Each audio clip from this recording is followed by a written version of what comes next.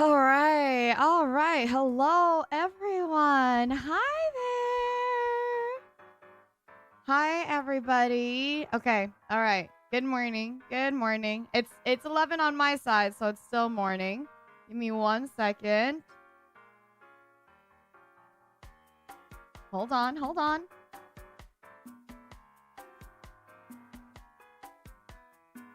Good morning, everyone. Feels so good to see you guys. I love you guys so much. How many of you guys would consider yourselves regulars in here? Even if you're lurking, not lurking. Hello. Hi, guys. How many of you guys would consider yourself regulars?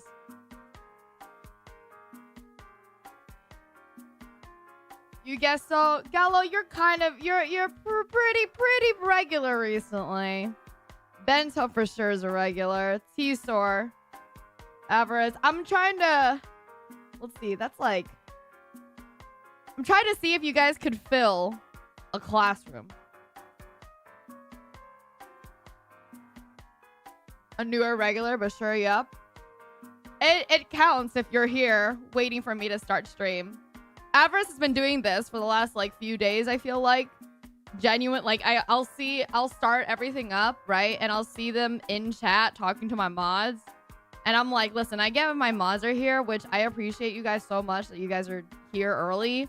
But it's you know, it's like a toss-up sometimes.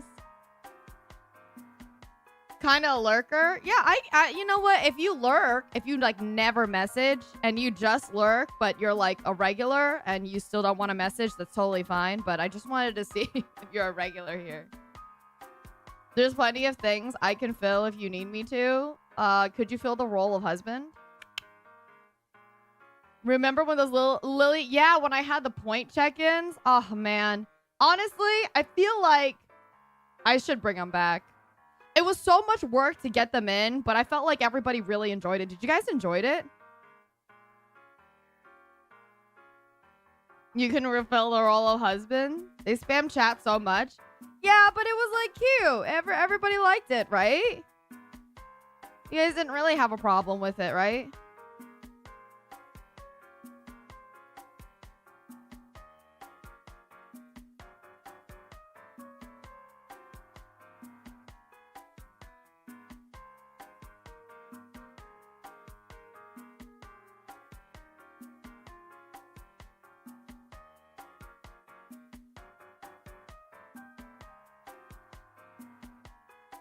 You did enjoy it, the daily check-in? Yeah. I'm subscribed to YouTube, but it wasn't until Funathon. Oh, all right. Well, I've definitely fucking recognized your name now. So you're stuck here, buddy, T-Store. She's the stay-at-home mom. I want you to know, either, here's the deal, right? Either you're my house husband or both of us are just so wealthy that we're just hanging out. There you go.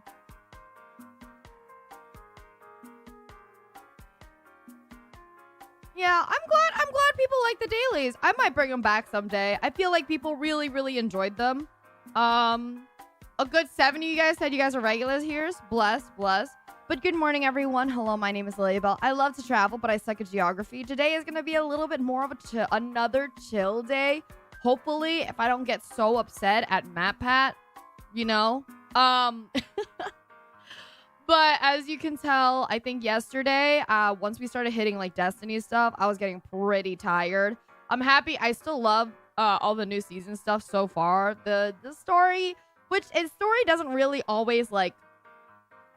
A story is hard to actually like pick me up. You know what I mean? Like it's hard for me to actually sit down and be like, yeah. I want to read I want to go through the cutscenes. Most of the time, I'm just kind of like, all right, what's going on with chat? So as you guys can tell, I might have been a little bit more tired yesterday. So today I'm gonna try to keep it a little bit more chill for myself. And starting this week, I'm gonna figure out a way so that I can get into... It's gonna be chill until MatPat doesn't acknowledge Balloon Boy for another 15 videos. Lamau. It's so true. He's literally going to say like, oh yeah, another possible villain. And I'm like, Balloon Boy. And it's still not gonna be Balloon Boy. Where's the steppies? Beg.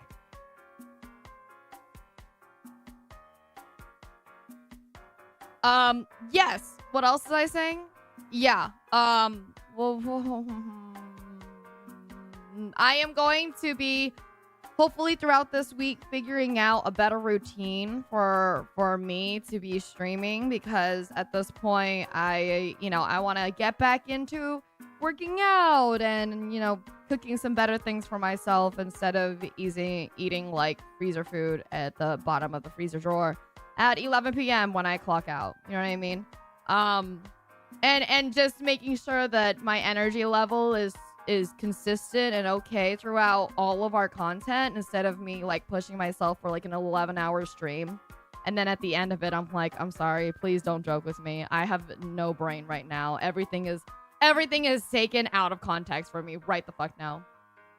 Workout streams and cooking streams. I actually used to do workout streams. I have an under... Here's wisdom with Chat Bear. Only the true regulars remember the Patreon, Ko-fi, and Lily's voice being higher prior to 2022 also puffy.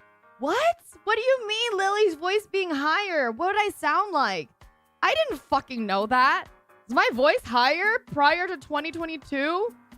You're still kind of sad you missed the Taco Bell party pack? You know what? It was ASMR. So how about this? Axel, if you can help me find any of my ASMR moments of just eating, we're just going to make a whole other... if we could just cut that out and post that on YouTube as part of a fucking thing, would be great. I didn't know that I had a higher voice. I mean, I know I had a higher voice prior to this funathon. I fucking know that shit. All right. Because my voice is the way it is. ASMR eating compilation. Maybe just separate videos instead of a compilation. What is it? Yeah, so I've done exercise streams before. I have an under the table like treadmill, right? And before I've like played certain games while walking on the treadmill. And then we watched Christian videos and they were on a treadmill. And I suddenly was like, you know what? I don't want to be walking on my treadmill during stream. That's not the real reason, but I was like, oh, I suddenly don't want to do that anymore. The real reason is, as I mentioned before, my room is so hot. And the wiring is not the best in this house, because even though they like renovated it, it's still an old house technically. Like I think it's from like the fucking 50s or something. Okay. So if I turn on the AC and anybody else in the fucking house has like a certain amount of appliances going, this entire operation is shutting the fuck down. So if I turn on the AC and I'm on my treadmill, okay, it's just not exactly I'm not feeling like safe with it, okay? That means that I'm scrambling to fucking turn stream on again. And I already feel badly that way because VTube Studio has not been working out for me recently. So it kind of sucks. Shockwire, exactly. Okay, bye, Dawn. Have a good lurk. Have a good time at the store. The spicy noodles is a standalone video or an edited? The spicy, any of the ASMR eating, right? Like, we can just take them out. Just as, like, standalone videos. Yeah. And it's just gonna be, like, ASMR of Lily Bell eating while, like, eating challenges during the funathon instead of having to edit it. Your voice actually was higher 2 years ago? That's pretty crazy. That's pretty crazy. I like this better. To show how high my voice was. Let's go see how high my voice was, you guys.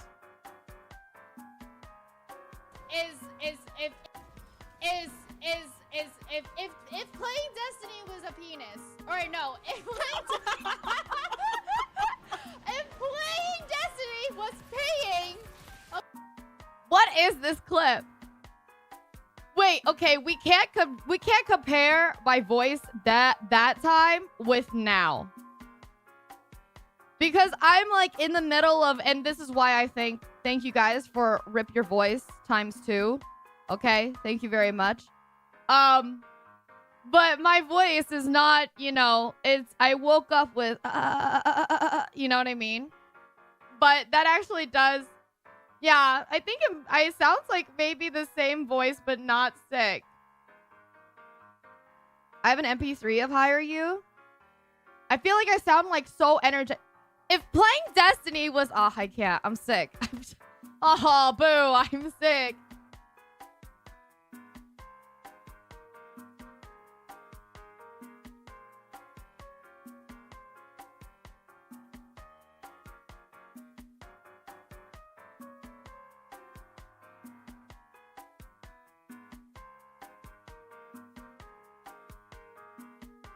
Yeah. Here's a more recent one that isn't you sick. Okay, hold on.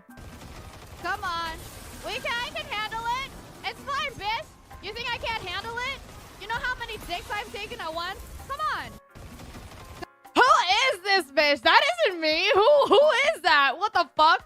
Actually, that's higher. I don't know who the fuck that is. I don't know who the fuck that she is. Okay. Def Hire Lily? No, that was like 3 months ago.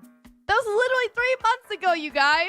You guys, stop comparing me to my yesterday. I'm watching your Toontown video. So I feel like my voice being higher is all to do with my energy level, right? Which is, you know, you're not the same energy every day. So it's my energy level. And also whether or not I'm sick, if I've drunk, or if I've eaten. And you know this because that's very like singing and voice acting is so dependent on so many of those factors. It literally so changes so easily and so quickly. Lily, what do you think of that GoFundMe idea? What? What GoFundMe? What did I do with Lily? That's so funny that you guys say that because I've been recently getting into Britney is not Britney conspiracy theories, okay?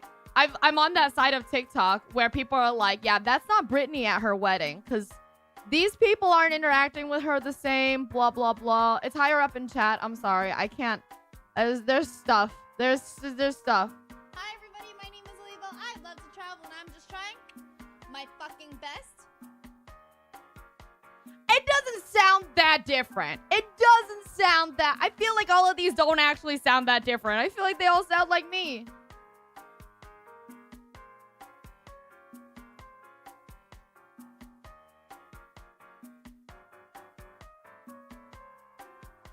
It's too different, Lilies. Chat is losing... What do you mean chat is losing it?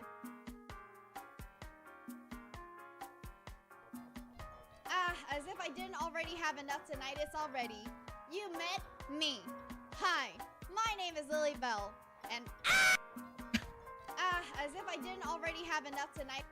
I didn't. You know what? That one sounds a little. Okay, they all sound. You guys. Okay, if you're gonna say that it sounds different from me now, you have to accept that it all sounds different from even each other. Okay. Because that one sounds like I'm more nasally, but higher pitched. And it was only last year. That sounds completely different from the one like 2 years ago. Every week a new Lily comes out of cryo sleep. Okay. This is the real thing, you guys. Okay, I'm going to tell you the truth. Okay? GNC 99 is now boarding. Welcome to Lily Bell Air. Hope you have a safe and enjoyable flight. I'm going to tell you the truth. Everybody, I'm going to tell you the truth.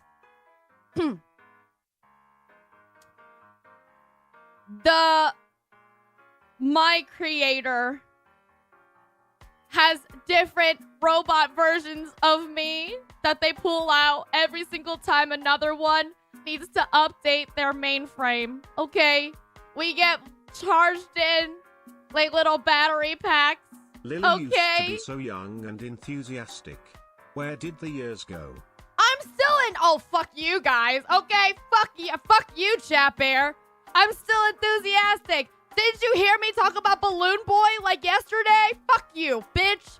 Oh my god. Oh my god. Oh my god, Bento.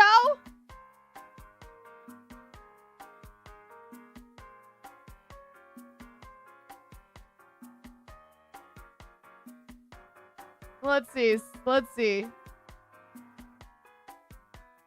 Yeah, okay. Good morning, Gambit. Good morning, dear. Good morning. Yes, okay, so my name is Lilybell. I love to travel, but I suck at geography. Good night, Doubles. Good night. Thank you so much for being here today during my Funathon. Day 16. We did it. Day 16. It's wild. It's here. It's here.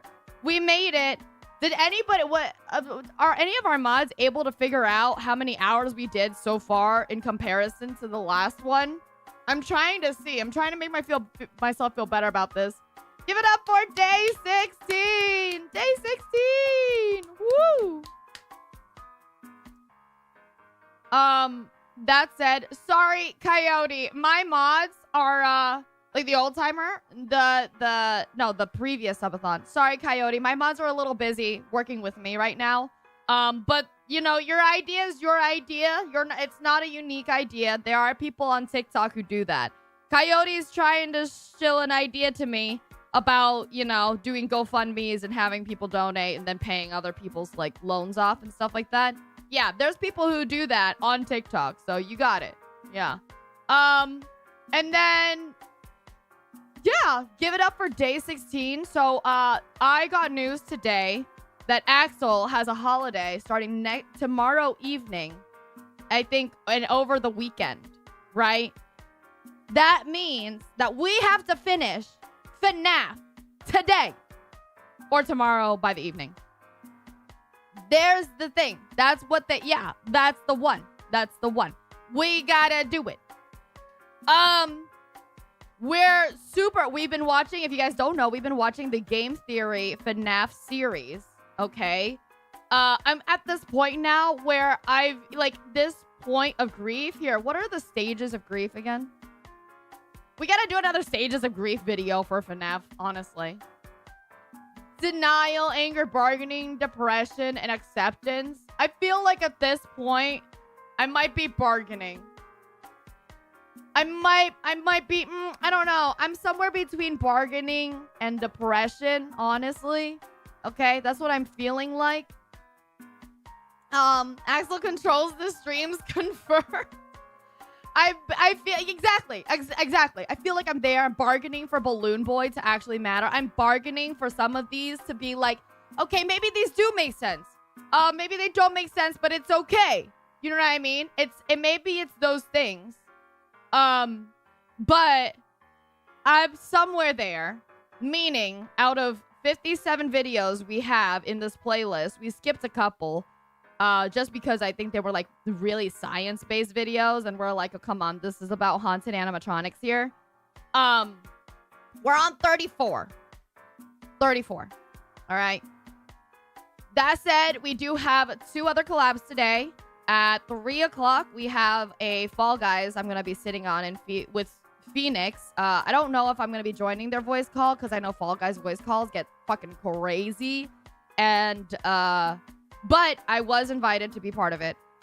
And it was last minute. So I was like, okay, yeah, I'll do it. And then tonight we have Valorant Training Arc Day 3. Okay. So that's exciting. Sort of. I'm still pretty much in fear of my life whenever I play Valorant. That's gonna be later tonight, and it's going to be with Viperius Vip. Yeah. Exciting. Okay. Fall Guys has some old stuff. Yeah, exactly. I want to thank everybody for being here and sticking with me. If you've been here at least sometime every day, or not every of the last Funathon days, like any time, not like you had to stay here the entire day, thank you so much. So much. Because it really means a lot that you guys even just come and think, like, oh my god, Lilybell's on. Let me just come and take a look. It mean, like, I don't know. I don't want to get into it. You guys have heard me. Thank you guys. But there are no words for real ever to show how grateful I am that you guys are here. That said, as you can see, I am doing my Funathon. All the rules are the bottom left. You pretty plain lady. You're required to be here, Chat Bear. Fuck you. No, I'm just kidding. Thank you. All the rules are on the bottom left, okay? We have plus or minus minutes. As you can see, the timer is crazy, okay? And the longer we go on, basically, you know, the more you guys are gonna have to fight me with it. But the time is plus or minus every 120 minutes that is exchanged on this gacha market, okay? AKA, like, yeah, every 120 minutes that you can see on there, which bits and donations are double on the minute, is a spin on our gacha wheel. And our gacha wheel has a bunch of fun prizes, like you get a handmade scarf from me, or I break a watermelon open with, you know, a body part, or I crush grapes with my bare feet on stream, which is still interesting. We're 43 minutes out of that next 120 spin. So there you go. Yeah. I think I've been here every day. Maybe missed one day at some time. It didn't drop in the morning. I feel like you've been here every day. I feel like a good number of you guys have been here every day, even if you weren't here like the full day. Also, Rockstar Kevin is now boarding. Welcome to Label Air. Hope you have a safe and enjoyable flight. yeah, one of them is me doing the SAT again, or like me doing the SAT. Yeah, I don't even know what to tell you. Like, maybe I'll just fucking show you guys me doing a practice SAT or something. I don't know. We haven't gotten there. I haven't thought about it. We've got a couple of great prizes so far. I sent out the physical prizes yesterday to a bunch of people. Let me see. We've got a couple more prizes coming up. Hoshino Family Karaoke is coming up. We're getting a new Doki cover, which is super sick. A holiday album at the end of the year. I still have to do a music cover that you guys chose, which is never gonna give you up. You guys chose that shit. Aren't you tired of that song already? Taco Bell meal tier list. I've got to reveal travel photos. But all the way up until then, I still have to finish my FNAF lore series. Okay? So let's get to it. Am I a flight attendant? I'm an airline mascot. You're close, though. You're close. I'm an airline mascot. The airlines, I don't do any jobs, right? I don't do flight attendant jobs. I don't walk around with like snacks or drinks or whatever. I just sit there, look pretty, and then go take photos for the airline to paste on top of their fucking plane.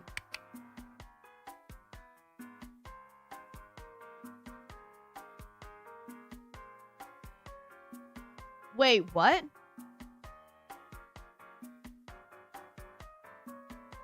Stream uptime since I started is 11 days. I can't remove time that was not applied to timer without a deep scrub. I don't know what that means. I'm sorry. 11 days.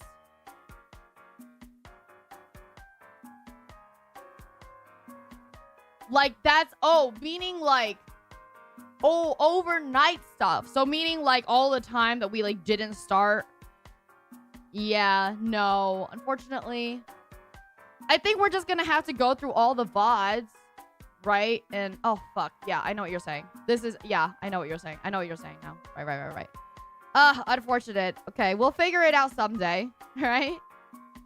That said, let's get into it. Let's get into it. It's time. And yes, thank you for Rip My Voice ×2, because I woke up a little bit worse on my voice today. I hope not to strain it.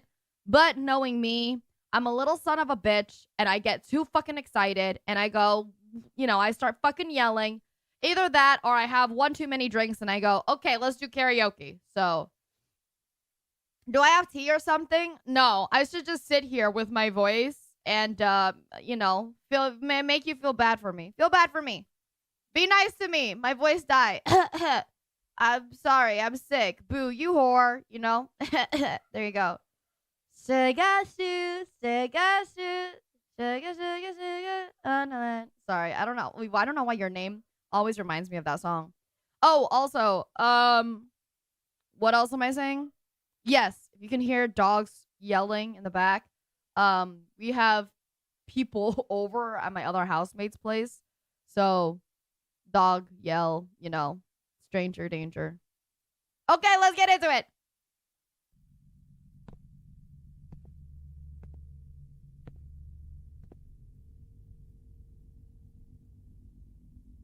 They sure do got the dog in them.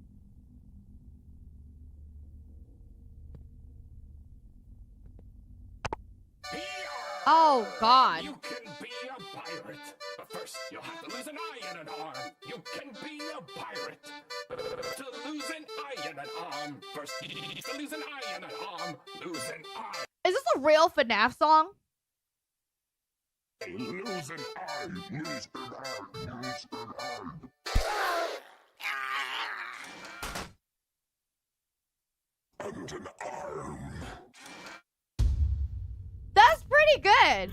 That was pretty good. I didn't hate Hello, that one. Internet. Welcome I don't want to to like Game rate it Theory, though. The show that is, without exaggeration, thinking of reaching out to Scott Cawthon so that we can jointly buy Chuck E. Cheese's quickly dying restaurant franchise so we can transform them into what they were always meant to be, real-world FNAF experiences. Heck, they've already got the terrible pizza taken care of. We could probably even sell the idea to YouTube Originals and make a whole series about transforming the pizzerias into horror-themed dining experiences. I bet you, okay, once the movie comes out this October, maybe not even once the movie comes out, I bet you Universal, since it's with Blumhouse, Universal is already working on doing a FNAF Halloween maze. I bet it. I also don't even know any FNAF songs. I think, like, I see people talking about FNAF songs, but I don't play the game, so I don't really know what the FNAF songs are. I didn't even know there were more than one. Experiences, which would also help mitigate the costs of doing all that. No joking here, Scott. This is something we absolutely can and probably should do. I've recreated your games before in real life, and they seem to be pretty well received. So between my theater background and your, well, you know, your gobs of money and masterminding of the IP, I think we can make something that's really cool. And yeah, the reason I'm bringing it up here is so fans can start talking about the idea both here and on Reddit to show you how excited they are for this to happen. Anyway, let me just leave it at, you have my email. I eagerly await your response. Who knows, you've probably already bought it at this point. You're just waiting to reveal that fact to the world. Speaking of Chuck E. Cheese restaurants, the grandpappy of FNAF, I actually have a theory in the works about those pizzerias that any FNAF fan will enjoy. The episode will be going live in the next few weeks on my... Okay, now I really want some fucking pizza. Well, I'm not even hungry, but it's just they keep putting up Chuck E. Cheese. My newest theory channel, Food Theory, which, if you haven't checked out yet, you totally should. Link is down in the description. Yes, it sounds like a joke. No, it's not. We've not only got episodes about Chuck E. Cheese on the way, but also horror. Hey, why the fuck you look at me like that? Joke. Why No, the it's fuck not. is Chuck E. We've Cheese not looking only at me like that? got episodes. Hey, yo, what's up, Chucker Chess? Chucker Cheeses? Hello? Yeah, man?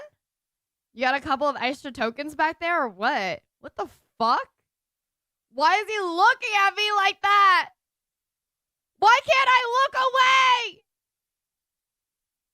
It's about Chuck E. Cheese on Yo, Charles, Entertainment Cheese, entertain this. the way, but also horror episodes like how the ghost of KFC's Colonel Sanders has been cursing people for decades. What the fuck is he saying? Is this a... Alright. Man's... Yes, okay. it is a real thing that we are currently researching. It's the same science, math, and over-research that we do over here, except, you know, on real-life topics. And for anyone who's hesitant to check out a channel about food, we're already winning people over. Like Jack here over on Twitter, who said he started out skeptical, but watched the episodes and immediately got the concept. We've got... Wait, this is kind of so weird for him to grab a random, like... a random response out of all of these to be like, wait, I gotta, you know what I mean? Like, hey, we've got some really great reviews on our side. Picks out 1 out of 729 fucking responses. World famous. What are you saying, Matt? Is this a joke? Over 500,000 subscribers in the first 24 hours, and we're getting really close to that million in these first 2 weeks. So please help us reach that milestone in record time. Show the world how passionate we theorists are by shattering that subscriber record. And hey, FNAF even already has made an appearance on the show. It's in every single intro of Food Theory. So subscribe to Food Theory today to get your daily dose of brain food. In a sucky, no good, awful year, seeing so many people excited about this new channel has really helped us all out. So thank you guys for your support. Thank you for your subscription, and I can't wait to deliver you more. It's been a lot of work, but... Okay, listen. You doing like 10 extra fucking videos per year about FNAF so that you can shill yourself. Well, okay, the word shill, okay, the word shill isn't right? But so you can market yourself and make that money? Like, yeah, okay, I get it. But this? Really? In front of my FNAF video? Hello? My dude, why'd you put the FNAF in the intro? Just let me figure out so I can just skip you. Though it has a super forgettable name, the stories inside of it are epic. Not just because they're some of the most gruesome in the series. I mean, page 1 literally starts with a dream sequence where a kid's eye gets popped by Foxy's hook, but because of the lore drops that are happening in this. For some reason, like the whole merch and everything, the merch and all of the videos he's doing to market himself and make that money, you know, like get that bag. I'm like, yeah, get that bag. That's fine. But, hey, the minute you start up another fucking channel, buddy.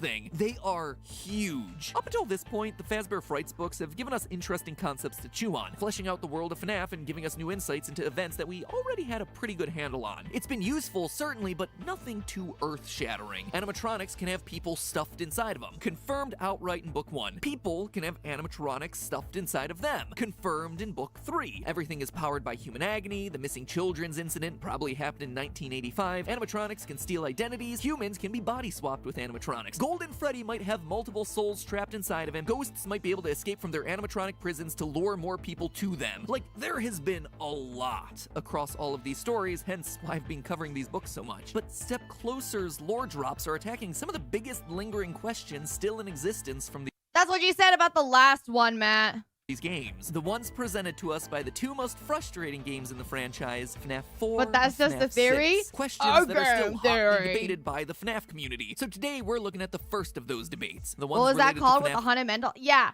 So it was called Remnant. Okay, it's called Remnant. And then apparently now there could also, instead of being like remnant souls, agony. Like just human, straight raw human emotion driving and haunting these things. I want to put it out there. I believe in like the, you know, spiritual realm. I believe in ghosts. Yeah, I do believe in poltergeists and stuff like that. Logically, if they were to be real, well then this is kind of but like logically, if they were to be real, they couldn't possibly do this much, you know, even with straight raw human emotion that's left lingering. They couldn't like actually be controlling it this much. But who am I to say? I believe in ghosts and poltergeists, and that doesn't seem logical to a lot of people. So 4, and looking at what taco those flavored answers pizza mean rolls for the rest taste of like the series. full tacos. Today, Shit is we bust. confirm Oh, hey, the yo, let's identity go. of this guy, Oh, that's the sick. older brother, Foxy Bro. Real quick, though, before we get to the meat of this theory, let's Wait, how all this time he still can't fucking figure out that that's Mike? How is that? He's just a guy, isn't he? That's the brother. That's the older brother, Mike, right? Didn't he mention that that's why? What the fuck? That's Mike, right? quickly speed our way through probably the least important story. Dude, he of went this through new all trio, the this middle to one, not titled believe that Dance this was With Me. Mike? In it, we cover Casey, a young woman who's coming from a tragic childhood. She lives on the street picking pockets and nabbing purses. One day, she robs a mother and a young girl outside of Circus Baby's Pizza World, which It's very specific that they rob him outside of Circus Baby's Pizza World. Okay, I'm putting in my vote right now. It's a fucking doll, right? It's a doll or an animatronic doll. You know, it's one of the little prizes that you get from Circus Babies or whatever. And then the fucking doll comes to life and does some weird ass shit to her. we're told has itself a big red door. Woo, woo, woo, woo. Why is that a potentially fucking important alarm? detail alert? Anyway, one of the items that she nabs is a set Oh. of cardboard glasses. When Casey puts them on, she sees a hologram of Ballora spinning in the distance. Okay, well, I was Weirded wrong. out by this, she has other people try the glasses on, and no one else manages to see Ballora. From that point onward, That's each time she puts on the weird. glasses, the hologram gets closer and closer. That's which begins weird. to freak her out to the point of her leaving town and trying to put her life back together in hopes that it gets Ballora to leave her alone. A couple cities Why don't you just not put on the glasses, dumbass? Hello? And failed jobs leader, Casey eventually decides to return the stolen items to the mother and the daughter, hoping that it'll make amends. The family welcomes her in and forgives her, but when the little girl Isabella puts the glasses on, she not only sees Ballora, but she immediately begins dancing. It's a very vague ending because it's unclear whether Ballora, who was one step away from getting Casey, instead nabs the girl because she's the one who puts the glasses on next, and the dancing is the girl becoming possessed, or if it's the girl just excited to be dancing alongside one of her favorite characters, Ballora. Anyway, there's not a whole lot to talk about with this one. The technology is super strange. Freddy's is apparently advanced enough to have holographics that work in cheap cardboard glasses for kids. That would be strange enough, but there's also I love this as cheap cardboard glasses for kids. Google. Right there.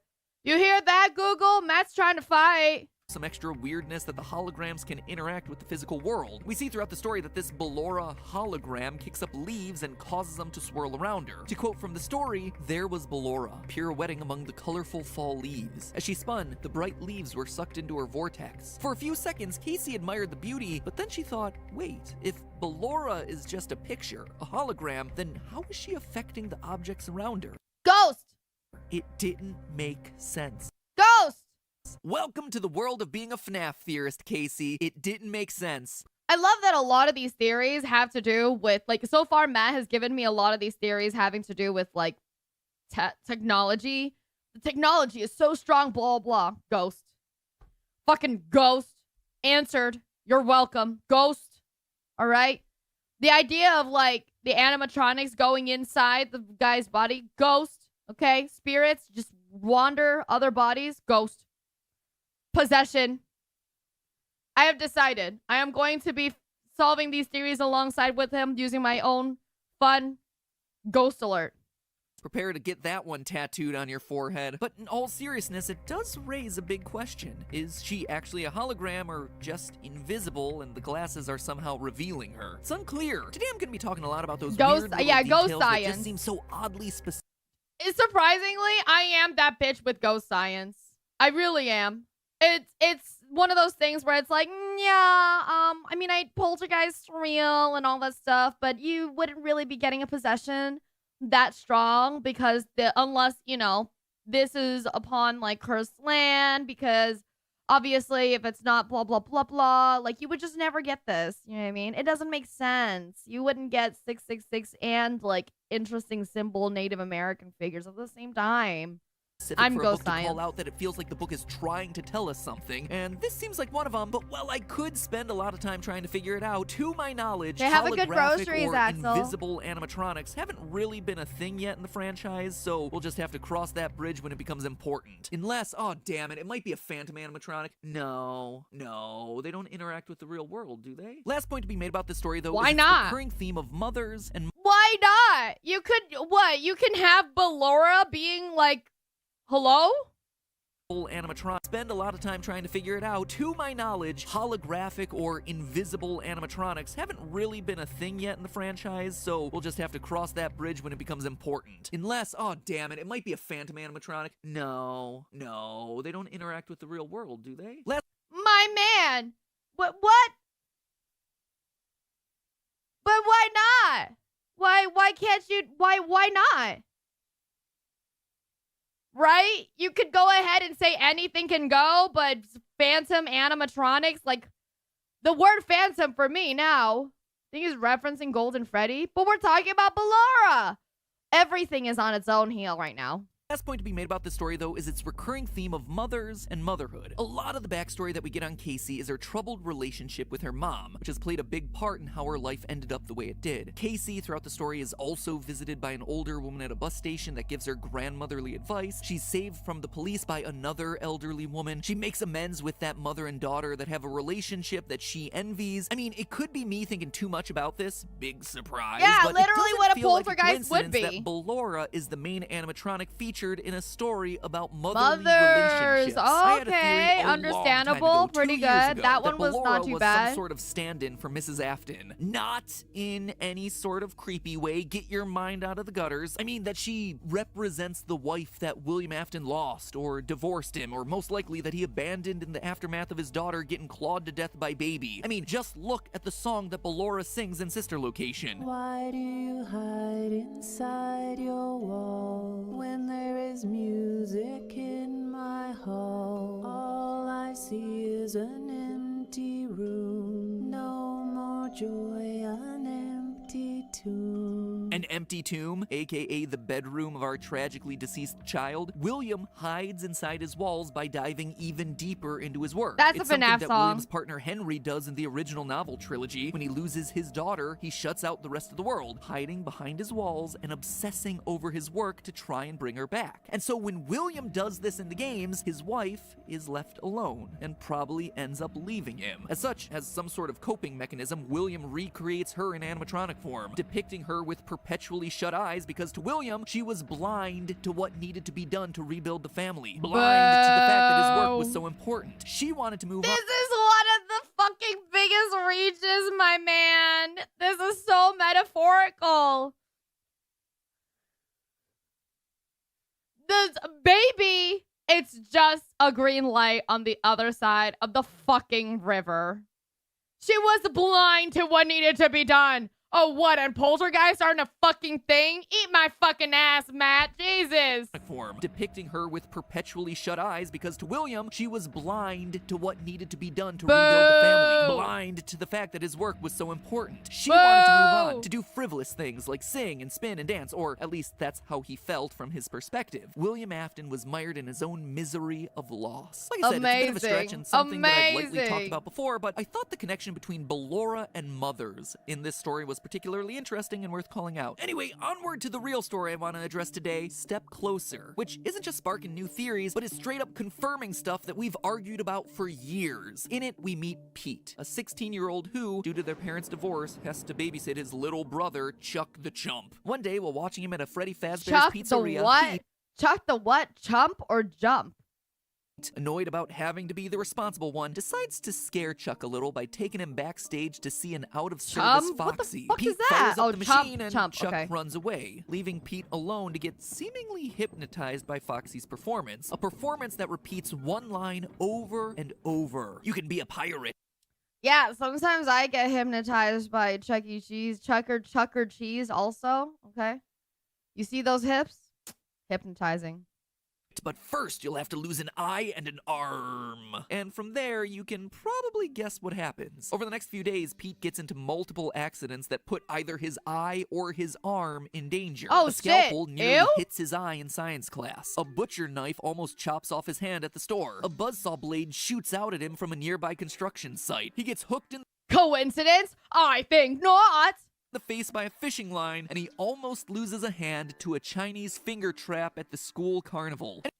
He almost loses a hand to a Chinese finger. Okay, you guys, just in case, all right, just in case you guys don't know how to get out a little Chinese finger trap, you just push in. Just push in. Anyway, the two brothers eventually make amends and come to the realization that Pete needs to face down Foxy to break some curse. Pete rushes to Freddy's, but in his panic, he's hit by an oncoming truck.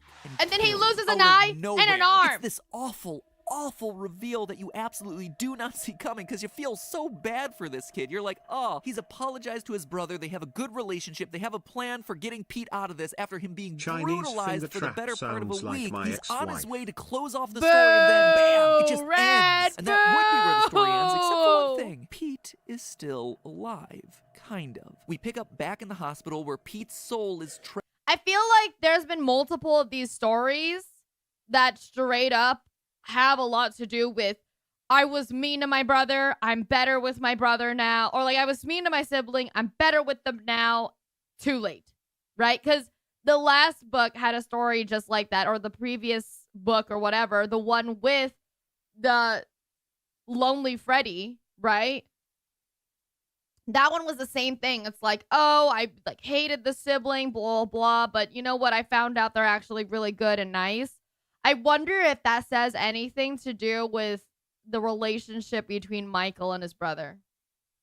Trapped inside of his own dead body. Pete is an organ donor. Against his will, I might Oh, add. Thanks a lot for signing me no! up for that one, Mom. And My we just got an actual emergency fucking request fear? for, you guessed it, an eye and a hand. Pete is forced to helplessly watch as his body is taken apart by surgeons. Like I said at the beginning of this episode, this story is shocking. But what's even more shocking is the lore confirmation that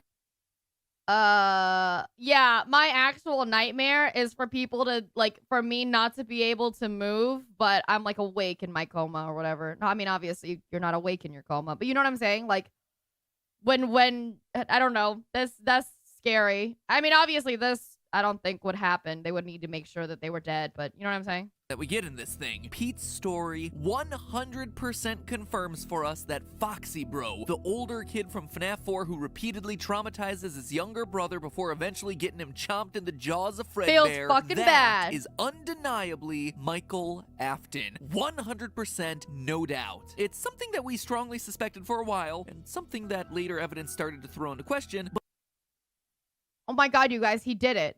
He fucking did it. He finally fucking understood it. Wait, why do you know it's Michael?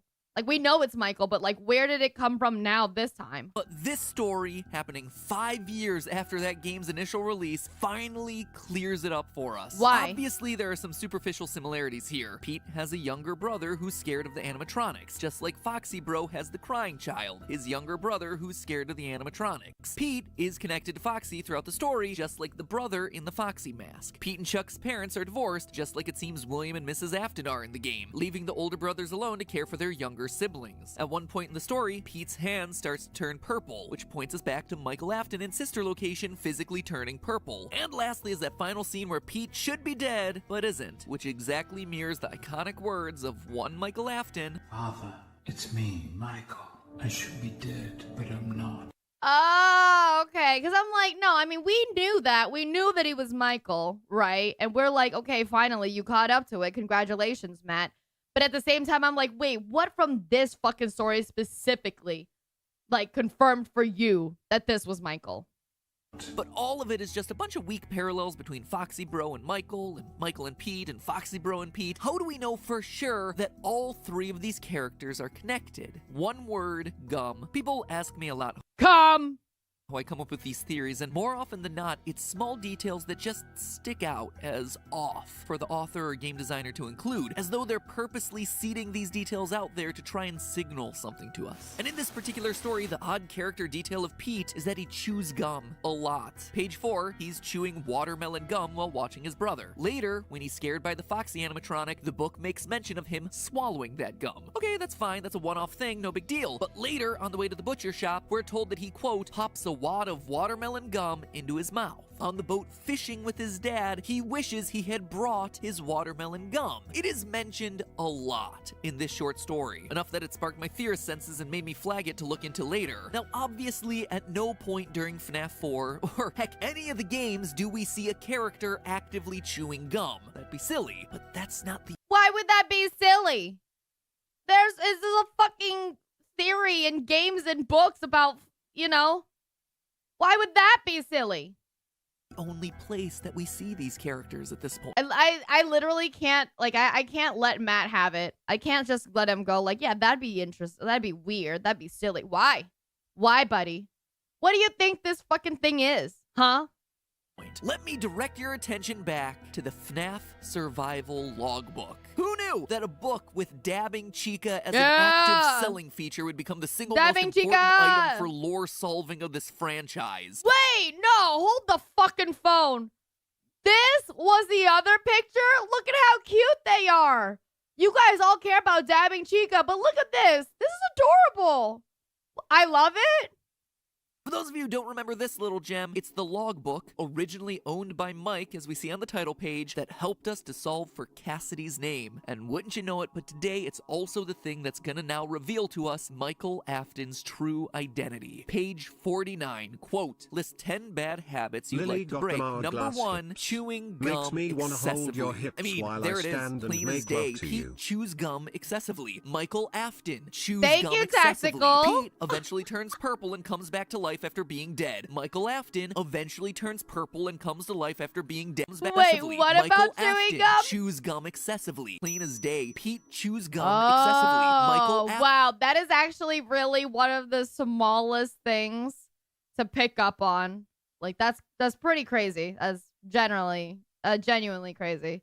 If it wasn't for the fact that we knew this was Michael, I would have been like, this is a cop-out alarm. Cop-out alarm for sure. Afton chews gum excessively. Pete eventually turns purple and comes back to life after being dead. Michael Afton eventually turns purple and comes to life after being dead. Pete is an older yeah, it brother kinda who came scares out of his younger nowhere, sibling Tactical. using Foxy. Foxy Bro in FNAF 4 is an older brother who scares his younger sibling with Foxy. Pete equals Michael, and Michael equals FNAF 4's Foxy Bro. Done, confirmed, another character identity locked. This detail has been sitting in the logbook for years, just waiting to be used. Kind of impressive. Well done there, Scott. Well done. And this confirmation tells us everything we need to know about Michael's motivation for the rest of the game series. He's avenging his brother's death, the one that he made happen. When Golden Freddy appearances are accompanied by the words, "It's me," it is literally the younger brother saying, "It's me. I'm here," to his older brother. This is one of my favorite, like, first bits when he fucking first said this shit. You know what I mean? Like, when he first mentioned this as a theory, I was like, yeah, that sounds about right. I liked that one the most. But of course,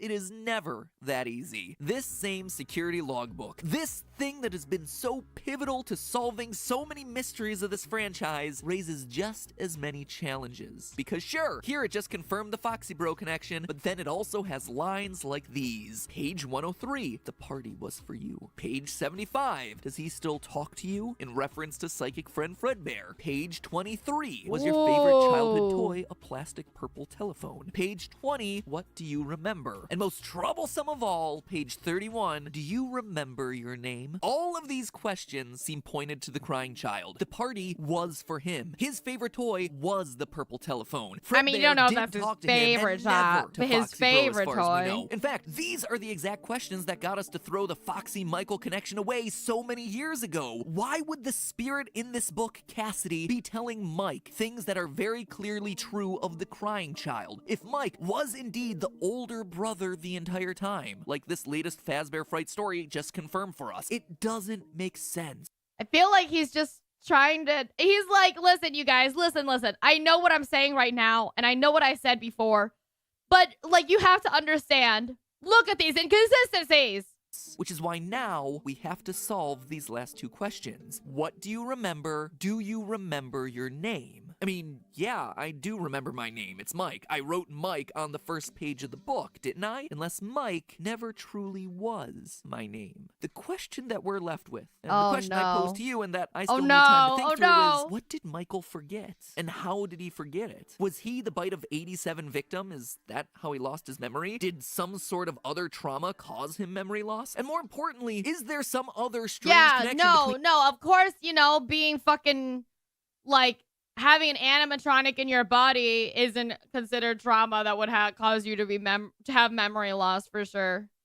Michael and the crying child. Like, seriously, why would the book say that the party was for Michael when FNAF 4 clearly tells us that it's not? I can't believe that this is just some sort of typo or something. This book is so precisely engineered to be the linchpin in too many mysteries of this franchise. I feel like for that it's to be the not case. impossible So at could this that point. connection between Maybe, the two brothers... Yeah, like, maybe at this point, it really isn't this character named Cassidy trying to, it's like two brothers talking. Like, why not, right? Be the reason why Michael's name might somehow be different. All theories for another day, my friends, but at least for now, we're one more confirmed step closer to getting the answers we've been looking for so long. So maybe that's the reason why the story is in fact called Step Closer, because otherwise that title for a story about a kid losing an eye like and that's an only arm just two doesn't of make these a whole lot of books, sense. or two of the Next stories. time, we Isn't there- tackle Susie and her connections to FNAF 6. In the meantime, Wait, I'm confused. I thought there was only like two of the stories mentioned in there. I thought each one had 3 stories.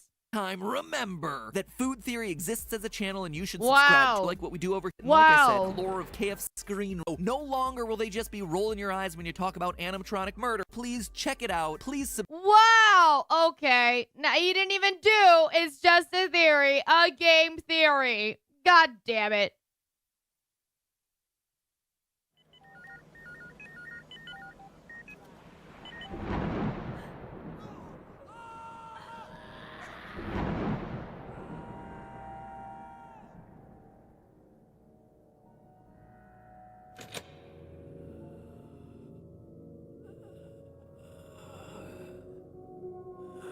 I'm getting my ass jump scared, aren't I? I'm getting my ass jump scared, aren't I? What the fuck?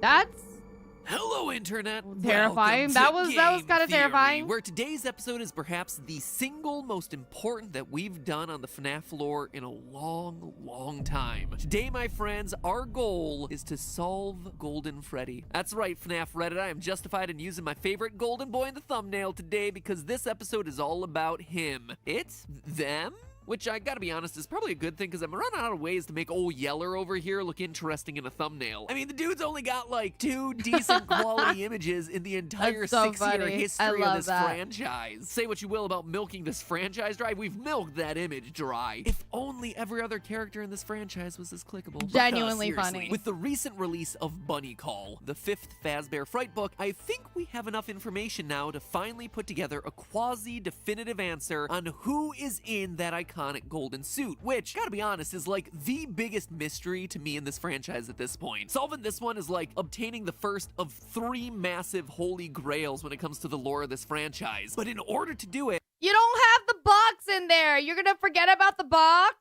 we're gonna have to look at the games, the books, and the spin-offs, and by the end, we'll have ourselves an answer that not only fits with the established lore of both game and book, but also an answer that satisfies pretty much everything about this character. An answer that irons out all the wrinkles and frustrations that I've had when concocting past theories about this guy. Oh, and it also just picks a little bit at the scabbed-over wound of a past theory, poking it just enough that it might get infected. So, are you ready to have your mind blown? Are you ready to finally have the answer to this mystery that has been 6 years in the making? Well then, let's begin with the Stitch Wraith. For those of you who've missed it, the Stitch Wraith story is happening in small chunks at the end of each Fazbear Fright book. It's kind of like an MCU post-credits teaser minus the color-shifting Thanos. It's about an animatronic suit pieced together from the haunted spare parts of various toys and robots, given life through the power of human agony. Now that it's alive, the creature is wandering the city, collecting more haunted toys, and killing people with its zappy hands, sucking their bodies dry and making... Wait, how do we, like, how...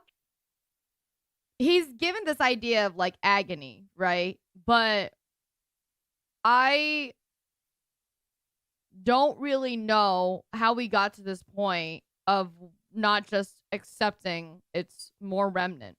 them cry oily black tears. And up to this point, that's pretty much all we knew about this monstrosity. Lead me to conclude that the reason we're meeting this thing is to prove the existence of Remnant and how it works via negative human emotions. Maybe send him up as the new villain for that upcoming game security breach. Yeah, or, see? at the very least, that's what I thought. But oh no, dear theorists. The Stitch Wraith is far more important than we could have ever imagined. In the epilogue of book number 4, Step Closer, we meet distilled Andrew part of and Remnant. Jake, the 2 souls who find themselves trapped inside the Stitch Wraith. And the conversation that they have when they first meet starts to give us some of the lore drops that we have been waiting and the crew ever imagined. In the epilogue of book number 4, Step Closer, we meet Andrew and Jake, the 2 souls who find themselves trapped inside the Stitch Wraith. What the okay, so the Stitch Wraith technically at this point now has 2 souls. And the That's just confirmed. The Stitch Wraith is just walking around with 2 souls. conversation that they have when they first meet starts to give us some of the lore drops that we have been waiting years to hear. Quote from the book: "Now Jake was inside a metal thing. He didn't know enough about anything to understand what it was, but he did know that he wasn't alone. He was sharing this strange place." "Oh, hi," Jake said. "I'm Jake. Who are you?" "I'm Andrew." The child's voice was rough. He Okay, so sounded they're both a little children. like a boy Jake used to know in school, a boy who was always talking back to the teacher and getting himself in trouble. Jake thought Andrew sounded angry, very angry, end quote. We're told that even though both their souls are infused into the same endoskeleton, Jake is the only one able to move the Stitch Wraith's body. He's also the only one capable of seeing the outside world. Andrew is blind to it all. It's kind of like those two-man horse costumes. You never want to wind up being the butt in those things, especially on Chipotle days. It's no wonder Andrew's so mad. I'd be too if I was forced to spend an eternity looking at someone else's soul butt. However, it's when they start talking about their former lives that things start to get really interesting. Is this Oshinoko? Quote again, "My memories are kind of fuzzy," Jake said. "Fuzzy, yeah, so are mine," Andrew responded. "But I do remember wanting to get back at someone who hurt me. I think I attached myself to him. I got into his soul, made sure he couldn't move on when he should have died. I remember I wanted him to suffer, the way he made me suffer. I remember they tried to kill him, but I wasn't gonna let him go until I was ready." But Damn! Yo, Andrew? Oh my god. Holy, that's... Okay, that's terrifying. the story like that, you could almost say that Andrew is a spirit wanting revenge, a literal vengeful... You could say that that was a spirit wanting revenge? Yeah, no fucking shit, Matt. What else can you say? That, you know, fucking children are dying here? Spirit, Thanks, perhaps. bud. Now, loyal FNAF theorists have an idea of where this is all going, right? Back when Amazing, dude. Theorists just go ham. Ultimate Custom Night first came out, we theorized that the entire game was William Afton trapped in a fiery hexscape, a constant cycle. I don't think he's saying that specifically, right? Because it's just... I don't think he's specifically saying that Andrew is another victim of Afton. It's a possibility, but again, these books are supposed to just be ways to give hints for other things to work out. So it might not be directly related 100 to 100, you know?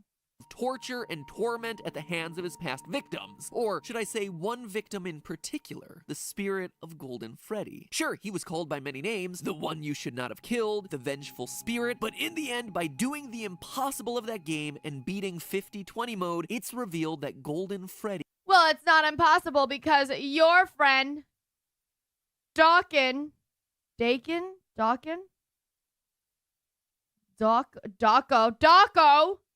was able to do it. He lingers on, twitching with rage, refusing to move on into his afterlife. And here, Andrew... That is my favorite bit, not bit. Like, it's like every single time I can't remember his fucking name. And it's like, it sounds like it should be a bit, but really it isn't. I just have I can't remember his name ever. is pretty much confirming exactly that. Sound the party horns and the children celebrating. It looks like we got one right. Or should I say mostly right? What's interesting about this whole Jake-Andrew conversation from the book is that back with Ultimate Custom Night, we assumed that William Afton was dead and that this was just his afterlife in purgatory or HE double hockey sticks or whatever. He died in Henry's Fire, the one that was set at the end of FNAF 6, the one meant to bring the whole series to a close. I mean, how could he not be dead? Henry even had that awesome final line for him. Although for one of you, the darkest pit of hell has opened to swallow you whole. So don't keep the devil waiting, old friend. You don't just survive one-liners like that. And yet here, Andrew says that he was actively keeping his killer alive against everyone's attempts on his life. So does that mean that Afton is still... No.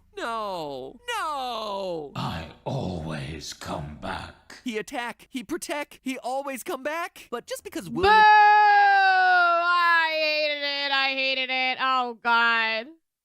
may have been kept alive in the book lore doesn't necessarily mean that he was left alive in the game lore too. Well, it shouldn't, but I think it does. Fast forward to this month in our newest book, Bunny Call. What was originally supposed to be the 5th and final installment in the Fazbear Fright series. A literal 5 books at Freddy's. Until of course it got extended and now we have ourselves the bonus 6th and 7th night books. And while the first 2 stories in this new book are interesting and certainly worth talking about on a different day, it's the 3rd one. The Man in Room 1280 that ties into our Golden Freddy mystery today. Stop me if you've heard this one before. It's about a mysterious man in a hospital, burned. Wait, I don't remember this one. Wait, is he saying that this is the next book he's talking about? The game lore too? Well, it shouldn't, but I think it does. Fast forward to this month in our newest book, Bunny. Okay. That makes sense. 80 that ties into our Golden Freddy mystery today. Stop me if you've heard this one before. It's about a mysterious man in a hospital, burned well beyond the point of death, and yet somehow he remains alive. Quote from the book. The man had no face. A hole in his skull indicated where his nose used to be. Dark, cavernous pits lacking eyes looked at nothing. A toothless mouth gaped without lips to protect it. We'd be remiss if we didn't warn you, the nurse said. We know what that is. Evil, Father Blythe. Evil. In fact, the hospital staff is so convinced that he's the embodiment of evil that they tried to kill him multiple times, via injections, via smothering, via seances, but nothing will do it. He cannot be killed, but not for the reasons that you would expect. It's not an iron will to live or the remnant that's flowing through his veins that's keeping him alive. It's a ghost. Each attempt on the patient's life is thwarted by the ghost of a boy with curly black hair wearing an alligator mask. In fact, the two seem to be intertwined. An alligator mask? An alligator. That's pretty good. That's pretty good. Because guess what? The new game, the quote-unquote new game, I'm just saying. Twined with each other. The story informs us about the patient's brain patterns and psychic. Hi, they're dear. a bit unusual. Quote, according to the hospital's sleep expert, that particular REM pattern indicates nightmares. Horrific nightmares. See, there and there, the nurse pointed at one part of the brain scan. Two signals means two living things, two entities. They're both vying for control of the brain, but they're at odds with each other. We think they're tormenting each other. That kind of almost seems like also this Stitch Wraith one, right? Hi, Layton. Sounds a bit like Andrew, right? Andrew attached himself to the man who killed him and refuses to let him die so he can torment him, which is the exact relationship between the vengeful spirit and William Afton in the games. And if there was any doubt about who this mysterious man in the hospital is, the patient wants to go to a Fazbear distribution center, and we're told that the Stitch Wraith mystery is somehow tied to a mysterious fire involving Freddy's and the former owners of the business. Every which way to Sunday, this is our William Afton stand-in for these books. Andrew is our vengeful spirit stand-in, and it feels like the book is trying to tell us that Custom Night wasn't purgatory or heck, it was Afton's living nightmare as he was laying in a hospital bed recovering. William Afton may still be alive, or maybe he was alive and then he eventually explodes. Yeah. I mean, that boo isn't for you, Matt. That boo was just for the idea that William Afton is once again still alive, because again, like villains, right? Or antagonists who are a big deal and come back 6 or 7 times after their death, for me, is a cop-out. That's a cop-out as hell. Boo for Scott. Yeah, the story ends with William's carcass being wheeled out to the Fazbear distribution center, and then it literally blows up like a bomb. It is just as gross and gory and disgusting as you would expect it to be. Maybe it's a good thing that these books don't have pictures. My personal guess is that this is what releases I already pulled the cop-out alarm last time for this. For the whole, like, oh yeah, William Afton, he's alive again because I simply cannot bear to write a better fucking villain. Angry spirit of Andrew into Dragon Ball lots B, of like, other toys, bro, like Fetch. I love JoJo's Bizarre Adventure. I do. Like, I'd get a JoJo's Bizarre Adventure fucking tattoo, okay? But also, JoJo be like, I never want to hear the fact that Dio has survived again for the rest of my fucking life.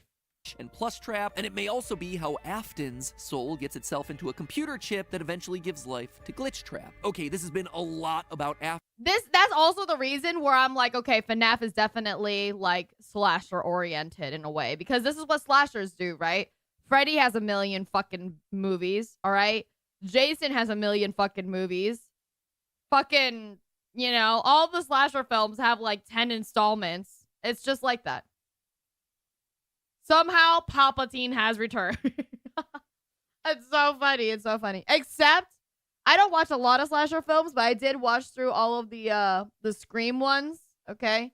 And that's different. They are reincarnations. So Afton, and I promised that this would be a mega theory about Golden Freddy. So how does it all connect together? Well, notice how I described Andrew's ghost, a boy with curly black hair and an alligator mask. It's the same hair as the mysterious dead body found inside Golden Freddy's suit back in Fazbear Frights number 3. Quote from that book, "Down low, past his arm, Devin could see a body, a dead body, but it wasn't exactly like he thought he'd find. This one had curly black hair." The lore of this series doesn't tend to give us a lot, but one thing it tends to keep relatively consistent is hair. So knowing that Andrew is an angry spirit with curly black hair, and that Golden Freddy has a body inside of it with curly black hair, Andrew is pretty clearly our Golden Freddy kid, which makes things related to Andrew Or only roughly one related of to them. Cassidy back in the games. Want even more of a connection between the two of them? The name Cassidy is derived from an Irish surname meaning clever or curly-haired. Actually owe that little factoid to Redditor Shrek the First. It's a good find on that one. I actually would have never thought to look into the name Cassidy. So even though Andrew may not be named Cassidy in the books, he is still representing the origin of the name through his hair. Now, here is why all That seems a little bit like a reach, but I mean, it's not impossible. Okay. all of this matters. Follow me on this. Both Andrew in the books and Cassidy in the games are missing children's incident victims, stuffed inside of suits and angry enough to keep their killer in a purgatory state so he can be tortured. Seems like a pretty slam dunk connection there. We know that up to this point, the books have been hinting at the fact that Golden Freddy may have more than one soul inside of him. And in these stories, we see Andrew actively upset that he has to share an endoskeleton with another dead kid. So is it possible that in the games, Golden Freddy is possessed by both Cassidy and the Bite of 83 victim, Vengeful Spirit and the Crying Child, just like Andrew sharing a body with Jake in the books? After all, we know via clues in the text, as well as book number 6's description, that his endoskeleton mate Jake is a nice kid who died tragically in a hospital. We know that the Crying Child is also a nice kid who dies tragically in a hospital, even though Okay. he got bitten before, but you know. Right. It's right. The idea is like, whenever I hear the term tragedy, like I know it is a tragedy, but whenever I hear the term tragedy, it feels just kind of like almost like people saying, oh, it's an accident. What a tragedy. It was an accident. You know what I mean? That's not a fucking tragedy accident, all right? That's a tragedy because some people decided to be fucking bitch asses, terrible people. Like, I'm just saying, Crying Child didn't die tragically in a hospital, okay? The Crying Child died because his older brother was a piece of shit who also kind of deserves to die and pretty much did. Now, admittedly, that alone is a weak sauce connection. I admit it. What's not weak sauce, though, is that evidence is actually Really? Okay, that was a weak sauce connection, but not like your whole thing with Ballora being blind, and that's why blind to everything, and that's why she, you know, doesn't have eyes. Like, what the fuck, bro? There to prove that two spirits are in Golden Freddy. So last month we proved that Foxy Bro is definitely Michael Afton. It is a huge confirmation from the series, but that came with a set of problems, specifically in the form of the security logbook. The problem is that the spirit Cassidy in the book seems to be talking to Mike about things that only apply to the Bite of 83 victim, saying things like, "The party was for you," and talking about his plastic purple telephone. It doesn't make sense if Cassidy is talking to Michael Afton. How are we sure this book has like, is Cassidy talking again? But what if Cassidy isn't talking to Mike? What if Cassidy is having a conversation with someone else, with a second spirit? The logbook doesn't just have one person in it, it has two. This was brought to my attention by a comment on YouTube from Inky Ink, who says it's not useful reading the YouTube comments, right? Quote, "I direct you now to pages 89 and 109, where we see a spirit replying to Fated's questions through altering the text existing in the book. Therefore, we know that Fated is not talking to Mike, but talking to Mike's brother, who is also in the logbook. Thank you for coming to my TED Talk." I gotta say, that is the best TED Talk I've ever seen. Definitely beats the one about how to dry your hands using a single paper towel. 1, 2, 3, 4, 5, 6, 7, 8, 9, 10, 11, 12. And Inky Ink. I could probably do a TED Talk if that's a real fucking TED Talk.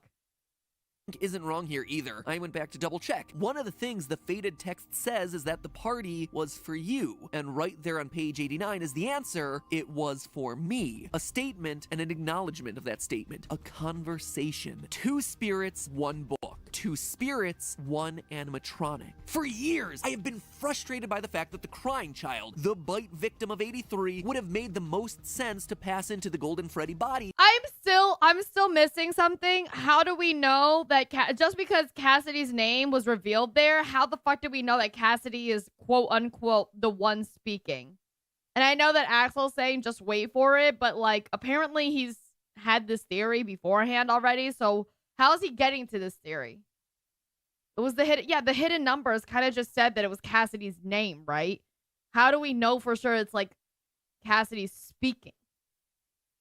But it never lined up with the fact that 5 kids died during the missing children's incident, and that one of them would have had to have gone on to possess Golden Freddy. But now we have a solution to... That says so much, Chat Bear. Understandable. Great job. You kind of just ruined Matt Pat's life, but fire. Both of those things. Pop off, Golden girl. Freddy can still Pop have the bite off. victim in him. One that says, it's me when he sees his brother working yeah, as a that's what I'm security saying. guard. Like, but it can also have a second... Like, that's all that's said. We don't know for... It's all that is said is, hey, here's some numbers. It comes out with the name. Wow. It comes out with the name. Cassidy, okay? Cassidy is speaking to us through the book. What? That's... Okay, that's a fucking reach. Spirit in him. One who died in this horrific missing Maybe it's children's just a incident hint from murder, somebody and one else. who You ever think continues about to that torment shit? Afton long after he's passed on. And the logbook isn't done. Sure, on those pages we see the responses of, it was for me and I'm scared, but we also see the responses of, I can hear sounds and I can't see. It, once again, is a parallel back to the Andrew and Jake situation, where one spirit can see and maneuver the body, while the other is trapped down below the surface, able to listen, but unable to do much else. This feels like the solution to Golden Freddy that we've been waiting for. Good morning, The problem with him Simon. is that Hello, we've dear. always How are assumed He you? was just one kid, one spirit who we tried to make fit into all the various details about the lore, but it never quite worked. And that's because it would never work. In reality, you always needed two entities. One, sensitive and kind, a younger brother looking for peace, and one, the victim of a brutal murder, violently eager for revenge. And here's the real twist, my friends. That might not be all. There's one last small detail in the Stitch I Raid could story not that we have have to keep an eye fucking on. guessed. We learn in that story that Jake and Andrew Wow. aren't intentionally murdering people. That when they reach out to touch someone, they accidentally zap them. Jake assumes it's Andrew doing it, but he's wrong. Final quote from the book. I just want to scare people, okay?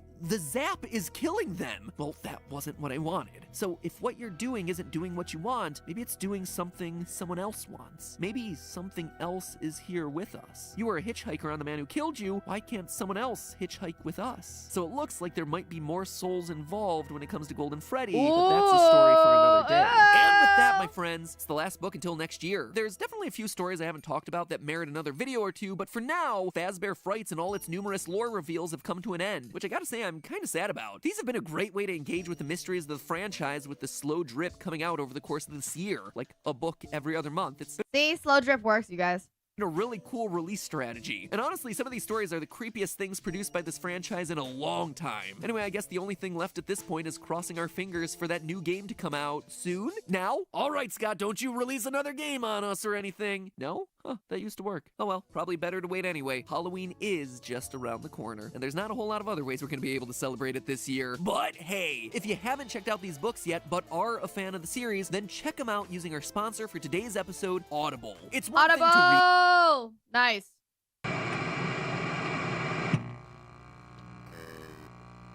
Oh, this one says FNAF security breach. I know the big twist. Okay, so we're getting some more game stuff here. Shaman dear, how are you?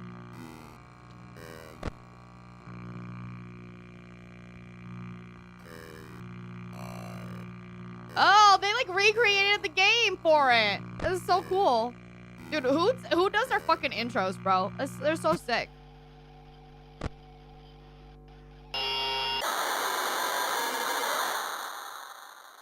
Hello, Internet. Welcome to Game Theory. Whoa! The show Yo, did he get a model upgrade?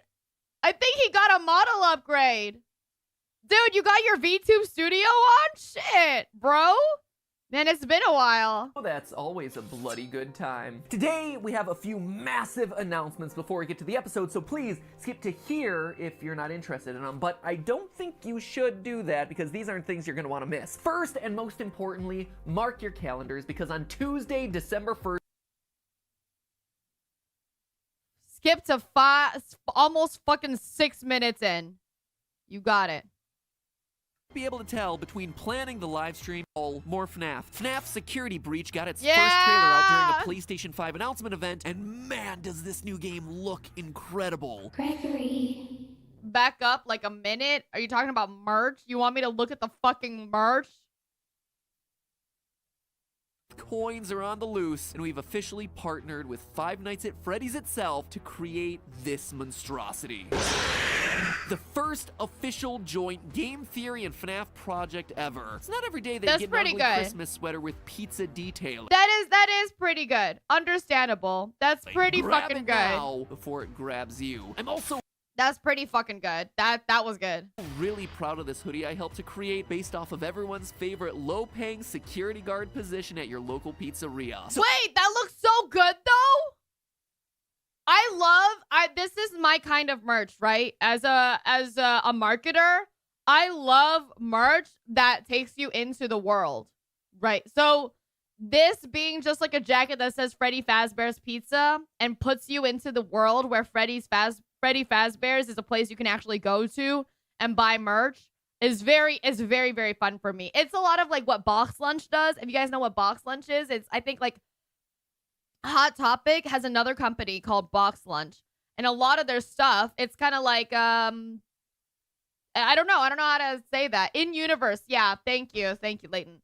Like in universe merch. My favorite merch is in universe merch. That's pretty sick. based off of everyone's favorite Never low-paying mind. Don't say security anything. guard position at your local pizzeria.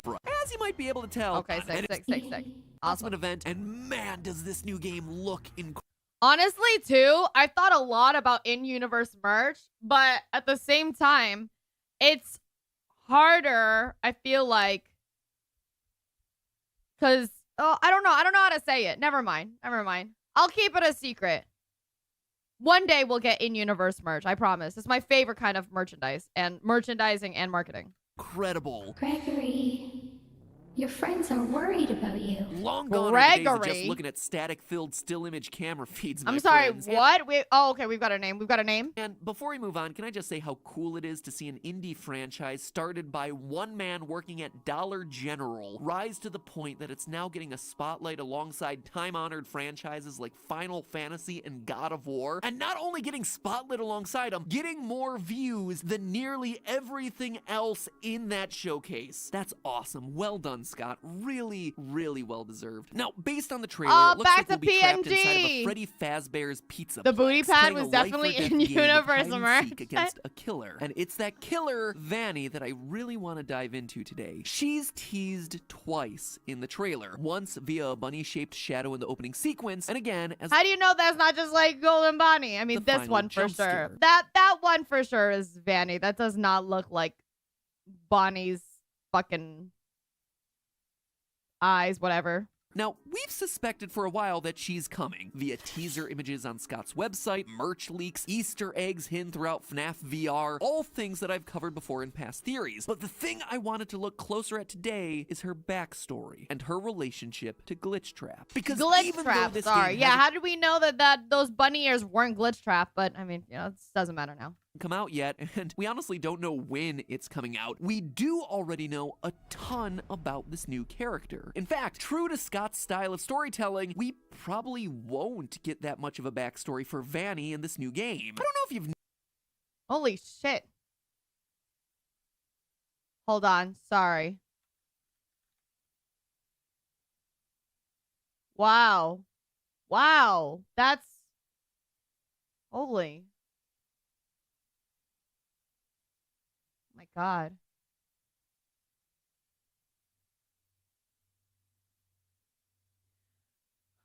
Well, rest in peace for Tina Turner. I love a lot of Tina Turner music. Obviously, I only know the really popular ones, but man, My parents are probably going to be losing it today. Notice this about Scott's games, but important story bits tend to happen around the games rather than in the games. Let me explain with an example. In Sister Location, we end with Baby being a part of Ennard, and if you get the super secret ending, you see that she gets puked up into a sewer. Fast forward to FNAF 6, and there's suddenly two separate entities again, Scrap Baby and Molten Freddy. To 99.9% of the players, you would have no idea how or why that would have happened, and I can't blame them because the only way you would know that Baby got voted out of the Ennard tribe was via the source code on Scott's website, as well as a I still don't. separate standalone site, FNAFworld.com. But now at the same time, it's like, how do we know that Baby? How do we know this is Baby?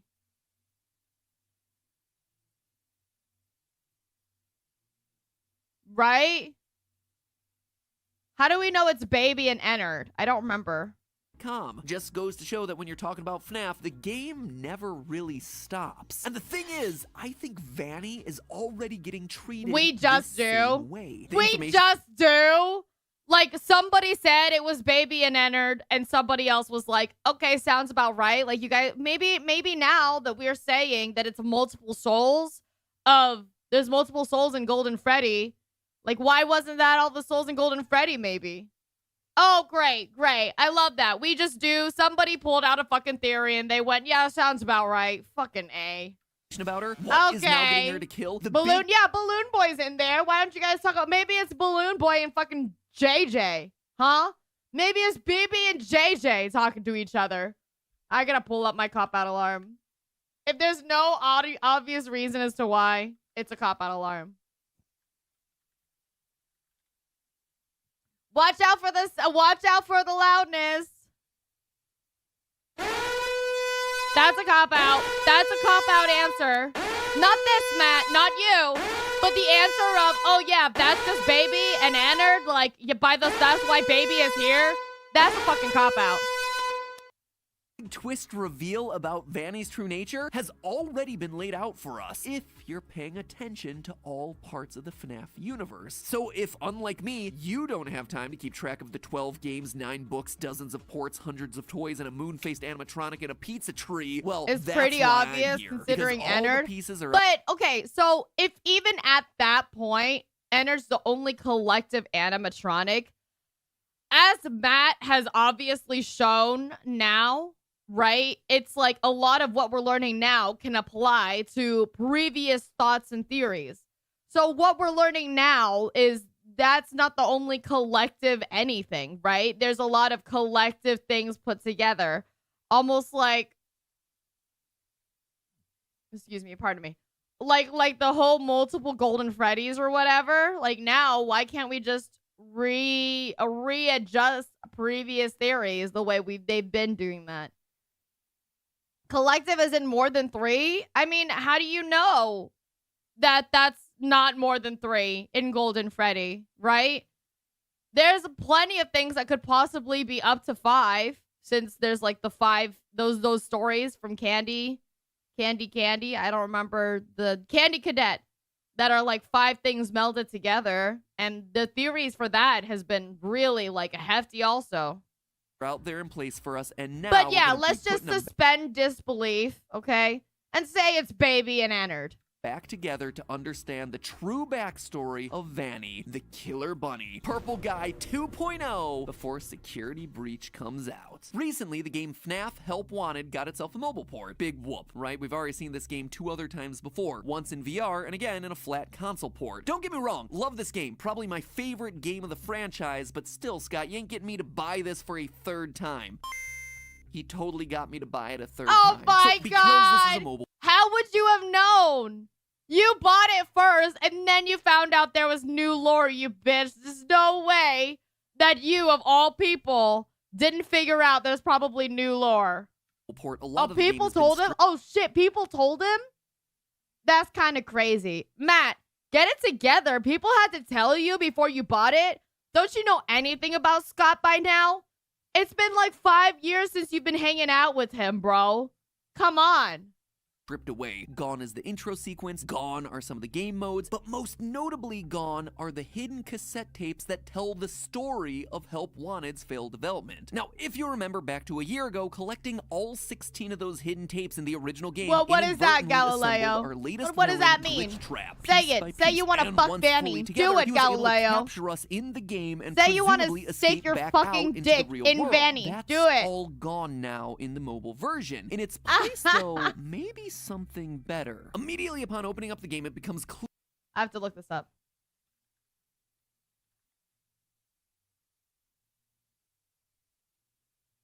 Vanny's got some good Rule 34s. I'll tell you that. Holy shit.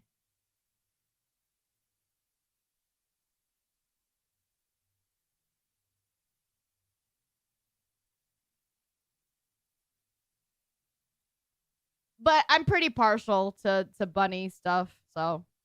Clear that this mobile port is more broken than FNAF World 1.0. Got textures glitching out in both the main hub and in the various minigames. Now, obviously, these are intentional effects, and by zooming in and tapping on them repeatedly, honestly, I can't say exactly what I did to do it. I just was there a long time pounding away at my screen. The screen eventually fades to black, and suddenly you're presented with everyone's favorite part of the series, an 8-bit minigame with rudimentary gameplay steeped in symbolic lore.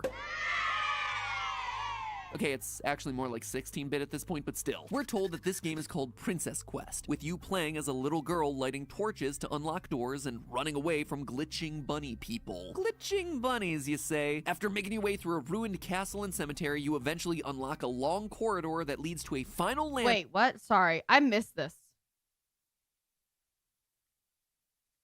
This is completely new? Minigames. Now, obviously, these are intentional effects, and by zooming in and tapping on them repeatedly, honestly, I can't say exactly what I did to do it. I just was there a long time pounding away at my screen. The screen eventually fades to black, and suddenly you're presented with everyone's favorite part of the series, an 8-bit minigame. Wait, that's you. How are you supposed to fucking know to do any of that? It becomes clear that this mobile port is more broken than FNAF World 1.0. Got textures glitching out in both the main hub and in the various minigames. Now, obviously, these are intentional effects, and by zooming in and tapping on them. So once you saw the texture issue, then you were like, all right, is there something a little interesting about this one? And then you tap it. Okay. Repeatedly, honestly, I can't say exactly what I did to do it. I just was there a long time pounding away at my screen. The screen eventually fades to black, and suddenly you're presented with everyone's favorite part of the series, an 8-bit minigame with rudimentary gameplay steeped in symbolic lore. Okay, it's actually more like 16-bit at this point, but still. We're told that this game is called Princess Quest, with you playing as a little girl lighting torches to unlock doors and running away from glitching bunny people. Glitching bunnies, you say? After making your way through a ruined castle and cemetery, you eventually unlock a long corridor that leads to a final lantern and, no points if you guessed it, Glitch Trap himself. The screen goes dark and suddenly you're taken back to the game's main hub. Now, this seems fairly How do you know that's self-explanatory, Glitch right? Trap? It's a reference to Glitch Trap, because a game Glitch that had Trap to is the eliminate purple him one. due to size constraints. But it's the details here that really matter. Not counting the torches in front of the 6 gravestones, which are very clear. Me looking at another bunny suit looking thing. Okay, is that Glitch Trap or is that Vanny? Which one do you want to play with today, Matt? Go ahead, roll the fucking dice, bro. Okay, today is Glitch Trap.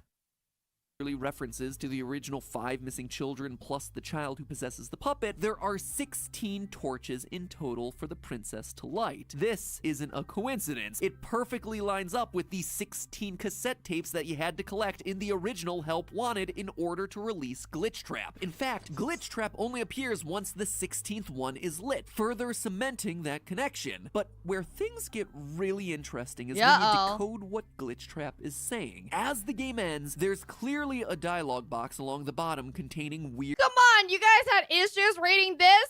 It says, go fuck yourself, duh. glitching text, but you'll notice that the patterns aren't random. Some shapes actually repeat themselves. These right here and these right here. It's actually a letter substitution code that spells out everyone's favorite phrase from the game. I always come back. What? Everyone's favorite right here. It's actually a letter substitution code that spells out everyone's favorite phrase from the game. I always come back. That's pretty and crazy. taking it all one step further, we can actually extract the audio from this moment.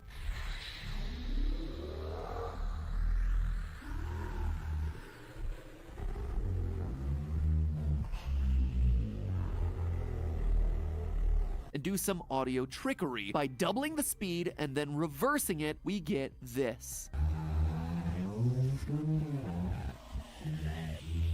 Doubling the speed and reverse it.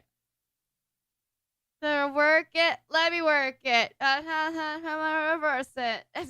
Sorry. I always come back. Come! Let me out. So in essence, Princess Quest is showing us a recreation of the events from the original Help Wanted. This does a couple of things for us. First, it basically proves 100% that this is, in fact, Wait, William where did that Afton's come from? Where did this come from? Shame. I always come back. And taking it all one step further, we can actually extract the audio from this moment. What moment? What moment? Where did that moment come from? Where'd this moment come from? Is just some random moment in that one game?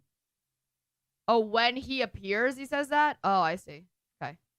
Basically proves 100% that this is, in fact, William Afton's spirit and I see. not Okay. some sort of AI or code meant to replicate him. It is him through and through. Dude wasn't lying when he said he always comes back. He's got more lives than Jason Voorhees. My favorite thing is like, whatever this guy's name is, Glitch Trap, right? Glitch Trap really is now the representative of William instead of Spring Bonnie, or Spring Bonnie suit. Like, they just made a big giant change from it now. He's also got himself a solid understanding of brand consistency. Afton always comes back. Secondly, though, what Princess Quest is doing is confirming for us the origin story of our new killer, Vanny, Vanessa. In the original game, the fate of Tape Girl was unclear because she sometimes encouraged us to collect the tapes and sometimes didn't. But here we get clarity on the whole story. Vanny is the princess with the lantern. She collects all the tapes, pieces, whatever, and gets taken over by Glitch Trap. This all confirms what we were speculating about before with Vanny in a previous theory from a year ago, that a young woman named Vanessa, Vanny for short, would be taken over by Afton to kill in his name, brainwashed or partially controlled by a spirit living inside of her. Yes, I hear you. I know. The fact that, like, they're trying to say, right, that this is just some random other girl from anywhere that just gets this to happen, instead of the ones that we've already been through, like the Tape Girl, it's kind of irresponsible, right? Like, I've been told now that like, yeah, Vanessa is a completely different person. It's not the same as a Tape Girl. And it's like, but why? Tape Girl got fucking taken over too. Like, why does it have, why is it for sure that the Vanessa is not the same as the Tape Girl? No. There's no miscommunication. Because it just is. Perfect. That's a cop-out. That's a fucking cop-out right here. Get him, boys. Get the fucking FNAF theorists right here. You see that? They have no real explanation as to why something can't be. That's a fucking cop-out. New characters exist? Okay, but why though? Why though? You know what I mean? Like, what makes this for sure a new character? I'm just saying, if everything has to share Ennard, or everything has to be the same in Golden Freddy, like, there's like 9 different things, 9 different people, 9 different things inside of one, entity, 5 different in one.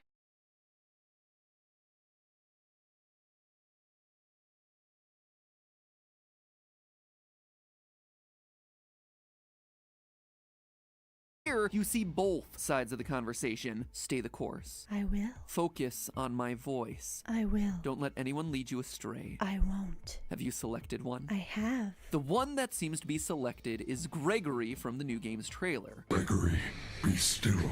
I think she's found us. So, is that it? Just a recap of a lot of information we already knew? Are we? It's like, I know that new characters can come to be. I'm just saying, how are we sure that this is a new character and not a character we've already seen? Why? What exactly proves that this isn't the same character that we've already seen? There's nothing that goes against the timeline. How come you guys can do theories about literally everything else? Like, oh, Michael is actually William, and William is actually fucking Crying Child, and all that shit. Like, you guys borrow the same 4 characters over and over again from the original Afton family. Why can't Ballora just be fucking Ballora? Why does Ballora have to be William Afton's fucking wife, right? Oh, but you know what? Vanny's just a new fucking character. Just left to speculate about the rest until Security Breach finally comes out? Well, no. You see, in the last year, there's been one final source of information about Hi, Vanny. dear. It's a big one. A game that I've largely ignored up until now. Because for the longest time, that's all we had? Right, but at the same time, you can still just have this videotape girl. That's what I'm saying. It's like half the time, this is not a new character. And half the other time, this is a new character. What? What? If this is all we have now, why can't we assume that this, you know what I mean? Reality game special delivery. If you haven't heard about this one, basically the concept is that animatronics get shipped to your home so you'll have yourself some new friends. Because let's be honest, fighting for your life against a malfunction. Is this one actually scary? Is this... I feel like it shouldn't actually be scary because it's on like your tiny smartphone or whatever, but it's kind of cute looking. Functioning robot is probably still better than trying to hold a normal conversation with a living, breathing human being. Not really. I think I've been dancing around this one just because the possible canonicity of characters like Shamrock Freddy, Liberty Chica, and Clown Springtrap makes me have a nervous breakdown. But oh, okay. So you're just gonna fucking pick and choose whichever Freddies you want, huh? You just want to pick and choose any single thing that'll just... Confirmation bias. Confirmation bias. Questionable lore implications of flamethrower, bear, endo. This is what happens when you have a super small cast of unnamed characters. That's another thing too, right? The videotape girl. Does she have a name?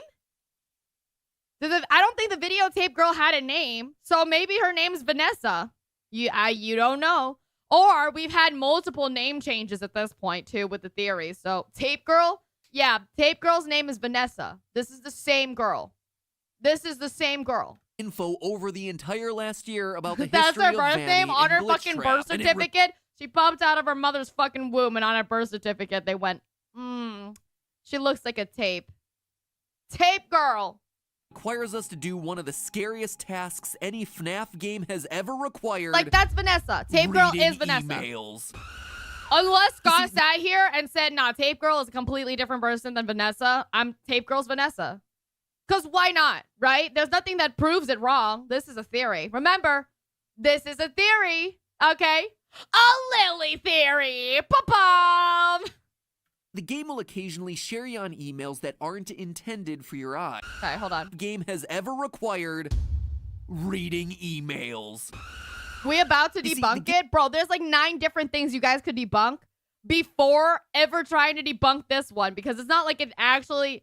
I mean, I guess we're about to sit here and watch the next few episodes and see in the game if there's any real differences. If Vanessa comes out of the Vanny costume and went, hey, wait a minute, I never worked at that place, whatever.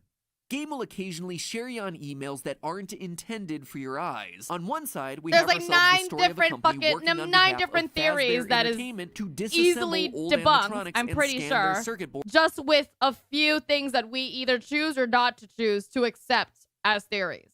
Into their computer system. And just like Tape Girl warned us about back in FNAF... You mean Vanessa? VR, this causes a virus to spread through the system. Quote from those emails. Vanessa is my new Balloon Boy, okay? As I'm saying, Balloon Boy is a main antagonist, and the idea that Matt hasn't given a lot of, like, thought to Balloon Boy, even though he's given a lot of thought to literally every other fucking version, like, even a stupid-ass Halloween version of any Freddy ever, okay? Like, maybe it's just for the fucking holiday, Matt. But you guys can't give any, like, 10 minutes to Balloon Boy? This is my second Balloon Boy, okay? Vanessa is Tape Girl. Done. Turns out that wasn't a glitch. We released a virus when we scanned that last circuit board. It's spreading really fast. We're gonna need all hands on deck. New email. Hey Jim, just checking in. I emailed you earlier this week about a virus caused by one of your circuit boards, which is currently spreading. Because for me, it's like the pick and choose. Sudden, like Chica, maybe Chica's not that important, okay? Like, I know that Chica's there, right? But, like, why hadn't anybody genuinely considered, like, maybe Chica is more or less important due to the fact that Chica wasn't in Circus Baby? Like, hello? It's so pick and choosy out here. Throughout our system and causing serious problems. Please contact me ASAP. Thanks, best Steve. So that... And he's still just talking about Vanny and everything. He hasn't even questioned Monty. Who's Monty? Why is the gator here? The gator showed up in the trailer. We could, what? Fucking, you know what I mean?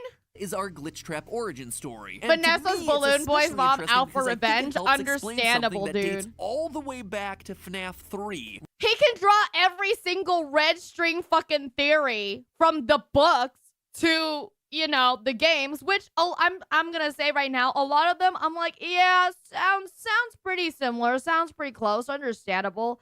I know the way Matt works a little bit by now, hopefully.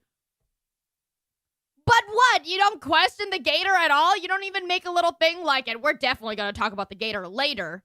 Not at all. Recently in the series, we've learned that the FNAF games are canon in the games. Now, that's a really confusing sentence, so let me explain. In both FNAF VR and the Fazbear Frights books, it's confirmed that the urban legends about murders happening at Freddy's restaurants are mainstream enough to have gotten some video game spin-offs. Not necessarily the FNAF games that we know, and certainly not FNAF World, since everyone, including Scott, wants to forget that one, but games inspired by the legends of the pizzeria. In FNAF VR, in fact, we're told that they were made by Fazbear Entertainment as a cover-up.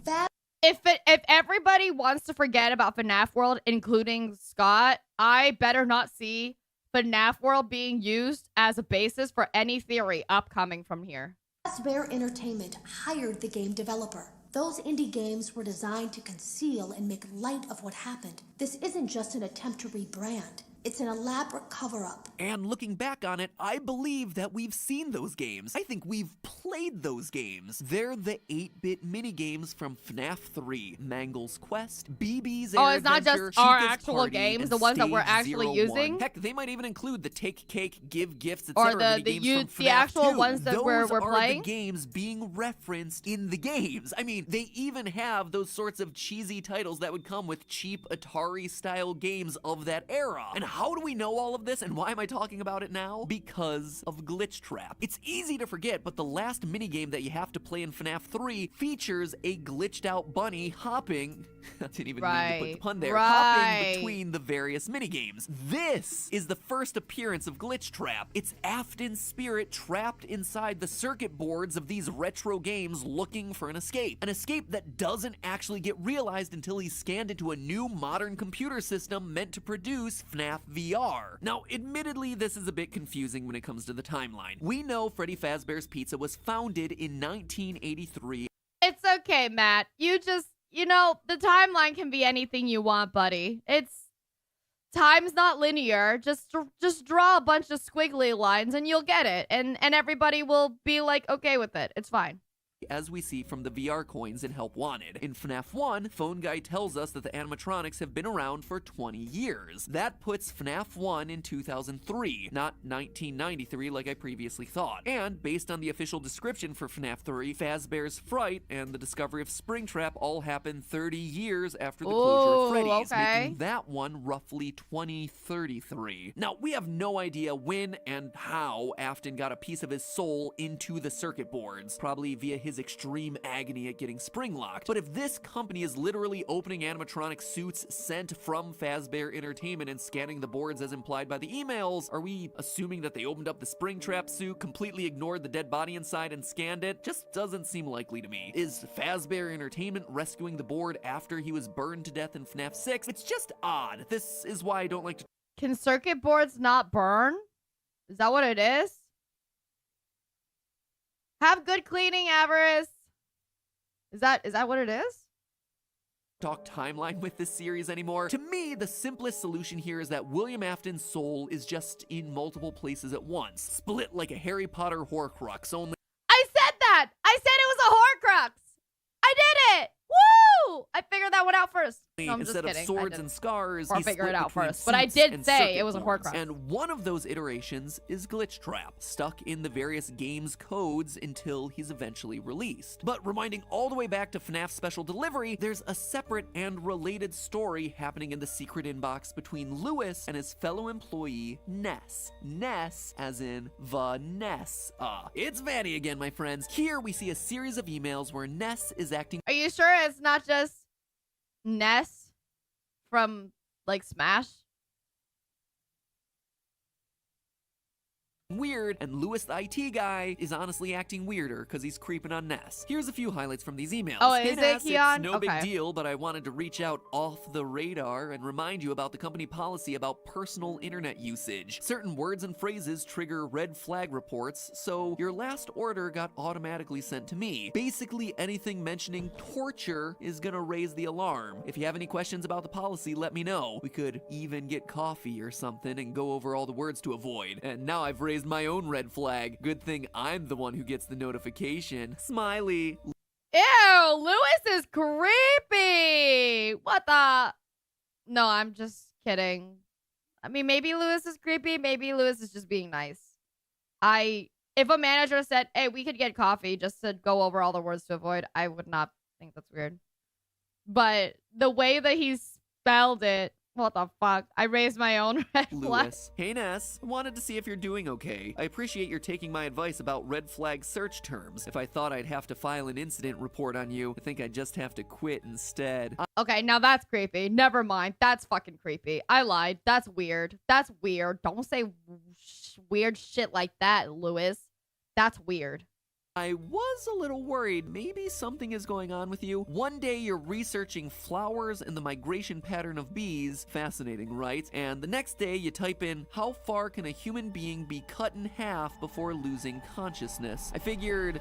I mean, how far can a human being be cut in half and lose consciousness? They just lose blood too quickly, right? Is that... Maybe you're writing a screenplay or something. Always here if you need me, Lewis. Sorry, we're just true crime fans. You guys have to, like, it's so awkward, right? Being a true crime fan and you're, like, looking shit up, it's awkward. Hey, Ness. So the word compliance by itself isn't going to set off any red flags, but the sentence, how to induce compliance in human subjects and how to induce self-compliance did actually get my attention. I think the answer might involve chocolate chip cookies. Always works for me. I also thought it was strange that these were immediately followed by searches that couldn't possibly have any relevant answers for you. Did you search for help by itself? Anyway, my offer still stands if you want to go over the company policy. I'm free any day after work. We could grab dinner or coffee if you want, Lewis. All right, firstly, okay? Lewis definitely hitting on her. Lewis is definitely fucking, whoo, Jesus. Secondly, that's suspicious. Lewis, how good does this pussy have to be that you're just letting this shit go, bro? Are you joking? Are you fucking joking? At this point, I think you need to confront. I'm confused. This is okay. I mean, this is creepy. Oh, Lewis, when you say stuff like that, it makes me a sad panda. But HR violations aside, these conversations tell us a lot about Vanny's mental state. She is sharing control of herself with Glitchtrap. That's why we get references to her searching the internet for help. It's part of her psyche crying out for anything. Anyone who can... He's not just letting it go. Yeah, no. I guess he's not letting it go, technically. He's just definitely using it for the wrong fucking reasons, Lewis. Save her. Anything. Oh my god! Can you, okay, really imagine this, okay? All these different, like, imagine Michael being in control, whatever, of, you know, Vanessa, aka Tape Girl. Okay, not Michael, sorry, William. And imagine she actually did go out to dinner, all right, with Lewis. And then they go home and they have a good ass fucking time, all right? Like, do you think William would have to be living through that? That's crazy.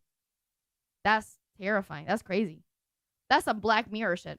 That'll provide an escape. It's also why it's so important that Lewis calls out the searches no, for don't be a inducing psycho. You're compliance so in human crazy. subjects You're so and sexy. inducing self-compliance. That is Glitchtrap, searching for a way to gain complete control over Vanny, over her psyche. This further confirms something that we talked about in my last theory on Vanny. In that episode, we talked about how she's a reluctant follower, that Afton isn't in complete control. Keep going is exactly what Vanessa says while William's watching. On Scott's Voices.com page, where he tends to hire out actors for the various vocal roles in the game, Vanny's listing was for a character named Reluctant Follower. So this woman is clearly a devotee, brainwashed or controlled by Afton to an extent, but a part of her is actively fighting back, hesitant to do what he asks, which makes the part that's sitting on Lewis's dick me think that in Security Breach, we may be able to save or redeem her. In Whoa. fact, knowing that may help us out with the gameplay. Maybe it's a secret or a true ending condition. That, my friends, is what I believe to be the big twist that awaits us in Security Breach. Wait, as I finish this video, of course, new statues just dropped with important lore reveals, so let's just talk about these real fast. With Gregory hiding inside of Freddy, definitely looks like my idea about gameplay being a version of hide and seek is absolutely confirmed. Or maybe an idea about gameplay. Talk about, of course, new statues what? just dropped with important lore reveals. So that's crazy. Before the actual game came out, they dropped this shit. Freddy and Gregory, and then Vanny and Vanessa. Whoa! Where's the Vanessa part of this? That's pretty, like, this is so confirmational, bro. Gregory hiding inside of Freddy definitely looks like my idea about gameplay being a version of hide and seek is absolutely confirmed. I am totally playbook. The Oh! As for the other statue that just dropped, looks like Vanny is going to be taking...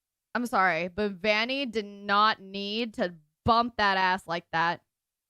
...a page out of the Afton playbook. The classic security guard by day and serial killer at night. Old habits die hard, I guess. But in Vanny's case, here's my question. Is she gonna remember it? My guess is no. I think it's gonna be a classic case of Jekyll and Hyde. But who knows? I guess we're just gonna have to wait and see what it is. I hear that some big things are coming to this franchise before the end of the year. No question? I'm not just talking about all that cool new... No question? No question? Okay. No question. No question. No question necessary, apparently. Ugh, lame. Boring. Damn! He's just calling them out. Been there, done that one. Guys, huddle up. Y'all here? It's kind of hard to count you all. At this point, there's more of you than there are Pokemon species. Paper plate people. Funny. I like that. Obscure lore-filled egg baby. Here. Jar of pickles. Great. Listen up, everyone. Y'all have a big problem on your hands. You all are yesterday's news. People know about you. They survived you. They remember you. Well, except for you, egg baby. Long story short, guys, people know what to expect of you. To be scary, you need to be Egg baby is my new Vanessa. And Vanessa was already my new balloon boy. Hello? unexpected, new, unpredictable. And that's why, gentle bears and lady chicks, I introduce you to the new breed. What the fuck are those? Welcome to the family, guys. What the fuck are those? So this theory can technically be skipped, but I think it's just really cool. Are you telling me that all the other theories don't seem like they can be skipped? Hello? Oh, they're fan game stuff. Okay. I appreciate it, Axel, but I apologize. If fans made them, but wait for it. Oh my God.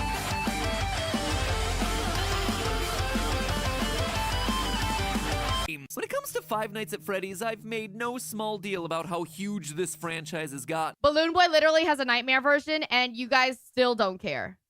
I mean, if you're looking to keep up with all the lore, this year, 2020 alone is home to not one, but 5 new book Oh, they're releases. official fan If games, 7 just like main the books, games, right? 4 spin-offs, and the Still in the Works movie weren't enough. But there was an announcement made by Scott earlier this year that I've been wanting to talk about for a while. An announcement that, to me, isn't just important to this franchise, but is important for all of gaming. Between all my jokes about how much I hate the franchise and how complex the lore has gotten, I've always said that the way Scott has crafted these games and how he's managed to run his community is perhaps the smartest, most modern way of making a video game. From the very first Also, agreed. Definitely agreed. I haven't done my little thing today, but this is my disclaimer, right? As much as I give shit to Matt and theorists and Scott, It's all for the good fun of entertainment. I don't have any actual ill will.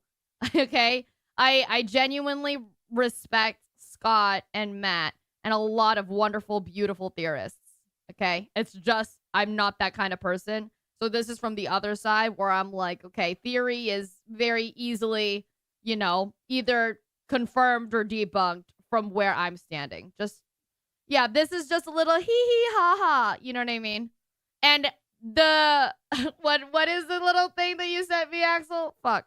I forgot to post that on Twitter. Yeah, I'm just over exaggerating my rage for comedic effect. All right, just letting you guys know.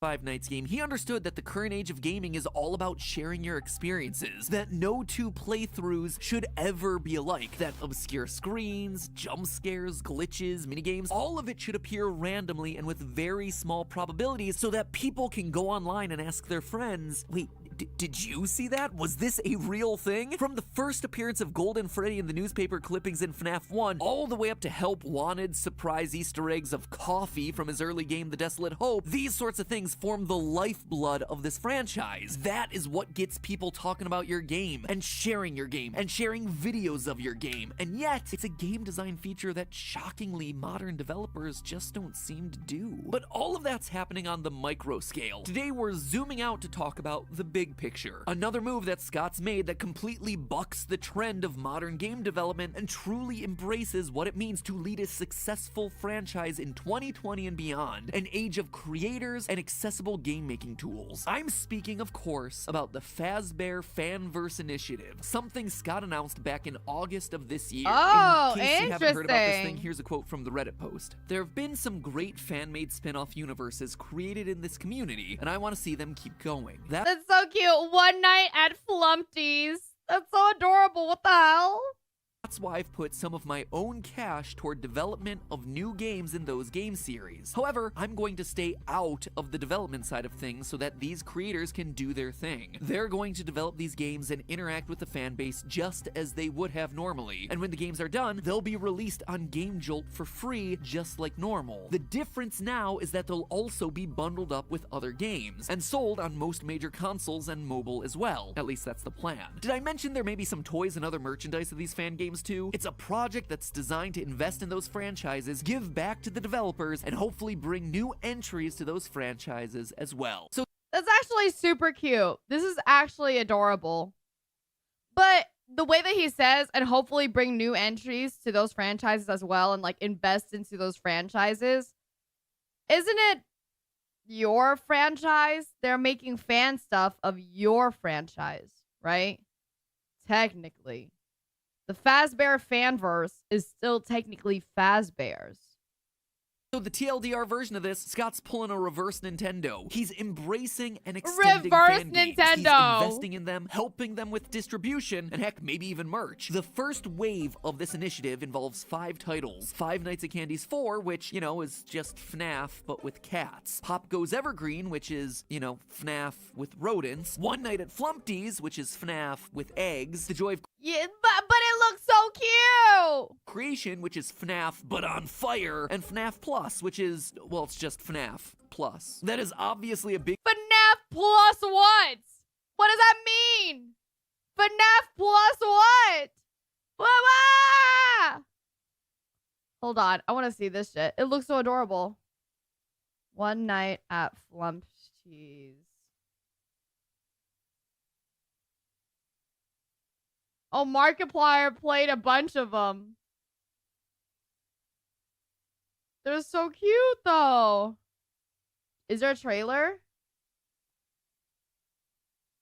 This was a year ago. One Night at Flumpty's 3 release trailer. So there's like multiple of these, too. That's crazy.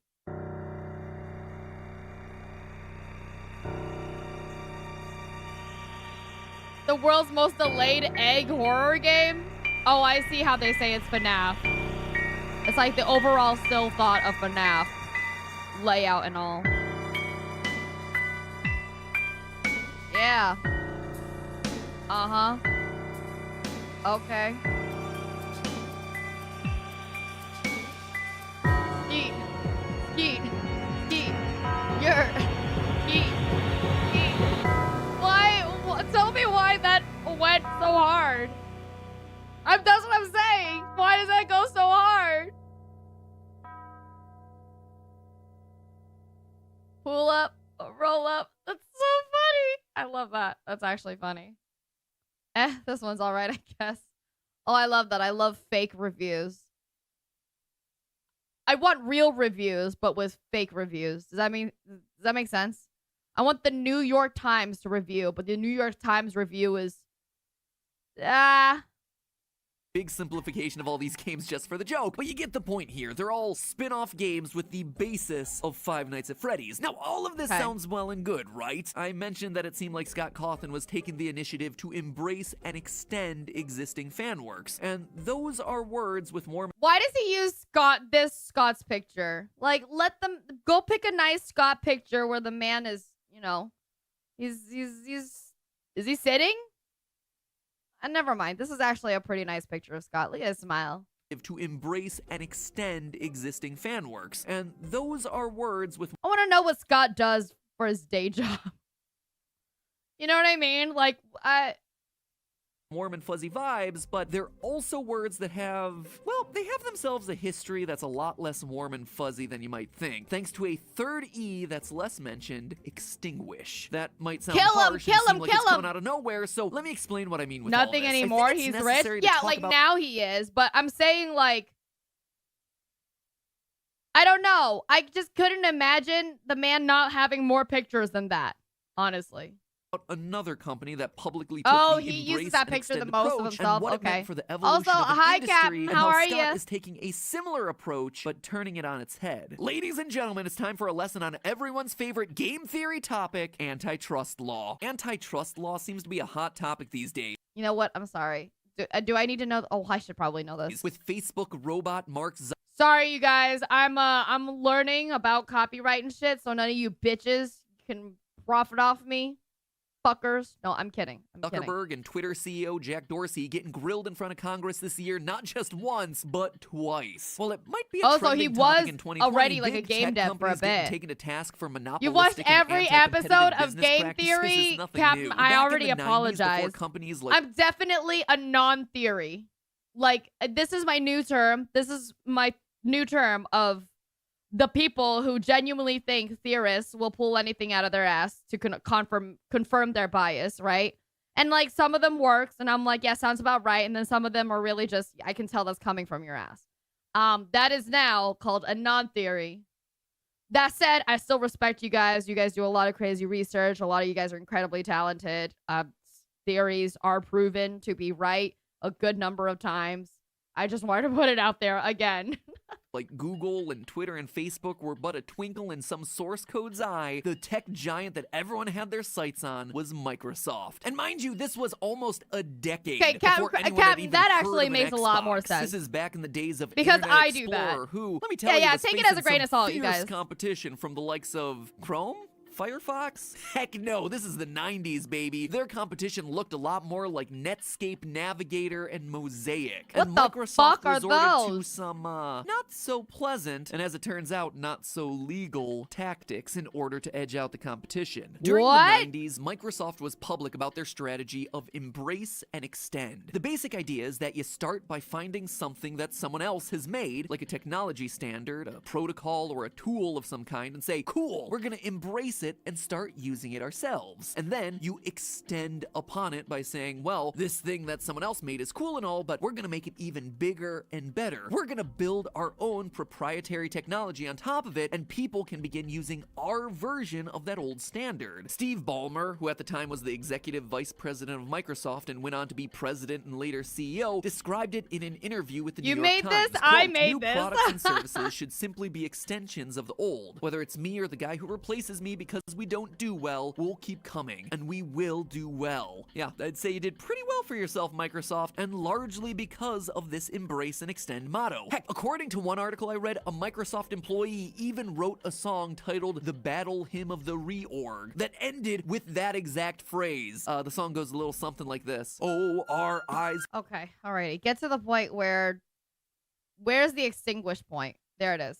effectively hijacked something that someone else had made, you now have control that you can use to extinguish the competition. By the way, that third E, extinguish, isn't just speculation on the part of Microsoft. They ended the old standard with they didn't like to make proprietary editions, having effectively hijacked something that someone else had made, you now have control that you can use to extinguish the competition. By the way, that third E, extinguish, isn't just speculation on the part of Microsoft haters. Though Microsoft never talked about it publicly for obvious reasons, an investigation by the US Department of Justice found that the motto extend, embrace, extinguish was used in Microsoft internal communications. And considering that the entire court case centered around the fact that Microsoft was allegedly using anti-competitive practices to bar other companies from competing with them, the fact that they were literally trying to extinguish the competition didn't work all that well in their favor. Pro tip, if you have a business strategy that's evil and illegal, try not to use words that make it sound evil and illegal. All right, good to know. Good to know. That's pretty good. All right. Now that we know that the rest of this isn't really, it's a little bit more just about fan stuff, we're moving on. Thank you, though. I actually did really appreciate learning that one. I kind of want that, yeah. Or no, I don't want it, but I'm just saying, like, I did want to know about that. That is pretty interesting. Thank you. Jake, can you hear me, Jake? What did you do today, Jake? Writing good villains tutorial. I know. I love when people like go through true crime stuff and they're like, oh, well, they made the, first biggest mistake. You shouldn't have gone and done this, or shouldn't have gone and done that. And I was just like, yeah, but then they would get away with, it's like, yeah, I feel that way, but also that means they would get away with their crime. And that's not really something we want either. Just writing good villains. Scary one. It was so scary that I jumped out of my seat and spilled my popcorn everywhere. Did you do that, Jake? Were you there? Jake. Then I went to the arcade. I ate a bunch of pizza there. I got red tomato sauce all over my mouth and more red on my clothes. There were so many other kids there, and then there weren't. I love you, Jake. You know that, right? I love you. Open the cabinet, Jake. Come over here. Open. Is this Shaggy? Come over here. Why the fuck did he have the voice crack like that? I love you. Open the cabinet, Jake. Come over here. Open the cabinet, Jake. Open it. Open it. Open it. Open the cabinet, Jake.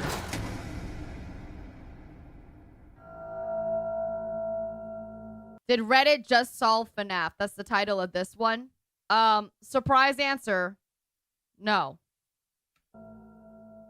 Hello, Internet. Welcome to Game Theory, where today the theory is coming from you. That's right, just because we're all still waiting for Security Breach to release doesn't mean that FNAF theorists out there have been twiddling their thumbs. In fact, the lack of a new game has prompted the community to go back and comb over all the pieces that were in place for us before. Pieces that we might have overlooked or missed the first time out. And it was this thorough re-review of the clues that prompted what may be the biggest fan theory to blow up in over a year. And that's saying a lot, since 2020 was full of us connecting massive pieces of this franchise's lore. I mean, with the help of Fazbear's Frights, throughout last year's videos, we managed to pinpoint the year of the missing children's incident as 1985. We solidly connected Foxy Bro to Michael Afton. We even concluded the high likelihood that 2 spirits are trapped inside Golden Freddy, not just one. Our vengeful spirit Cassidy, as well as our Bite of 83 victim, the Crying Child. But have you ever noticed that that kid doesn't have a name? I mean, it's been 6 years since he was introduced into the franchise in FNAF 4. It's Gregory. And we still don't have any hints as to what Crying Child's name might actually be when he's, experiencing literally any other emotion. Wait, is that Crying Child? But no, that's Happy Child. That's Angry Child, funny. And that's confused. I feel like, how do I do this? Any of the names, right, at this point, could be Crying Child's name. Like, the Crying Child could also be named Cassidy, for God's fucking sake. Like, it's one of the kids that died. Just throw one out there. I don't know. Confused child. That's apathetic child. That is passionate child. Nope, not that one. Ooh, is that emotionally repressed? Captain, now I know way too much about FNAF lore for someone who doesn't play the games, right? And I'm not even at the end of like the FNAF lore with true timelines and true shit too. The minute the movie comes out, it's gonna be so upsetting for me, honestly. But we're watching the movie. I know that, right? But the most upsetting thing about it is the fact that I know I'm going to go figure out any extra clues and Easter eggs and lores from it. Because I'm already here. I'm already riding the fucking ride. I might as well get to the fucking end. Child, hashtag relatable there. But really, take a moment to think about that. We know the puppet's name. You're gonna be there day one in a Vanny outfit? We know that baby was originally Elizabeth Afton. Purple guy mean slash Tape Girl Springtrap outfit? is William Afton. Other purple guy is Michael Afton. There's the missing children's incident victims, Jeremy, Fritz, Susie, Gabriel, and Cassidy, the vengeful spirit, who is at least... Right, like, well, how do we know... Why is Crying Child not any one of these again? Right? Because Golden Freddy could definitely, saying like it's me in the original could definitely be a big part of why, because we're playing as quote unquote Michael, right? Could be as big part as why he's saying it's me, all that shit like that, right?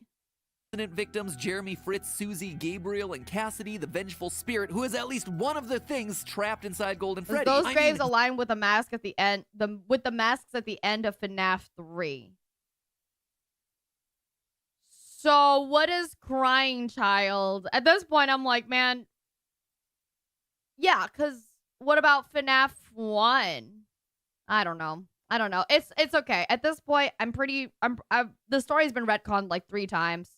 So at this point, it doesn't matter to go back it doesn't matter to go back. There is a name for pretty much every single character in this franchise. Just to let you know, okay, I've done it. I've cracked the fucking case. I've solved the FNAF. I have solved the FNAF. Crying Child is Balloon Boy. Done. Except for this one kid. The one kid who, wouldn't you know, was also important enough to have the first on-screen death of the series. Feels like we should probably be able to solve this one by now, right? Like, we should probably have gotten a name for him somewhere along the line, or at the very least, the means by which to solve Shouldn't you think, like, maybe it's this one, maybe it's this one, right? and then today unsolve might it? just be the day where we solve exactly that. It's Balloon Boy! One Reddit user named Oh, wait, their name? I don't know. Kingdom thinks that they've cracked the code to finally solve the final name of the FNAF mystery. It's to Gabriel. finally give the Crying Like, how do we... what does it matter, right? It could just be Gabriel. Child, the Bite of 83 victim, a proper identity. So break out your tambourines, theorists, because it's Morty time. It's a theory review. Leave your theories in the comments below. I'll pick my favorites in the next episode of Morty. Now, today's theory starts where all the best theories begin, dabbing Chica. That's right, folks, we're back to the most important lore item in the whole franchise. Not any of the novels. Certainly not the games. Those are just afterthoughts at this point. Nope, it's back to the children's activity book, FNAF Survival Logbook. In a past FNAF theory, we had a huge revelation about how this thing works. Basically, there are 3 people present within this book. There's Mike, who's alive and always writes everything in red pen. There's Cassidy, who haunts the book and speaks in ghostly... Also, not completely convinced with that one. ...faded text, but there's a second spirit here. That is Cassidy, okay? Crying Child, who's forced to communicate by actually altering the words that are found in the book. The example that proves it is right here. Cassidy says, "The party was for you," and the Crying Child responds on page 89 by altering the text of the book to read, "It was for me." We know FNAF 4's party wasn't for Mike, and we know Cassidy wouldn't be saying this to themselves. As such, it must be Crying Child acknowledging what Cassidy has said. Same thing here on page 59 with Cassidy asking, "What do you see?" And Crying Child answering on page 109, "I can't see." Wait, how? I mean...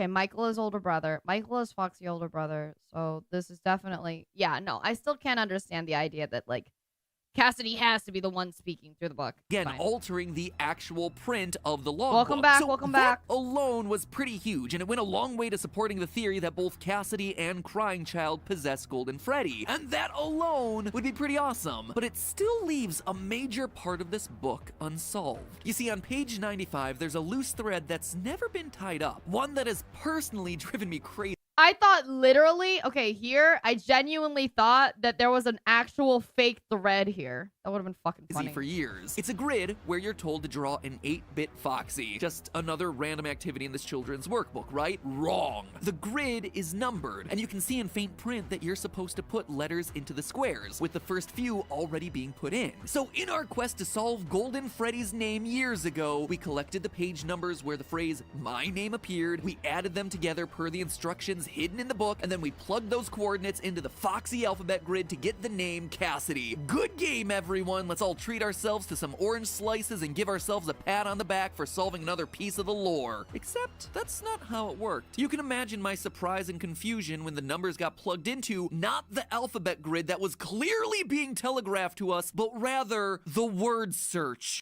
My favorite part on this is the fact that he's like, okay, we figured it out. We got the word search. We got the name Cassidy. And then completely forgot about the grid. And apparently we were right to do that since Scott Cawthon himself confirmed in his FNAF movie announcement the critical role that a child named Cassidy played. Whoa! Okay, that's fire. That's hard to believe. Well, that's weird. That was really weird. What the fuck was that?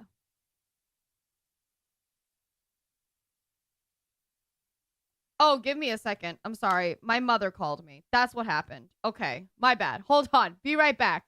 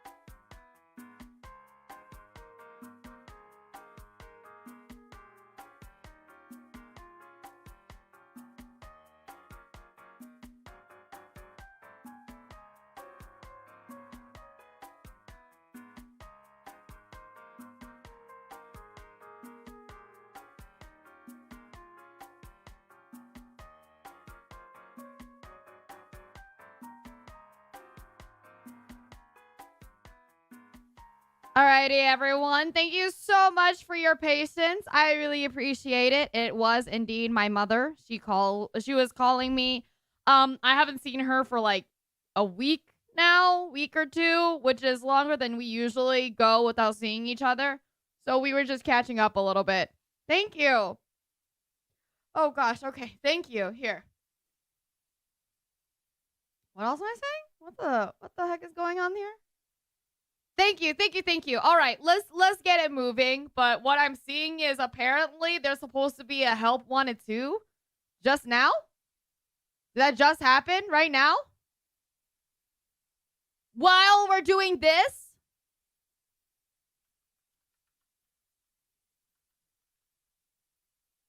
Is that real?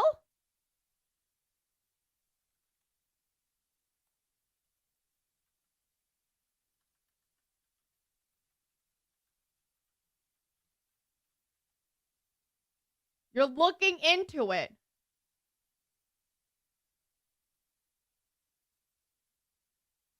Okay. Alrighty. Well, in that case, we're just going to keep going right now.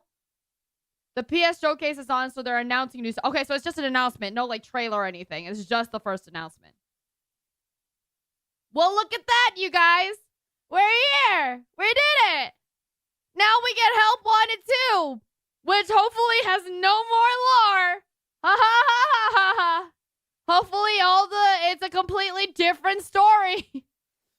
That's not with the fucking Athens again. No, not someone at MatPat. And also Spectre, Mommy Lily, can I have a PS5? Beg. Plays within the lore. But all of this still means one thing. The Let's alphabet go. grid is Let's awkwardly continue this. left Okay. completely unused, despite it obviously needing to be used to solve one of the mysteries within this book. And that's where Wolfie 1740 stepped in. In the book, Yeah, there's one Wolfie! Cassidy question that's left hanging. On page 31, Cassidy asks, "Do you remember your name?" Of course he does. He's the crying child, duh. Crying child. How do you know that this isn't somebody else trying to talk to Cassidy going, do you remember your name? And then you were supposed to solve that puzzle and it was like, oh, my name is Cassidy. Like, what? Afton. Forget His, it. friends Forget call it. him Bite Moving on. Victim Let's for just short, go. just rolls off the tongue. Let's but just seeing that go. the logbook had helped to solve for Cassidy's name, Wolfie suspected that it might also be helpful in solving this other name, using, you guessed it, the Foxy alphabet grid. What Wolfie noticed was that the crying child specifically uses the Knight's 4 and 5 shift rating questionnaires to speak with Cassidy. For the first 3 nights, the section reads as follows: overall, fulfillment, health, stress, purpose, hope, and existential dread. But on nights 4 and 5, you have other things mixed in here, like I'm scared, and it was for me. So Wolfie reverse engineered things, taking Bite Victim's answers and matching them to the page numbers where Cassidy asks the question. To quote from Wolfie's own post, the first one is I can hear sounds. The page it's responding to is 75, which says, does he still talk to you? And one trend to notice is that all 4 pages have a piece of blood on it. Next is it was for me, which is responding that's to page pretty 103's good. question of the party was for you. Third is I can't see, responding to page 59's what do you see? And last is I'm scared, which stumped me, so I went off of what I already had. End quote. He then fully filled out the Foxy chart with the alphabet, and going in the order that Bite Victim's answers appear, he followed the grid code to find the following 4 letters: E, V, A, N. Evan. After 6 years, could it possibly be that Evan is the name of the crying child? I honestly... But you said that... Okay, I'm gonna just keep this one going. I'm not sure. Or at least I'm not convinced off of this alone. Don't get me wrong, I don't think that this is a bad theory at all. Quite the contrary, in fact. Anything that tries to figure out the true purpose of that stupid Foxy grid is gonna get credit in my book. The problem here is the methodology. Throughout the book, Cassidy asks a lot of questions, but only 4 of them actually matter. Wolfie also points out the bloodstains, but there are bloodstains on a lot of the pages throughout this book, not just those 4. And even then, an answer like, I can hear sounds, to the question of, of, does he still talk to you, it feels just a bit off. It's not very precise. You know, it feels random, arbitrarily trying to fit pieces together in a book that has been crafted to be anything but arbitrary. I mean, the Cassidy code alone required you to find 6 numbers, find a page that points to another page on what to do with those 6 numbers, and then translate all 6 of them into the word search. Multi-step puzzles like this have to be precise in order to work. And while the puzzle pieces in Wolfie's theory certainly fit, they fit a bit loosely, you know? And Yeah, even Wolfie maybe admits that a finding little. the last N was a bit of a stretch. I thought this was just a bit too much of a stress. It's okay, Wolfie. Don't even worry about it. This is just part of the deal, all right? Also, be right back again. Earlier, my mother called and she's like, by the way, I'm dropping off food. So I'm going to go pick up the food from my door real quick.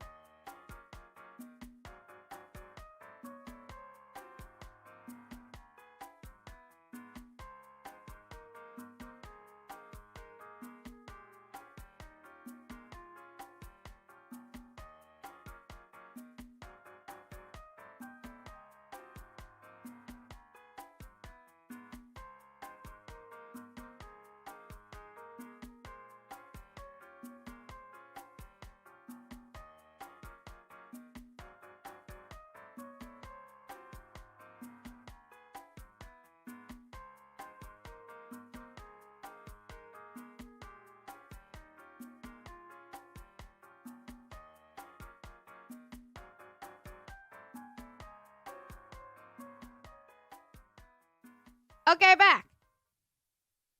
And it forced him to break his own methodology. In fact, another Reddit user, Godzilla813105, tried to correct for that to find the N in a different way. One of the other lingering threads of the book is a series of... See, there we go. That's the one other thing that is just like, it feels so...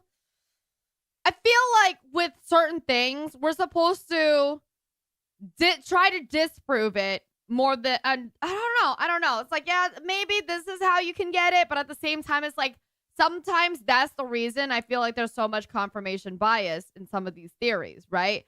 It's like, it's just always really trying to do it. What food did you get? My mom gave me some crispy tofu. I don't have it with me, right? Because it needs a little bit of preparation, but I love crispy tofu. For that to find the N I love in a tofu. different I'm a very big tofu eater. way. One of the other lingering threads of the book is a series of tally marks written by Mike that never quite add up to anything. They're never used, or at least their true use has never been discovered, but again, similar to the Foxy grid, they must mean something, right? To quote from Godzilla's post, I realize that there's a magazine Foxy is holding on the first page of Night 1 that has 5-3 on it. When you add 5 and 3, you get 8. Then I took every single tally mark set in the book and added them together. I got this from the idea of how the whole quiz thing at the end of the shift says tally up your score. Putting all of these together gets you 47. 47 on the Foxy grid gives you the letter N, end quote. Again, it sounds good on paper, and I love the attempt to make sense of it all, but the why of it just doesn't line up for me. Why add tally marks to this number on Foxy's magazine? How are those elements related? And why would they be connected to a completely different set of 3 numbers gotten from a completely different set of clues? God fucking damn it, Matt. Like, now you're asking why? Now you're asking fucking why, huh, bud? You can't just fucking assume this shit? Just doesn't hold. Contrary to what Godzilla says in their post, there is no tally up your score at the end of those nightly surveys. Thus, the rationale just doesn't hold up. In short, it all feels like we're convinced that we have a solution to the problem, and we're trying to back our way into how to get there. This is classic confirmation bias, where, as you conduct— Oh, wow! Wow! That's so funny! You're so funny, Matt! Wow, you know everything Just about plugged up my phone. Lily, I love you, so I didn't want to make you worry when I say this, but I've been depressed all day. I really can't believe that he wants to talk about confirmation bias right now. Are you... conduct research, you try and find sources to justify your belief, or you retrofit the data to fit the conclusion that you're looking for. And I should know about confirmation bias, because lots of our theories over the years play with that very concept. Mario is a villain, provided you ignore all the times that he saves the kingdom. You play as the king in Hollow Knight, as long as you squint really hard during this one cutscene that might disprove that. For me, theories like those are all about telling a story, connecting dots that definitely exist within a game that flip your understanding of the plot, but also sometimes go against what is much more likely and probably much more intended by the developer. And the theories that I tend to focus on are the ones where you can connect a surprising number of dots, even if one or two tend to disprove it. They're just meant to be fun thought experiments, you know? I like playing with the lore of these worlds. But here with FNAF, we have to be really careful. While I love both of these posts, FNAF theories tend to be about trying to solve things, speaking things into the generally accepted canon, and as a result, the methods by which we come to conclusions require more scrutiny. And here, the methodology of arriving at the name Evan just doesn't hold up as well as I'd like. But that doesn't mean the name Evan doesn't hold up. Because here's the twist, friends. This isn't just coming from the logbook. Shortly after Christmas, the Fazbear Frights book series released its latest installment, Blackbird, and it contains what is to date the most moving story in this franchise. The Real Jake, short story number 2, tells the tale of 9-year-old Jake, who's dying as a result of— Wait, did we really from the last one just, or the one before the last one, kind of just skip over the rest of the stories of that newest book? Why did he?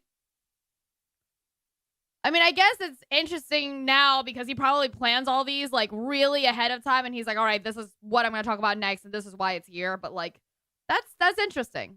Of a tumor in his brain, with his mother prematurely passed— Yeah, because this story I've never heard before.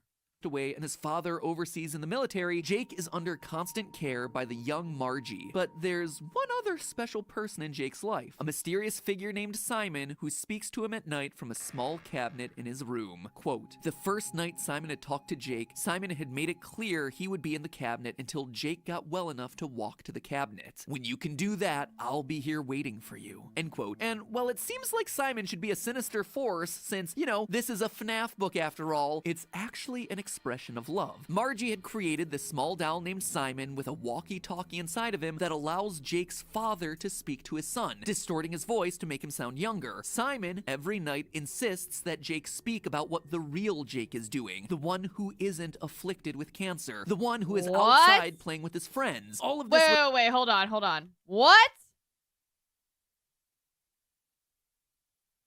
to the cabinet. When you can do that, I'll be here waiting for you. End quote. And while it seems like Simon should be a sinister force since, you know, this is a FNAF book after all, it's actually an expression of love. Margie had created this small doll named Simon with a walkie-talkie inside of him that allows Jake's father to speak to his son, distorting his voice to make him sound younger. Simon, every night, insists that Jake speak about what the real Jake is doing, the one who isn't afflicted with cancer, the one who is outside playing with his friends. All of this was intended to give Jake hope, with Margie updating the doll every few nights with food stains and scrapes on his knees to reflect the adventures that the real Jake has been having. It's a beautifully sad story with some legitimate surprises that I'm actually not going to spoil here. But the reason I bring it up is that, strangely, it is the only one of the 18 Fazbear Fright stories so far that has no explicit connection to FNAF. At all. Zero. Every other story thus far has mentioned a— Wait, he's saying this about the Jake one, or is he saying, or just about the Blackbird one? Of the 18 Fazbear Fright stories so far that has no explicit connection to FNAF. At all. Zero. That has— It is the only— that I'm actually not going to spoil here. But the reason I bring it up is that, strangely, it is the only one of the 18 Fazbear connected back to a familiar— I feel like there's other ones that aren't really connected specifically, right? That kind of just go along with this feeling of doll acting as child or doll acting as person. Not necessarily, you know what I mean? But all the other ones, he doesn't really mention that. That's really fucking weird. Familiar animatronic in some way. This one doesn't. Yes, it does have some lore connection to the ongoing Stitch Wraith storyline, but the lack of anything FNAF stands out like a sore thumb when every other story thus far has connected back in some way, which is why the name of Jake's father stands out so strongly. Jake's father is named Evan, which alone is interesting, but becomes much more noteworthy when you consider that he has a brother named Michael, his only living family. And not only that, this is how Michael is described in the book. Quote, he's a little different. He's intense about making money and he's really good at it. Just the way he is can make him seem like he's not human. So he's like a cyborg with bad programming, end quote.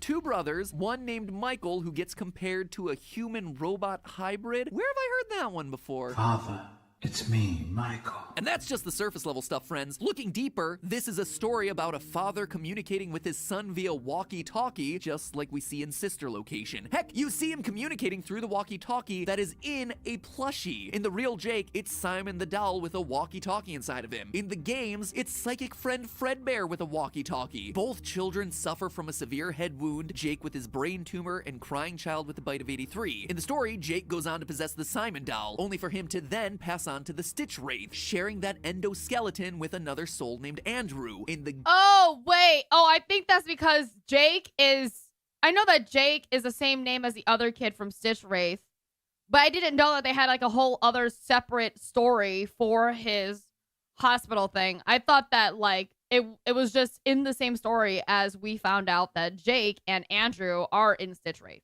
Games, could it be that our crying child dies in the hospital and goes on to possess psychic friend Fredbear, which then somehow gets him passed into the Golden Freddy suit, where he then shares it with another soul named Cassidy? And all of this is happening in a story that has no connection to FNAF, but very clearly has a connection to FNAF. I'm just saying that the absence makes it all the more conspicuous. In short, I'm not convinced that the FNAF survival logbook is solved or anything like that. Right now, I'm just not sure the methodology for arriving at a final name is really as solid as I'd like it to be to enter my personal headcanon. But strangely enough, the name Evan feels like we're onto something. It has some very compelling evidence to support it from the real Jake story. So at this point, I want to hear from you. Let me know. Are you sold on the crying child being Evan alongside his older brother Mike? Or is this yet another example of Scott trying to bury the lead a bit and confuse us by using the same name a bunch of times, shoving Michael in a bunch of places where he doesn't belong? All I know is that I can't wait for the next book coming out in March. At this point, forget Security Breach. It's all about those sick book drops, my friends, because let's be honest with ourselves. At this point, uncovering the lore of FNAF requires more reading than your typical JRPG. But hey, that's just a theory. A game theory! Holy shit, I haven't been able to say that for a couple of fucking episodes. Okay, so Evan being the name, I don't feel like is impossible, but the reasons that he's trying to say it's like possible or impossible or whatever, I don't like it. I don't like Matt sitting down and going, well, that's just confirmation bias. You have a lot of confirmation bias in like half of your fucking theories, Matt. What are you talking about? You know what I mean? And it's like, oh, or is this just like a case of multiple uses, blah, blah, blah. Yeah, multiple usage has come up like a million different times. Like multiple usage of names has come up a multiple different times. It's just, I don't like the way either I believe it or I don't believe it. It's kind of on the fence for me. It's like, okay, yeah, if they said it was Evan, I'll be like, okay, possible. If they said it wasn't Evan, it's like, all right, makes sense also. But more importantly, the way that Matt is trying to spin this episode for me in his own way, it's like other people can have theories and they can think it's like a stretch, and so it's more than likely possibly wrong, like or this is just confirmation bias. And it's like, my bro, you also have said it yourself. This is probably a stretch, but blah, blah, blah, blah. And at the same time, you know what I mean? It's just like, all right, I don't think that you should say that's a reason we shouldn't. You know what I mean? You know what I'm saying? Thanks for watching. And hey, if you missed our first quest to solve the security log, ladies and gentlemen, when do we get a film theory on Lily Bell lore? 10th What does that even mean?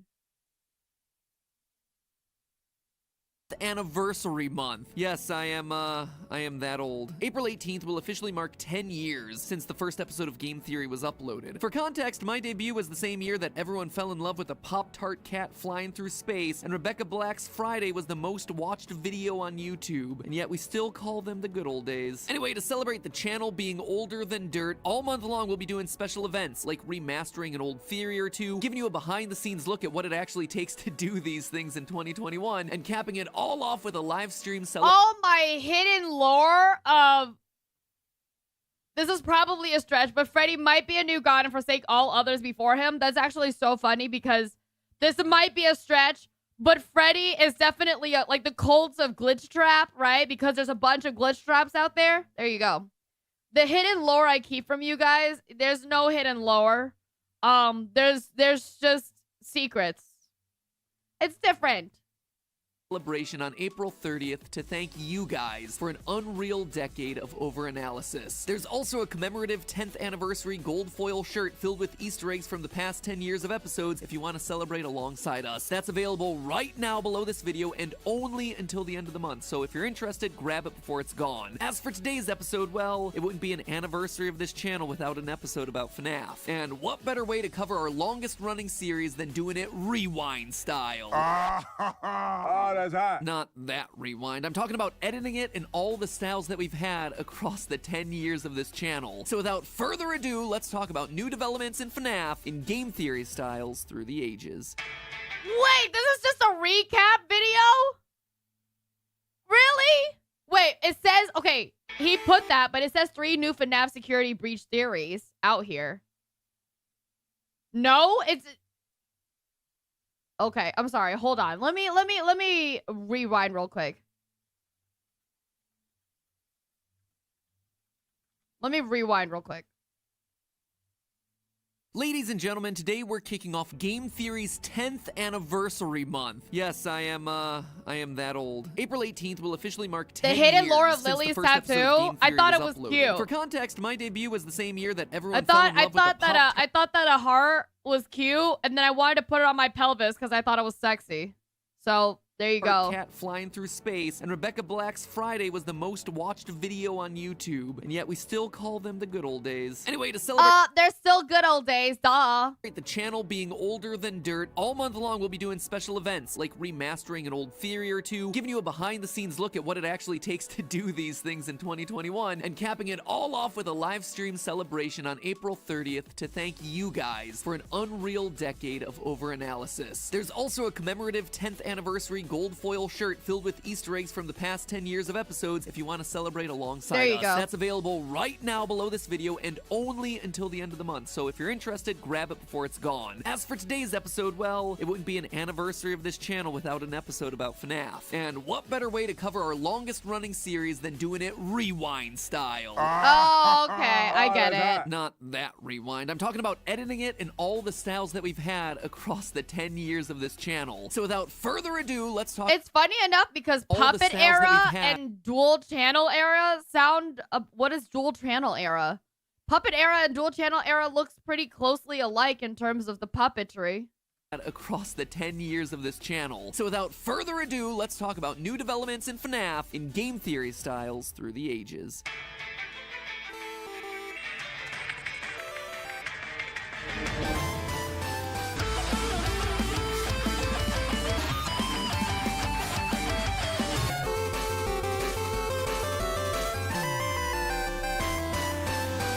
Hello, Internet. Welcome to Game Theory. Classic! Actually, a classic intro. Tangential Bye, Mars. learning Have a experience. good one. In the Have past a few good months, we've gotten D&D. a lot of new FNAF content. A gameplay trailer for Security Breach dropped, 2 new books that I haven't talked about yet, and there was even a bunch of images from the game revealed as part of a charity stream. And sometimes, dear Weboverse, you have ideas, random thoughts that are floating around your head, but not enough to make a full theory out of. Maybe enough for a game hypothesis, perhaps, but not so much for a fully fledged theory. So today I'm gonna nab those little theory nuggets hovering around my head ahead and serve them up on a delicious platter for you to munch on. In true Fazbear Frights fashion, I'm gonna present to you 3 mini-theories covering the upcoming security breach, the twists I expect that we'll see in the game, and where the franchise might be headed next. Because I think the information is starting to leak out. With delays in this new game causing it to lag behind, I think other parts of the franchise, especially the books, are starting to surge ahead, and might already be giving us clues as to life after the breach. So without any further ado, hop aboard, friendos, because this theory train is about to leave the station. Woo! Woo!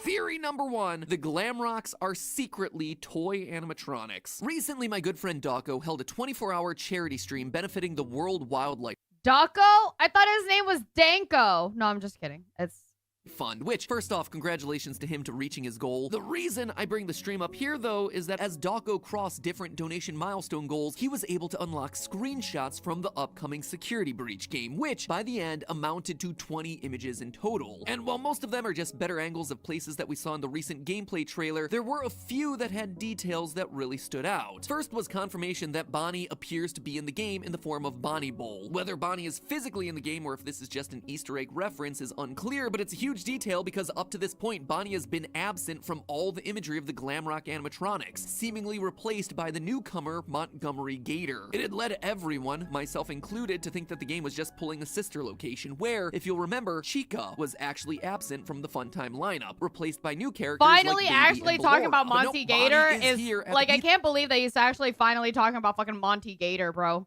It took this long for him to say, hey, by the way, we have something like this.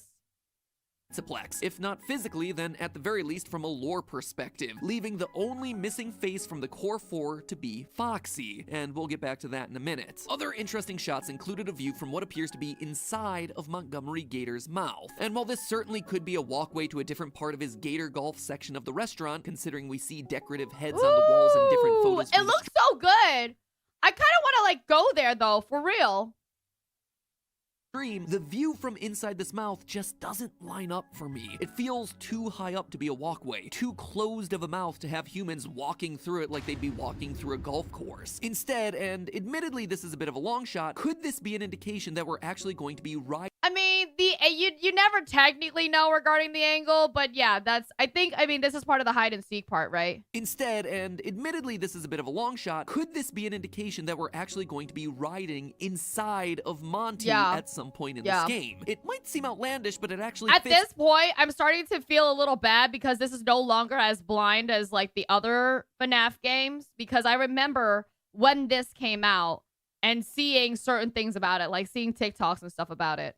With what's already been leaked out about this title. In case you weren't aware, Funko Pop leaked out this statue of Security Breach, where we see our character Gregory hiding inside of Glamrock Freddy, indicating that at least one of the animatronics, Freddy himself, will be working alongside us to survive against Vanny the Killer Rabbit. So why not the other animatronics too? Looking at the characters side by side, we see that both Freddy and Monty seem to have a similar build and the same flip-open chest cavity. And consider this, we're stuck in the Pizzaplex, meaning that we'll presumably need ways to unlock different sections as the night goes on. Maybe one way to do that is by unlocking new abilities from the animatronics themselves. We see in the gameplay trailer that Monty is able to break through locked chain link fences. Maybe instead of him using that ability to chase us, it's us inside of him using it to access new parts. We're actually just friends with FNAF now. Like, Freddy is no longer a scare anything. Like, we're friends with FNAF now. These are all of these. I don't believe that all of these characters we use for different abilities. This is my theory now, right? It's almost like that part in Sister Location. We're friends with FNAF, and all of them have different abilities so that you can use it for whatever, kind of like what Enter does, right? The park. Kind of like Zelda, except, you know, animatronic murder themed. Like I said, bit of a long shot, but admittedly it'd be a pretty interesting game. At that time, it was a bit of a long shot, but now since we know, you know, mechanic that kind of aligns with stuff that we think we know about this new title, so just saying. However, the biggest reveal came with the last picture, where we see a shattered version of Glamrock Chica abandoned in what's labeled the sewer. And while that alone alludes to some darker sections of the game, it's how she's dismantled that I wanted to call attention to. Chica has no beak. And as anyone who's been on this 6-year ride alongside me might remember, Chica missing her beak in this series is a big deal. Way back. But that looks like somebody tore the beak off of her. Back in the days of FNAF 4, Scott went out of his way to draw our attention to Toy Chica missing her beak. So, completely out of nowhere, Scott emailed me saying, clue. During the minigames in FNAF 4, why would the tiny toy Chica be missing her beak? Oh my gosh, and even in the asset, you see Chica's beak lying on the ground. Wow, so many memories coming back from that one. Oh, that was such a cool stream and such a cool day. Anyway, the missing beak is a reference to two things. In FNAF 4, there's a tiny toy Chica with a beak that's lying on the ground, which itself is a reference to way back in FNAF 2, where the new version of Chica at the time, dubbed Toy Chica, would lose her beak when she went on the attack. So to see Glamrock Chica here missing her beak seems to be Scott and Steel Wool suggesting that she is none other than a reskinned version of the toy animatronic dating back to FNAF 2. And while that might seem like a leap in logic, the closer you look, the more this seems to be the case. Look at the similarities in the face shape, eye size, and hair feathers between Toy Chica and Glamrock. What about other Chica? What about like normal Chica? What, she doesn't have a round face? Normal Chica doesn't have some like hair feathers on the top? Chica. Same round head, same slimmer body shape. Heck, if we're truly getting old school with it, let's count fingers and toes, friends. 4 fingers and 3 toes on Glamrock Chica. Just like the 4 fingers and 3 toes on Toy Chica. How many fucking fingers and toes do we have in a regular fucking Chica? Which, mind you, is not the same as every other iteration. Oh, there it is. There it is. Okay, thank you, Matt. You heard me, obviously, from the other side. Of Chica. Even the material that she's made out of appears to be the same. That hardened, glossy outer shell that would crack and shatter rather than rip or tear or mold like you see with the other old versions of the animatronics. Want even more proof? Remember how I said that Foxy isn't present in this game yet? Well, you know the only animatronic without a toy version? Foxy. It was true in FNAF 2, no toy Foxy. It was true in the FNAF 4 minigame. Bonnie, Chica, Freddy, but no Foxy. And here again, if these are indeed reskinned toy animatronics, there's no toy Foxy. Follow the missing Foxy, my friends. Follow. This one's pretty convincing or whatever. But I still think it's like the beak thing of like, oh, she doesn't have a beak, and it's like the beak was ripped off. Obviously, that entire mouth area was fucking ripped off, dude.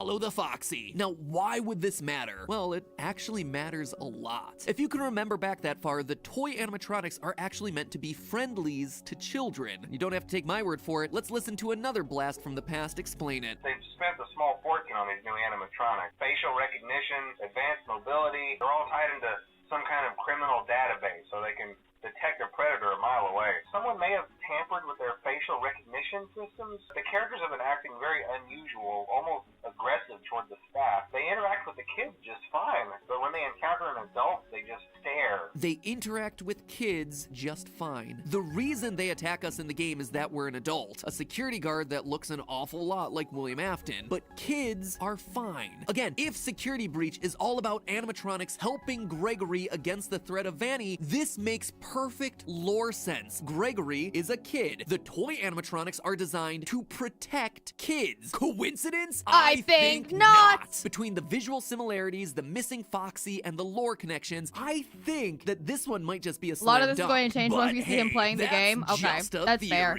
My first theory of the day. Damn it! I wanted to say a game theory. Damn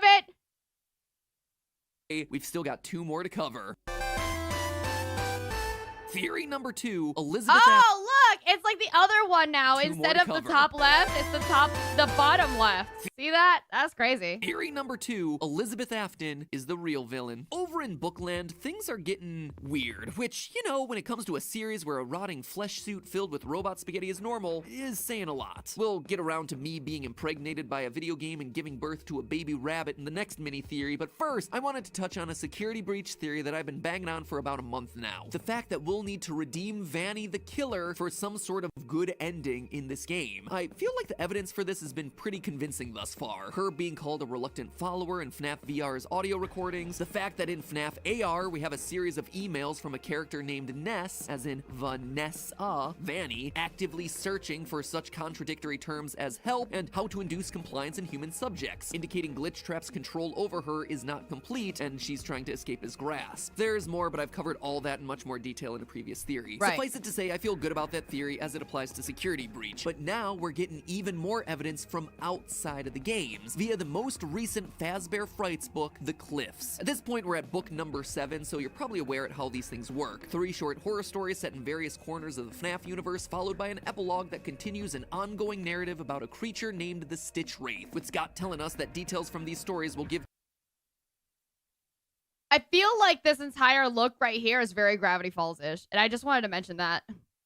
clarity to the lore of the games. So what's new this month? In the latest epilogue, we have a lot of things going on. William Afton, having just spontaneously exploded his body in a previous story, now possesses a bunch of trash and machine parts. He's basically acting like a vacuum, sucking in everything around him to create, no joke, a giant 15-foot tall trash rabbit that the book calls the Afton Amalgamation. And if you think that sounds weird, yes. Now, I am not gonna sit here and say that we will at some point in this series be forced to fight a giant trash bunny possessed by a serial killer. No, the reason I bring Trash Afton up is that what he does in the book seems relevant to our ongoing Vanny theory. Quote again, "The problem was that when the trash monster stabbed the detective, it infected him with the spirit of the horrible man who animated it." For sure, Afton's spirit would fill the detective with evil, but what if it did more than that? What if it killed him? Jake had to get the infection out. Afton, at this point in the lore, is just an infection, a virus that needs to be extracted in order to save the host's body. And it makes me feel like Jake out here is trying to like suck a little poison out of a snake bite. You know what I mean?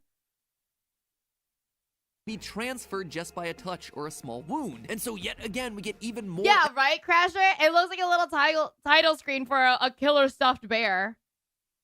Evidence for innocent people getting Afton infused into their bodies and needing to be cleansed, just like I've been predicting with Vanny this whole time. But there's another reason that I want to. I'm also like fairly convinced that we have Vanny due to the fact that like Vanny looks the way Vanny does because Rule 34. Talk about this epilogue. Sure, the main action of the story is focused around our heroic detective teaming up with the Stitch Wraith to use the screaming mask of the puppet to destroy the giant Afton trash bunny, which is every bit a fever dream insane as it sounds. But while all of this chaos is going on, there's someone else running around controlling things behind the scenes. Baby. Throughout the battle, we continuously catch short glimpses of a long-necked female animatronic. This, my friends, is Baby. The long neck is actually a callback to book 1 of the series and her story to be beautiful. Anyway, she fuses up with the Afton Amalgamation until they start using the puppet mask against it, at which point she pieces out. And it's only then, after she leaves, that Afton loses. We get confirmation of this in the final sentences of the story. One final quote, "The awful man's spirit wasn't as powerful as it had pretended to be. Afton's spirit was barely hanging on to this reality. Something besides..." This is what? Only one, one short story in an amalgamation of these 3 short stories?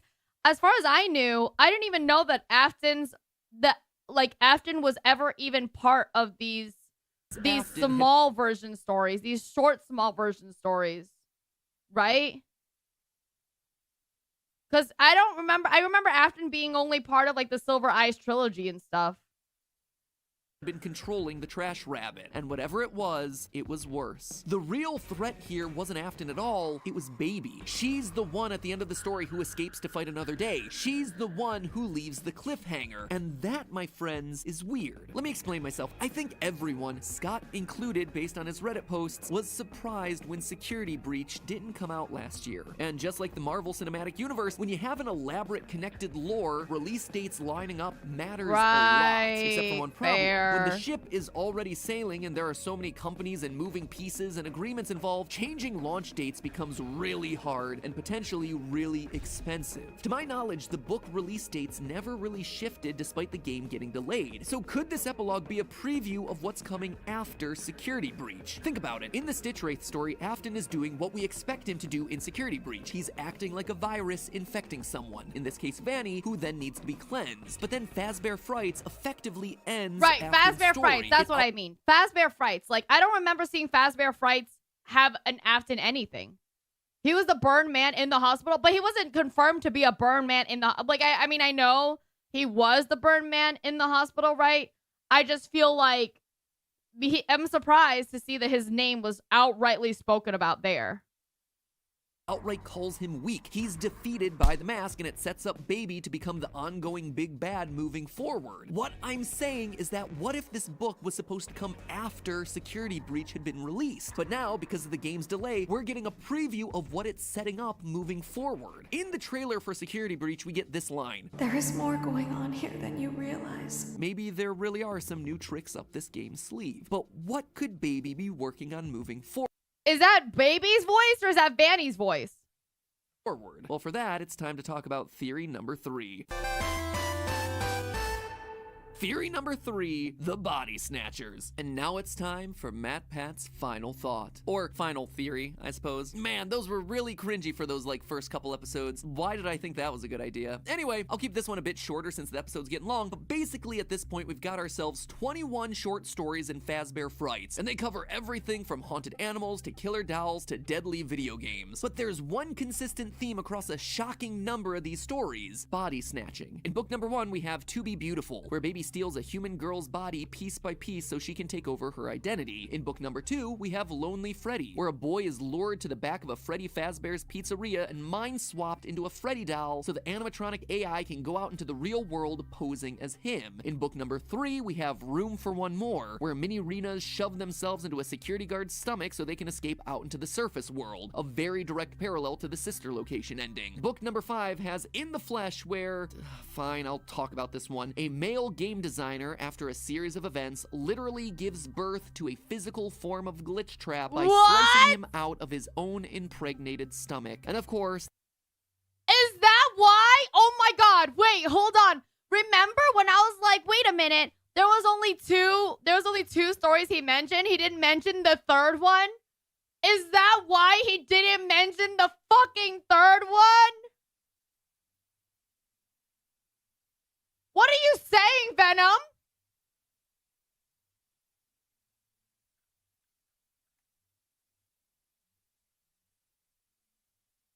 What? I'm so sorry. Real quick. Just real quick. Hold on. What the fuck is happening? I don't even know where to begin. You've missed so much. We've slain gods, vanquished nightmares, fought alongside those who we once fought against.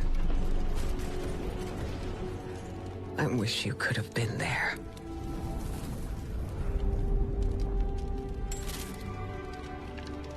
Yeah, me too. Oh my god! But hey, I'm here now. Wherever the hell here is.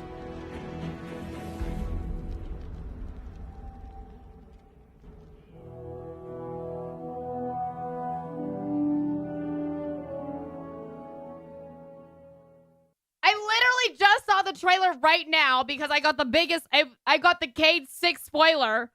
All right? Well, that's low-key a cop-out. But I like it. Also, he sounds amazing, and I love him, and I can't wait to see what's gonna happen when he finally sees, what's his fucking name? Shit, what's his name? Oh, fuck, his killer. Yeah, Destiny. Crow, yes. All right, this is what I want to see. This is the most important part, right? If Cade 6 it gives the pass to Crow. Every other fucking person has to give the pass to Crow. Fuck you guys. All right? There you go. Congratulations. Wow. Congratulations, everyone. We did it. We did it. We brought Kate 6 back with the pure love and idea of, well, now everybody has to fucking buy Final Shape because we low-key fucked up in the last expansion. Woo! We did it! Yeah! Let's go! Not our first time getting a reincarnation of whoever, right? But great. I know everybody loves Kate 6, so sorry, I don't have as big of a reaction of getting Kate 6 as everybody else because I didn't like grow up playing Destiny and loving Kate. When I got into Destiny 2, Kate was already dead. So okay, anyways, yes, I heard about Help 1 and 2, but we don't have a teaser trailer to watch, so we're not doing anything. We're going back to this to hear about the Mpreg and me realizing why he totally skipped this fucking part of the book. The game designer is named Matt. The guy is also a supreme jerk to everyone else throughout the story, so thanks a lot, Scott. Very subtle. Didn't know you felt that level of hostility toward me. But again, animatronics using humans to escape out into the real world, to become real or outright posing as their identity. And last, but probably most explicitly, is the latest story, He Told Me Everything, in which, and I'm gonna tell you what happens in the story, and you're not gonna believe me, but this is what happens in this story. A cult-like science club experiments using a substance called Phasgoo. The experiment involves the students pulling sounds like another thing of gum or of cum, sorry. Out one of their own teeth and feeding it to the goo, which then connects a gooey tendril to their finger. We eventually learn that the goo is draining the students' organs and bones in order to grow into a perfect clone of the original host. It is odd, and it really feels like it's pushing the limits of what can and can't exist in the FNAF universe. Now, could all of this just be recycling the same ideas for horror stories in a series that now has an enormous number of installments and is in constant need of new content? Yes, absolutely. But in a way, and also not in a way, because like they don't need to write another book. You know what I mean? Once again, I don't believe that they're writing books because it makes a shit ton of money. I don't believe that whatsoever. I feel like there's a million other ways for you guys to make a shit ton of money, and books are not the first fucking one. So they don't need to continue with the book. No. Is the strongest recurring theme in the book series, and one that, when coupled with the Afton infection concept, seems like it could very well be the next logical step for the games. Think of it like prop hunt for FNAF. Who's real and who isn't? You don't know, you gotta figure it out. We've exhausted what one killer can do, that's so a good why one. not an army of killers? Besides, animatronics posing as real people is already something that Sister Location opened the door to, so if you have the ability— Oh no, I'm gonna...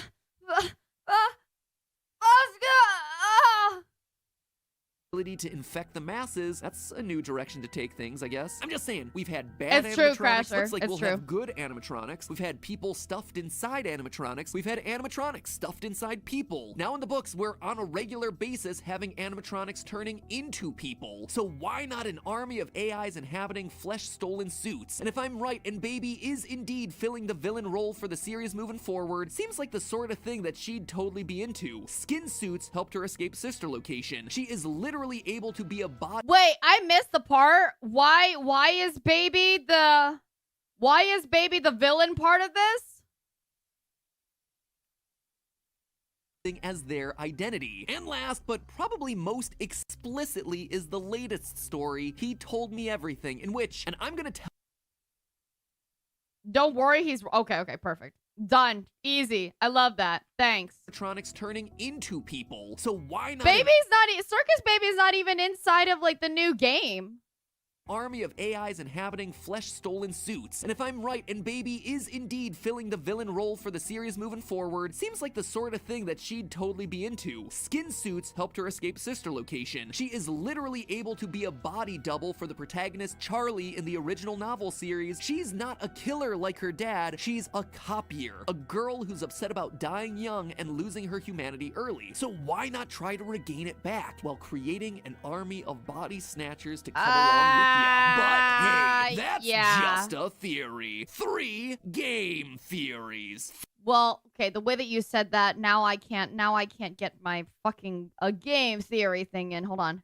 Hey, that's just a theory. 3 game theories. Thanks for watching for 10 years, guys. By the way, theorists, if you're worried about some creepy animatronic possession, It's a good damn thing. I'm not worried about some shit like that. You know who else has an insecurity breach? Balloon Boy. But you know who was insecurity breach? Fucking Tape Girl. Because Tape Girl is Vanessa.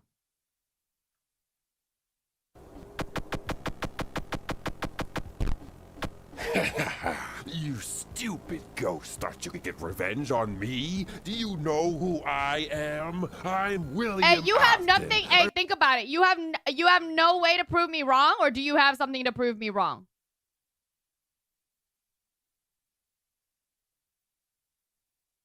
Why are you adding this?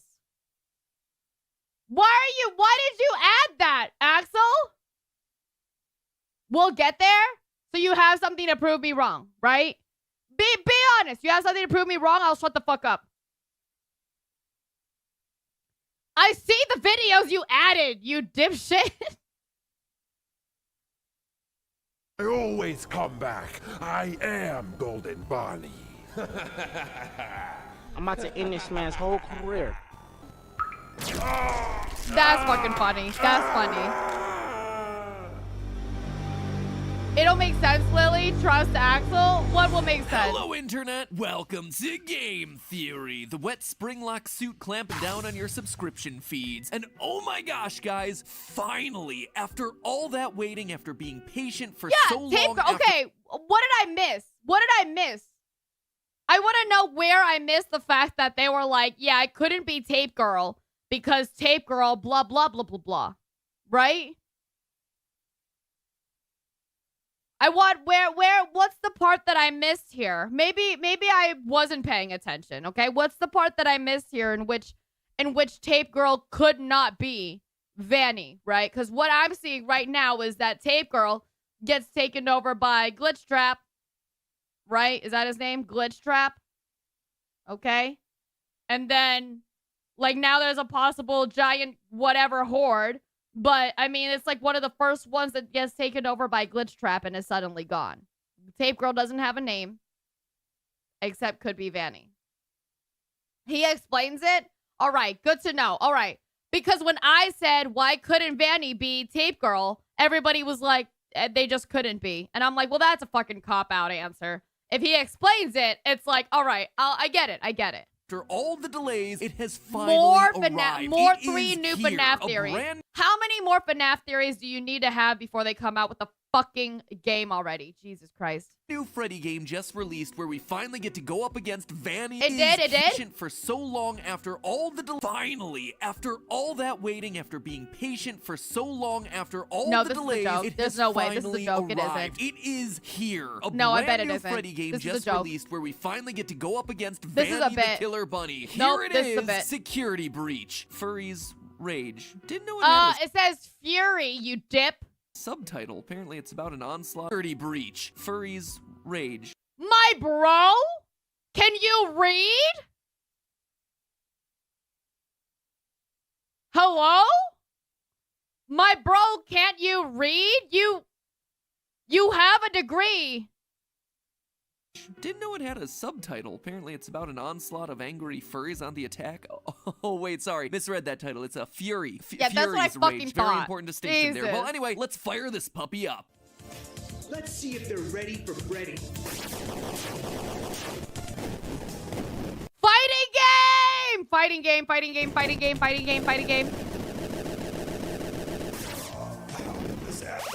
I'm so good looking. That's a real thing. That's really in there, huh? That's actually in there, huh? He has a degree in theater? He has a degree in theater? I thought he just did theater. I didn't know I thought he had a degree in, like, fucking science. Not quite what I expected on multiple fronts. A game-long apology for all the delays with the real security breach. They're gonna kill me. They're gonna kill me when they find out that I have to delay the game again. What am I Ha gonna do? ha ha ha. Donut Okay, Scott's funny. feeling a little guilty these days, huh? Also, apparently he sleeps in a fairy tale bed. Learning a lot about you with this one, Scott. Anyway, just because the official as far I'm pretty sure he has I heard that he has a degree in neurology with a minor in psychology, and that he did theater, so. Game is still TBD doesn't mean that there's any less to theorize about. We've got a new book, Oh, we've got theater and bosses, and we've a got minor lot in of pent-up psychology? theories behind That's the fucking floodgates crazy. just waiting to pour out. So today, I'm doing another roundup of short FNAF theories, some looking back to the past, some looking ahead towards the future, and some that are so out there that, well, you're gonna see when we get there. So open your minds, your hearts, and your hollow animatronic chest cavities reserved for the bodies of dead children, because I'm shoving theories in everywhere. Theory number 1, we definitely play as Michael Afton in FNAF 3. In the newest Fazbear Fright book, Gumdrop Angel, He's so released young at the beginning too. of May. You know what it says to me that like young people being college addicts? It says they came from probably a pretty good family. Pretty well-off family, you know? We, as always, have our 3 main horror novellas. The first is the title feature, Gumdrop Angel, a tragic tale about a girl who transforms into a giant gummy bear pinata. Oh, these are all okay. It's misinformation. It's misinformation. Don't listen to Leighton. This is misinformation. Kids at a Freddy's birthday party. Talk about your hygiene concerns. This one became a whole heck of a lot scarier reading it in the aftermath of a global pandemic. But as you might imagine, not a whole lot of lore to be found in a story about a sentient gummy bear. Our second story, Sergio's Lucky Day, is all about Balloon Boy. Or should I say Lucky Boy? Finally! It's Balloon Boy! A doll who's wearing a propeller hat and holding both a balloon and a sign that says, Maybe you have a "I'm child. lucky boy." You're not In this that story, young our main normally. character- That's a fucking lie. I watched a lot of 16 and Pregnant when I was fucking. I didn't watch it. I never watched 16 and Pregnant, but I've heard about 16 and Pregnant.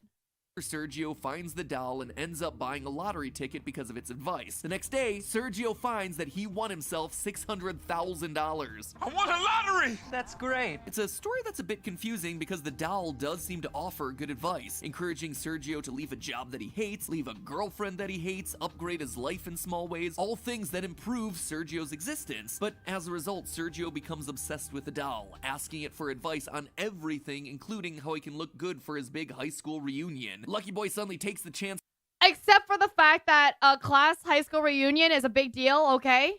to turn evil and tells him to remove his ears, scalp himself, cut off his eyelids, chisel his lips, trim his nose, and remove and reuse other body parts to become taller. As you might imagine, Sergio makes a big impression at the reunion. Again, not a whole lot to say here since it seems so tangential to the character from the games. I'm assuming that this is going to end up being connected to the upcoming Book 9 story, The Puppet Carver, but we're just going to have to wait and see. And wow. Never mind, I lied. just when you thought that this book wasn't going to deliver on any lore reveals, we get to our third story, What We Found, which is quite literally just a retelling of FNAF 3. Stop me if this one starts to sound familiar. A night security guard working at Fazbear Frights, a horror attraction themed around the murders and disappearances happening at the Freddy Fazbear Pizzeria franchise, begins suffering from severe hallucinations the day the crew brings in a Springtrap suit found hidden in the walls of a different building. Hudson, our night guard, winds up trapped in a pizza oven and gets roasted to death at the end of his shift. It is really sad and also a really obvious parallel to the events of FNAF 3, right? But here's the thing, it also really feels like it's meant to confirm for us that Michael Afton is who we play as in FNAF 3. If you remember back to a couple years ago, I had a theory that Mike Afton is our player character in pretty much every game in the franchise. We see the name Mike on FNAF 1's paycheck, we see the name Mike again on the Monitor and Sister location. In fact, the player's guide for that game, The Freddy Files, practically confirms that part of the theory. So Oh my god, okay, this is perhaps the only part of this theory that seems confirmed by the game. Okay. That's Mike seems appearing in confirmed. 2 games, but what about FNAF 2 and 3? The name Mike doesn't appear anywhere in either of them. Well, in FNAF 1, we know that Mike eventually gets fired for tampering with the animatronics and his odor. Something that would happen if, you know, he was a rotting corpse walking around from restaurant to restaurant to free the souls of the dead kids trapped in the suits put there by his father. So isn't it a little coincidental that Fritz Smith, our protagonist from FNAF 2, gets fired for the exact same reasons, tampering with the animatronics and odor. It's also why Michael would keep getting attacked. We know from Sister Location that he looks I feel like he's already gone through this, no? He's just like his dear old daddy. And lastly, it's why Golden Freddy says it's me every time he appears. It's the brother's soul crying child trapped in the suit, recognizing and reaching out to his sibling Mike. But then, what about FNAF 3? When I first presented the theory, I thoughtfully omitted FNAF 3. It made sense to me from a narrative angle, but in terms of actual physical evidence, there wasn't a whole lot to point to outside of the hallucinations. Since the Amazing. Wow, you care about actual physical evidence now, huh? This is amazing. He brought up straight up confirmation bias like a few episodes ago, and then today he's talking about physical evidence. Who is this guy? Who is this guy?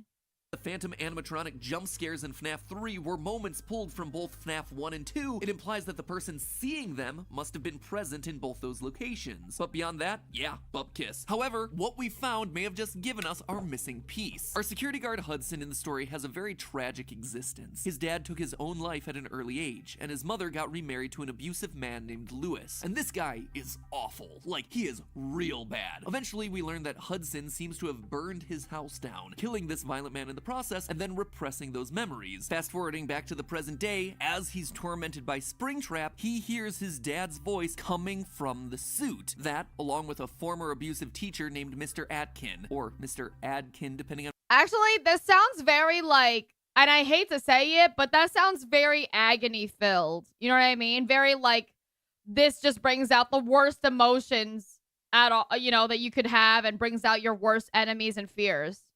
And it's probably, and you know what? Agony straight up is just directly tied with those like visual discs.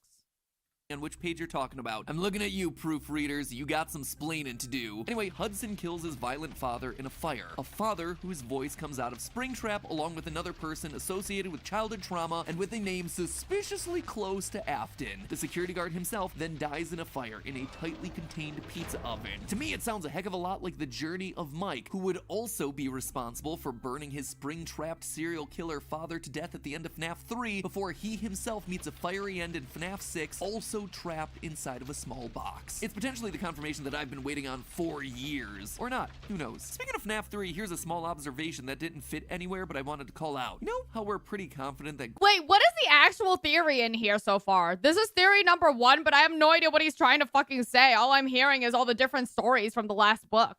Golden Freddy was possessed by two— Is that the theory? The theory is that the book is related to the fucking games? spirits, Crying Child and Cassidy the Vengeful Spirit. Well, it seems like Scott may have been hinting at that since FNAF 3. I couldn't believe it either, but take a look. Here's a photo of the bad— He's talking about the books. The lore confirms it is Michael. What is this fucking guy have to— what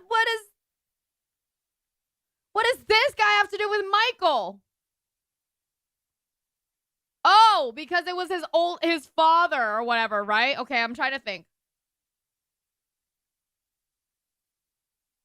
All right, this one being like Michael is supposedly— I don't know. Yeah, this is— I'm pretty convinced he's already said this thing. Like this is not a theory. This is a full— this is not a short theory. This is a full-fledged fucking theory. Spirits, Crying Child and Cassidy the Vengeful— Couldn't believe it either, but take a look. Here's a photo of the bad ending from that game. Notice how the mask in the background, Golden Freddy, has 2 lights on in its eyes instead of just 1 like all the others. Each light would be representative of a spirit trapped in the suit. Shout out to Game Theorist subreddit user The Real Brufy for that one. And while we're on the subject of Cassidy, theory number 2, Cassidy died in the ball pit. Recently, it was confirmed by Scott Cawthon on Reddit that the Fazbear Frights book series will end at number 11. Random number, with the 12th mini book full of stories that didn't make the cut acting as a bonus. Gotta admit, it's a bit of a shame because this whole time I was hoping they would get 76 more out of this thing just so we could make a joke along the lines of, was that the right of 87? Anyway, it means that we're in the end right game now, of 87, with the story fucking of Detective dead. Larson and the Stitch Wraith, the overarching narrative that happens in the epilogue of each installment. And that's nothing to sneeze at. He's proving Will Trap versus Mike Trap. But how could Mike Trap even be a thing if Mike was already previously proven to be not Will? Not Will. Do you know what I mean? Right? Because I feel like he already proved Mike has to be Foxy brother. In that case, it already automatically disproves that that's Mike Trap. It's got to be Will Trap. Some fans decided it was Mike. Oh, well, the fans rule this fucking... The fans rule this game and its entire series, so yeah.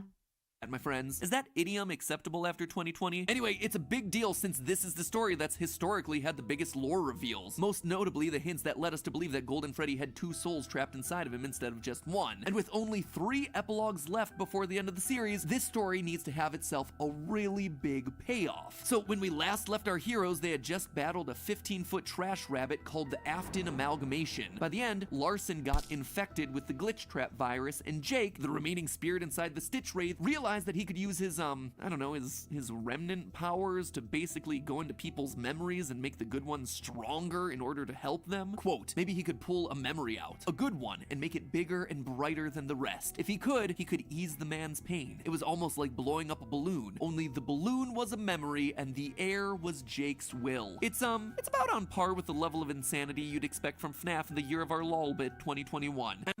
One his remnant powers to basically go into people's memories and make the good ones stronger in order to help them. Quote, maybe he could pull a memory out, a good one, and make it bigger and brighter than the rest. If he could ease the man's pain. It was almost like blowing up a balloon, only the balloon was a memory and the air was Jake's will. It's about on par with the level of insanity you'd expect from FNAF in the year of our lolbit 2021. And while that's certainly an interesting story detail, what I instead want to focus on is Larson's half of the plot. The detective who's been trying to piece together all the mysteries around Fazbear Entertainment. Getting infected by the Afton virus has had some weird side effects on him. Specifically, it's allowed him to hop between the memories of a bunch of Afton's victims. Quote, he was getting glimpses of the past. They were memories, but not his own. These images belonged to others from different places. What is this writing? I don't know. I've given up. I've given up. It's here. I'm just there. It's here. Times. So it feels like this is the literary device that's gonna allow the books to explain the missing children's incident. Larson is gonna get clues via this memory hopping to either see for himself or get the— Honestly, I feel like had I gone through all of this, like on my own original, the way that like the original theorists got it, I would have understood through everything like 10 times more than trying to go through the theories through somebody else's theories. The clues to investigate what happened to Susie, Gabriel, Fritz, Jeremy, Charlie, and Cassidy. But then things start to take an unexpected turn. One final quote. As his mind swept him from one visit to the past to another, he always saw the same thing in between. He saw a ball pit. Oh boy, here we go, friends. Get ready, Shark. You about to be jumped. You see, despite all the craziness of the Fazbear Fright story, they've all roughly held to the same logic. Technology infects humans, endoskeletons become haunted, people can be replicated, but there was one that always stood out. For those of you who don't remember, the title story of the very first book was Into the Pit. The story of a time-traveling ball pit that allowed a boy named Oswald to go back to the past to visit the year 1985 and see the after effects of the missing children's incident. As he does this, he's chased down by Spring Bonnie disguised as his father. It was weird, because time travel is always weird, but you know, we didn't think too much of it at the time because it was a one-off story in a collection of random one-off stories. But now, my friends, we're coming back to it. Of all the 24 stories that Fazbear Frights has had, this is the one that the big overarching narrative of the series suddenly deems important enough to come back to for some reason. The time travel ball pit. And that's not our only clue that this thing's important. Remember Security Breach, Furry's Raid? Wait, sorry, hold on. Yes, I know about this one. Hold on. But now, my friends, we're coming back to it. Of all the 24 stories that Fazbear Frights has had, this is the one that the big overarching narrative of the series suddenly deems important enough to come back to for some reason. The time travel ball pit. Maybe you just like, maybe they already just made it, so they're like, okay, let's just use it. You know what I mean? And that's not our only clue that this thing's important. Remember Security Breach, Furry's Rage? More like MatPat's Rage at this point, because not only does the game include a dabbing chica, but it also another features dabbing. Hey, what do you mean? Why do you gotta be angry about that? That's another dabbing chica. Hello? It's a recall to other. Now chica dabbing is canon, right? And not only that, not only is dabbing chica canon, but dabbing is canon in this universe. Bless. boss battle if you complete hard mode, a secret boss battle against this, a slithering reference to FNAF 4's confusing lore, Chica without her beak, the 6 a.m. alarm clock face, the FNAF 4 locked box, what appears to be an IV bag in the back there. Basically, in this one sprite, we have Scott that's actually acknowledging kind that of funny. the real final That's boss of this whole genuinely damn funny. series is figuring out what FNAF 4 was trying to tell us. It's also him poking fun at the FNAF 4 dream theory, considering the thing's name in the source code is Dreamgeist. But of all the stuff that's hidden inside of that head, there's a few random round objects that don't really fit anything from FNAF 4. Are they Easter eggs? Or maybe they're balls from a ball pit, considering that balls and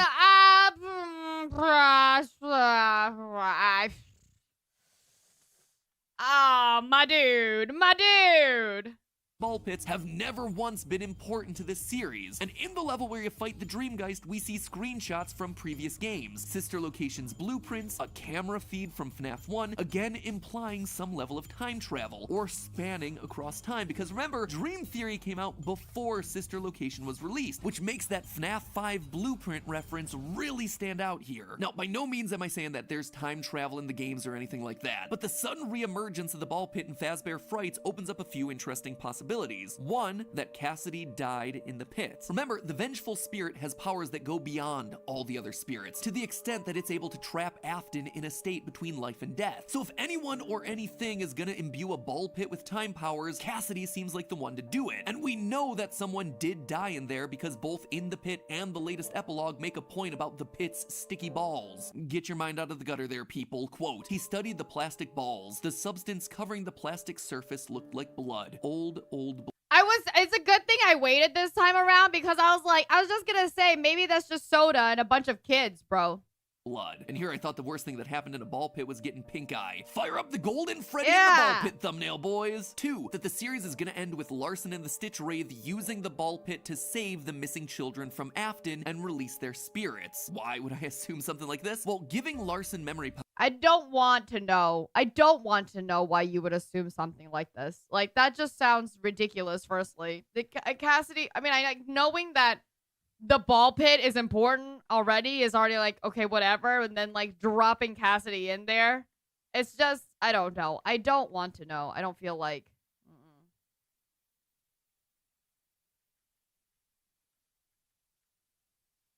Yeah. No. I just. Okay, let's get it over with. Covering the getting pink eye. Fire up the golden Freddy in the ball pit thumbnail, boys. 2, that the series is gonna end with Larson and the Stitch Wraith I assume something like this. Well, giving Larson memory powers would be enough to tell the kid's story. Let him see glimpses of their trauma, clues that lead him on an investigation. The ball pit, though, becomes necessary if the story plans on him physically interacting with those kids. So I wouldn't be surprised if the ending of this entire book series is unwinding the thread that started it all. The missing children's incident kids are saved, which, in the process, undoes all of the other horrific stories that spin out from the Fazbear pizzerias. In the process, Scott retroactively gives all the sad stories from the Fazbear Fright series a happy ending. And finally, number 3. To be fair, right, at the end, I really feel like if this is the end and whichever, it's pretty good to, yeah, it is pretty good to bring all that back in that way. That makes sense. Detective Larson becomes Afton in what is a self-perpetuating time loop scenario. Oh, sure. You all laugh. And trust me, I think it's dumber than YouTuber boxing. But hear me out here. We have ourselves a character, Larson. Matt Pat on YouTuber boxing when? Infected by, as the book puts it, Afton's darkness. We also have ourselves a ball pit that allows him to go back in time for some reason that's going to be important to the narrative. So what if Larson winds up going back in time to investigate, only for the darkness to take over and turn him into William Afton, setting all the events of the story into motion? Who knows? Maybe we truly do exist in the darkest timeline, and Scott Cawthon gave the green light to a story that allows Afton to be a creation of his own future self. Honestly, don't hate this theory. Was able to create such futuristic advanced robotics when he was literally in the early 80s, because that's something that'll never get explained. Like I said, that theory is real dumb, but you know, it is on the table. I wouldn't put it past this series. Time travel opens up all sorts of dumb decisions, and time loops are real hot right now. And heck, we do see a lot of ball pits in that new trailer, one that comes complete with a day-night mechanic. Huh? We also see a ball pit inside of the movie trailer. Bum, bum, bum, bum. Will I be right? Will I be wrong? We've got ourselves 3 more books and an indeterminate wait for security breach to arrive. So 3 you can bet more the theories fucking are just gonna books. get more and more Jesus Christ. ridiculous until that day comes. So in the meantime, remember to actually listen to my dear friends Rhett and Link's new podcast, Ronstadt. If you like FNAF, then chances are you're gonna really dig. Okay, great job. Great job. Where's the is the theory a game theory part, huh? I'm telling you, he doesn't do that shit no more. God damn it. Okay. Here we go. I am going to pause here because soon we're going to be playing Fall Guys, all right, with Phoenix inside of their open lobby. And I'm also just gonna kind of like more Mpreg. What? I'm gonna take a quick break right here just to stuff myself full of a little bit of food. But I will be back very soon. Take this opportunity to go to the bathroom, stand up, stretch, look elsewhere. Thank you. It's gonna be really short. It's not gonna be too long. I think Phoenix is waiting. Maybe like we'll be just 8 or so minutes from now. And then we will afterwards get back into it. So don't even worry about it. Okay. All right. I'll see you in a bit.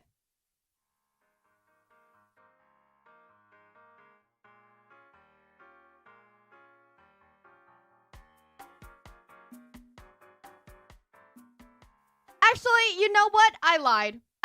I'm sorry. If you still need to use the bathroom, go use the bathroom. But I lied. We're going to continue this right now, and we're just going to pause later. This is going to be a hard one. Today, we're going to talk about FNAF, like we have so many other times before on the channel. Speaking of, how many times have we talked about FNAF on this channel? Let's see. Fucking enough, bro. I promise you. You kidding me?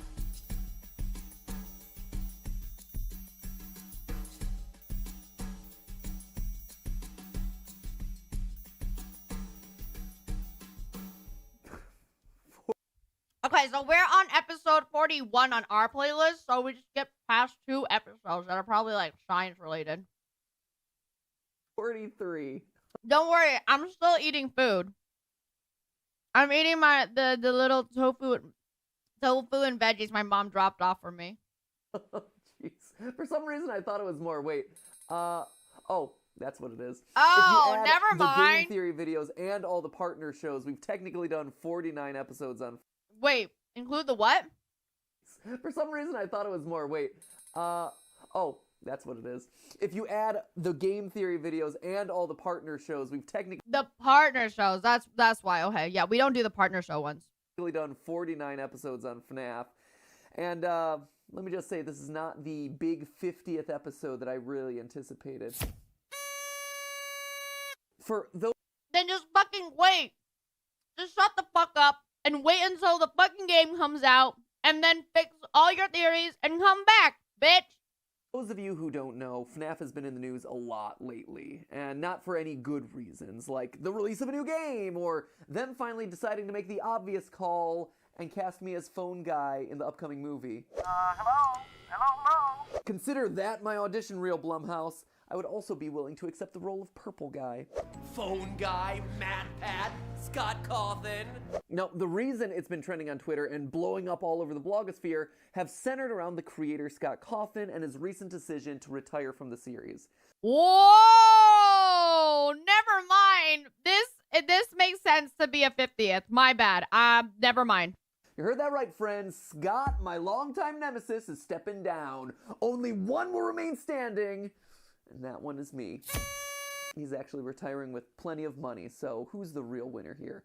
It's not me. Shut the fuck up, Matt. I know you have money. I know you do. Okay? I fucking know it. As he himself said in his final post, and I quote, "I've had a blessed, fulfilling," it took me a minute to find it, I'm sorry. "I've had a blessed, fulfilling, and rich career. I've tried to make some good games, let the debate ensue, and I've witnessed the creation of possibly the most creative and talented fan base on the planet." Sure, drop the context. Is everything okay? Is Scott okay? But here, on the 7th anniversary of the first game's trailer, I realize I miss a lot of things that I got to focus on before FNAF became such a success. Oh, I miss making games for my kids. I miss doing it just for fun. Sucks. And I miss making RPGs, even though I stink at it. All this is to say that I'm retiring, end quote. He then goes on to thank everyone for their kindness, say that he's excited to spend time with his family, and assure everyone that FNAF is going to continue under the guidance of someone of his choosing. Scott, consider this channel my application for the role. I'm here for you, buddy. All agreed, honestly. If Matt ever did like a whole long series about all the things I do and trying to figure me out as a fucking person and all my content, I too would not trust that bitch. That's stalkerish and weird. Kinda joking, but also kinda not joking aside, this alone would be a huge deal, right? One of the most successful indie developers of all time stepping down from his still mega popular series after 7 years, with a book series still being released until the end of the year, a new game on the verge of being released, and a movie that's still in the works. I mean, he takes his victory lap around the internet as everyone celebrates his work, and he fades away to go spend time with his family doing whatever it is that indie devs do with their piles of cash. Buy a cereal wall, a candy room, bacon every day for breakfast.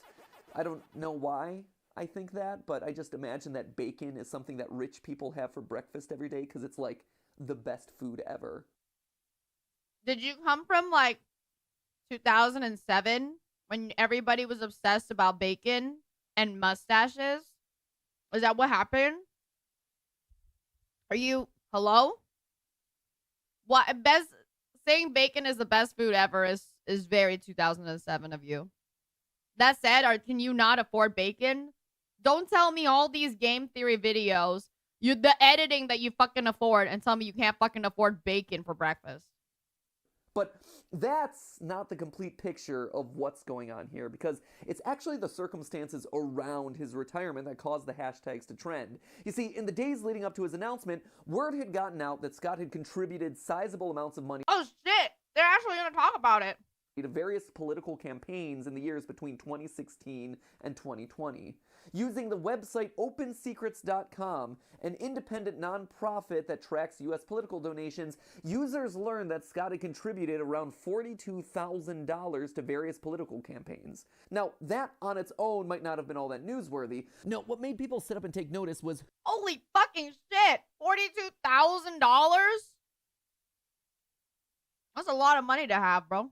Who he had contributed funding to. Republican candidates like Ben Carson, Mitch McConnell, Donald Trump, controversial political figures whose voting histories had been anti-civil rights over the years, especially as it relates to the LGBTQ communities, which, you know, a large portion of the FNAF fan base is. And I've seen a lot of people online responding with a, so what's the big deal to all of this news? But you have to stop and actually think for a minute about the position of a lot of the LGBTQ fans of this franchise.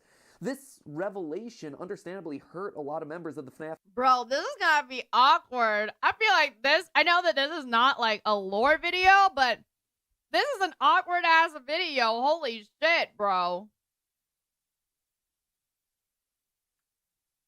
Fan community, considering that Scott's franchise has been this welcoming and inclusive space for them. One where a lot of people have found the ability to express their unique identities. To know that their support of these games and their game's creator, especially the financial support that comes with that their dollars had wound up funding campaigns for people who are looking to withhold or remove their rights, to fund the elections of people who would forward legislation that treats them as less than human.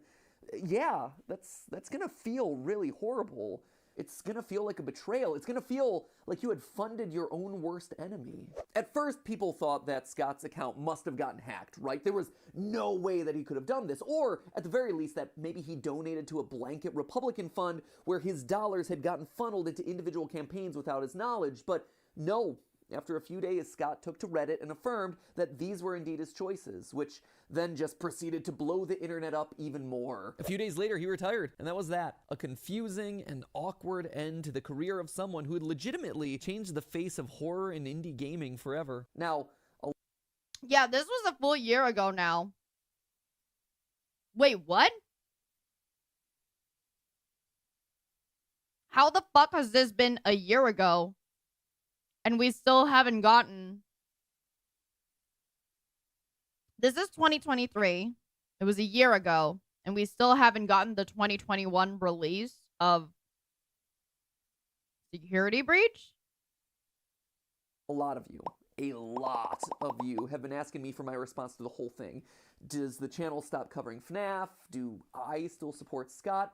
How do I feel about all this? How should you feel about all this? And honestly, there is a lot to unpack here. A lot. One of the reasons it's taken me so long to respond is because I've had to sort it all out. Oh, was it? I thought it was a 2021 release. My bad. We've been teaching my son Oliver, who just turned 3 recently, about how sometimes you can feel multiple emotions at once and how that's confusing and how it's hard sometimes. And that lesson at 3 is still just as hard when you're 33. So I had to take time to do my own soul searching and do my own research, quite honestly.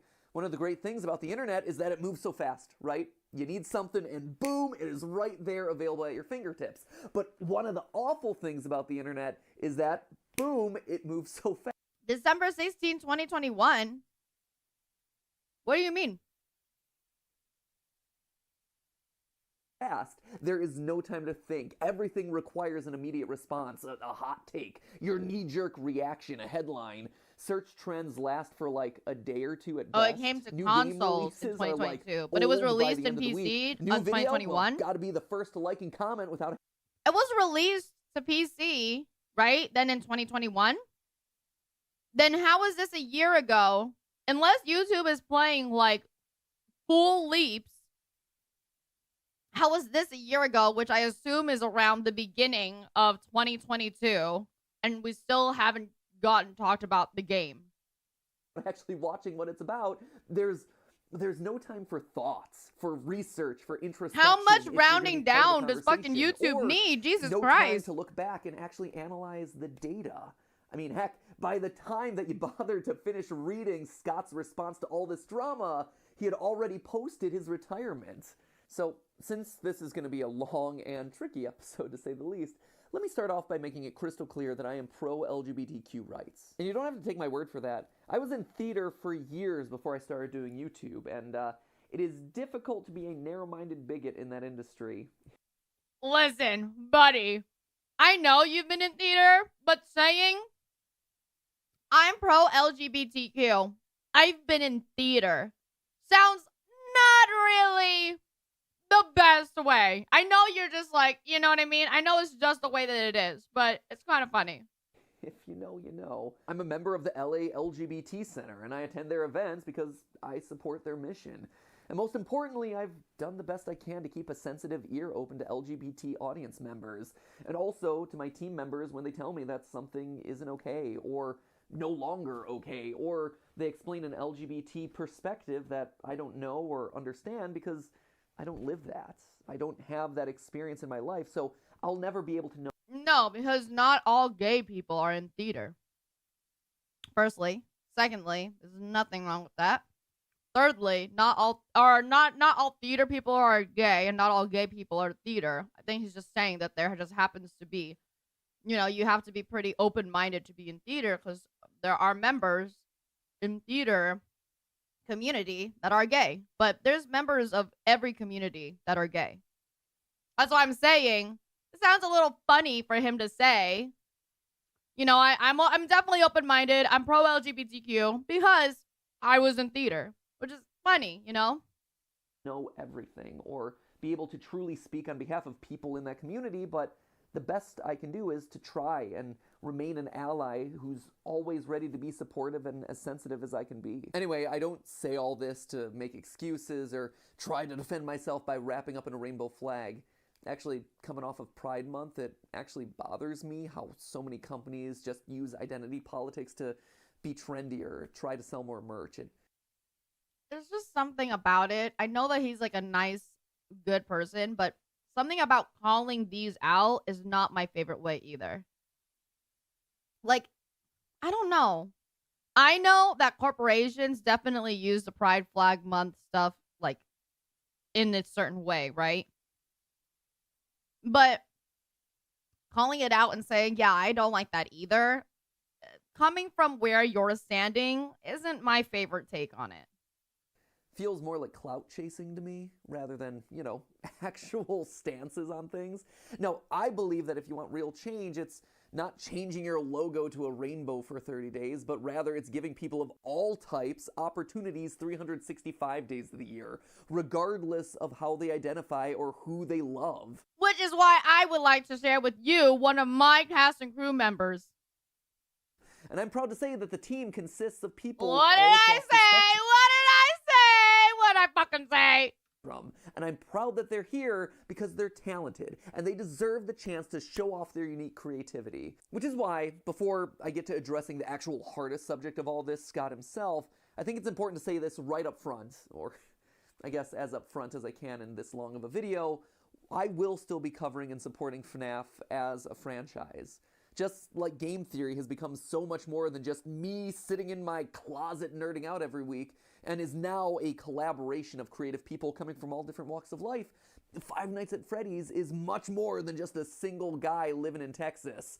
I know, it's easy to point at his little anim dude avatar and assign everything in the franchise to him. Heck, I've made a running gag out of our little rivalry over the years. But in reality, Scott's just a figurehead, a visual shorthand to represent everyone who is now instrumental to the running of this franchise.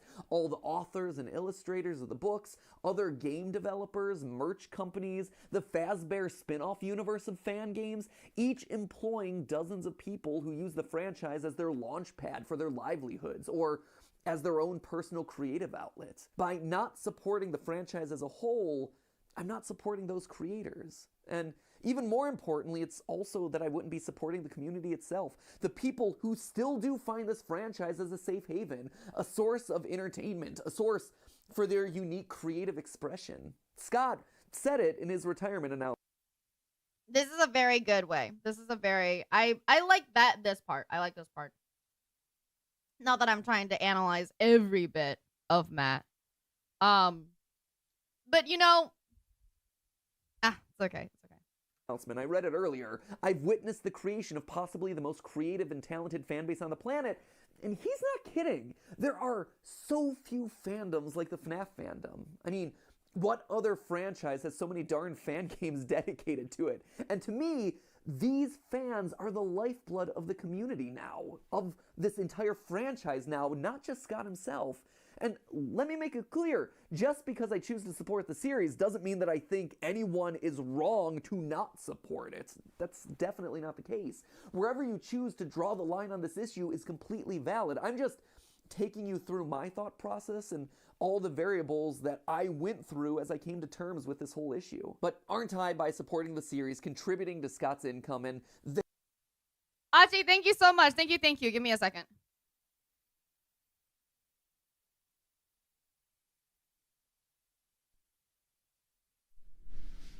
Alrighty, Achi, this one's for you. Thank you for the swallow noises.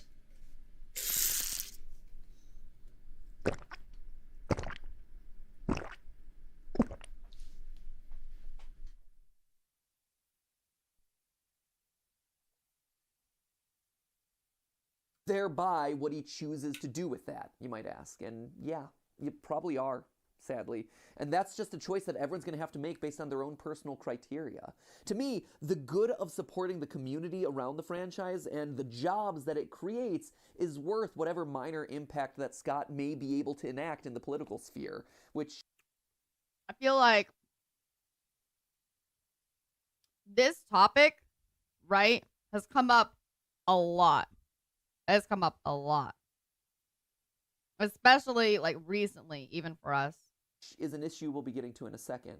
Because here's the thing, friends, this sort of dilemma applies to pretty much any major company that you talk about. There are good people and bad people pretty much everywhere, and not even that extreme. There are just people that you agree with and people that you disagree with everywhere. For one example that I think we could all relate to, just look at Walt Disney. There's great evidence to show that Walt was probably prejudiced against other races, women, other religions. As one biographer states, quote, Disney willingly, even enthusiastically embraced anti-Semites and cast his fate with them.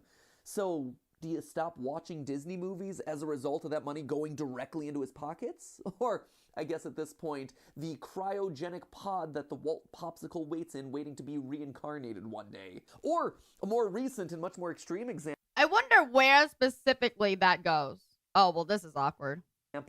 Billionaire J.K. Rowling, This is creator very of the Harry awkward. Potter universe, who has just all It's a little too topical currently for my taste.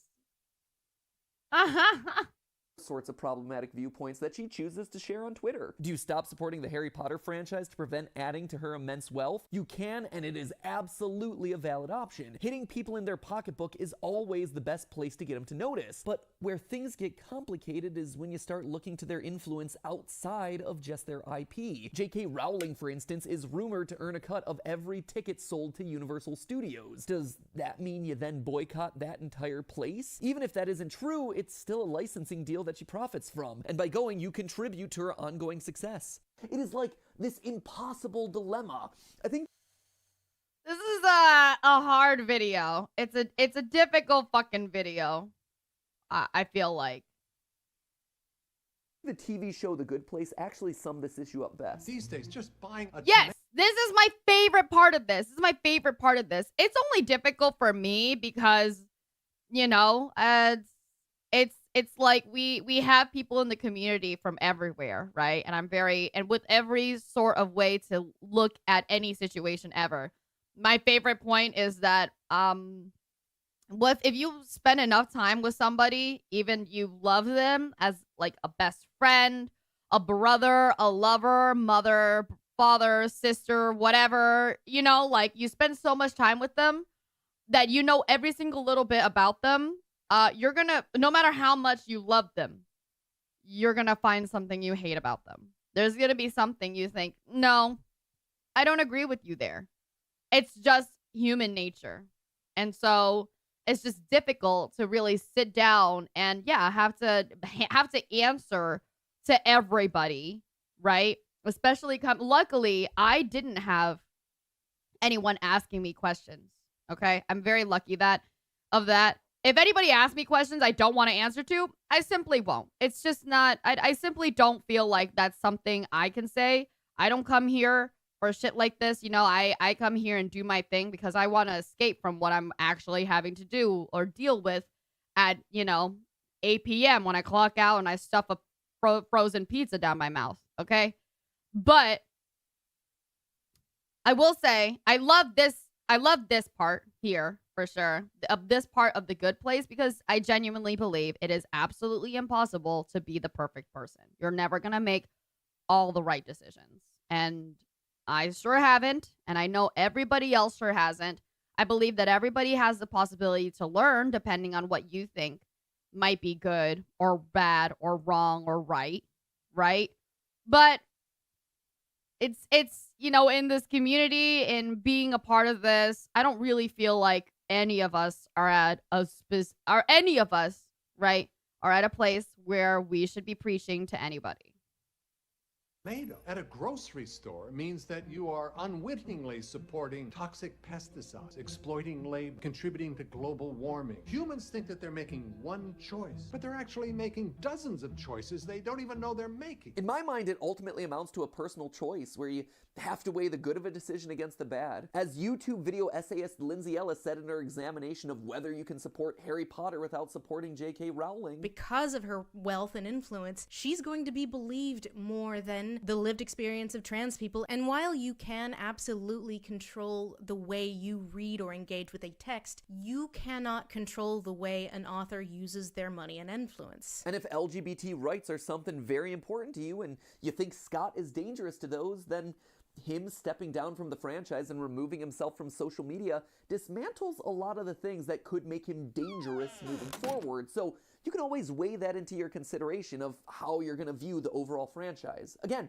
where you choose to draw that line is absolutely your choice and your choice alone. I'm just taking you through my week of soul searching and all the factors. So that's why I'm choosing to support the franchise moving forward, but it leads perhaps to the biggest question of them all, which is Scott himself. How to feel about him, you know? I mean, hold on. Sorry. I think it's time for us to go over and do some Fall Guys stuff. Let me message in real quick. Hold on.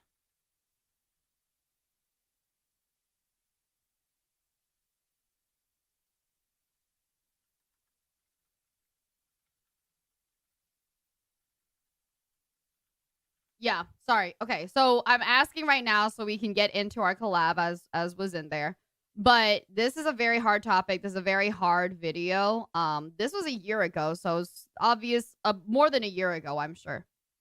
So obviously, some things haven't blown over to certain you know, responses and stuff like that. Because at this point now, obviously, if you guys have been in any of the indie and VTubing community, you guys know that there was a huge thing that happened while I was like in Japan when Harry Potter the new game came out, and you know it was pretty big. It was pretty big. It hurt a lot of people. It was a huge deal. So the responses, I think, I couldn't imagine the responses back then when Matt Pat first came out with this fucking video, or Scott doing this fucking video in the beginning. That said, be right back. I'm gonna take my food or my food bowl out because I finished up my tofu, and then we're gonna start up Fall Guys. Take a quick break from FNAF. Be right back.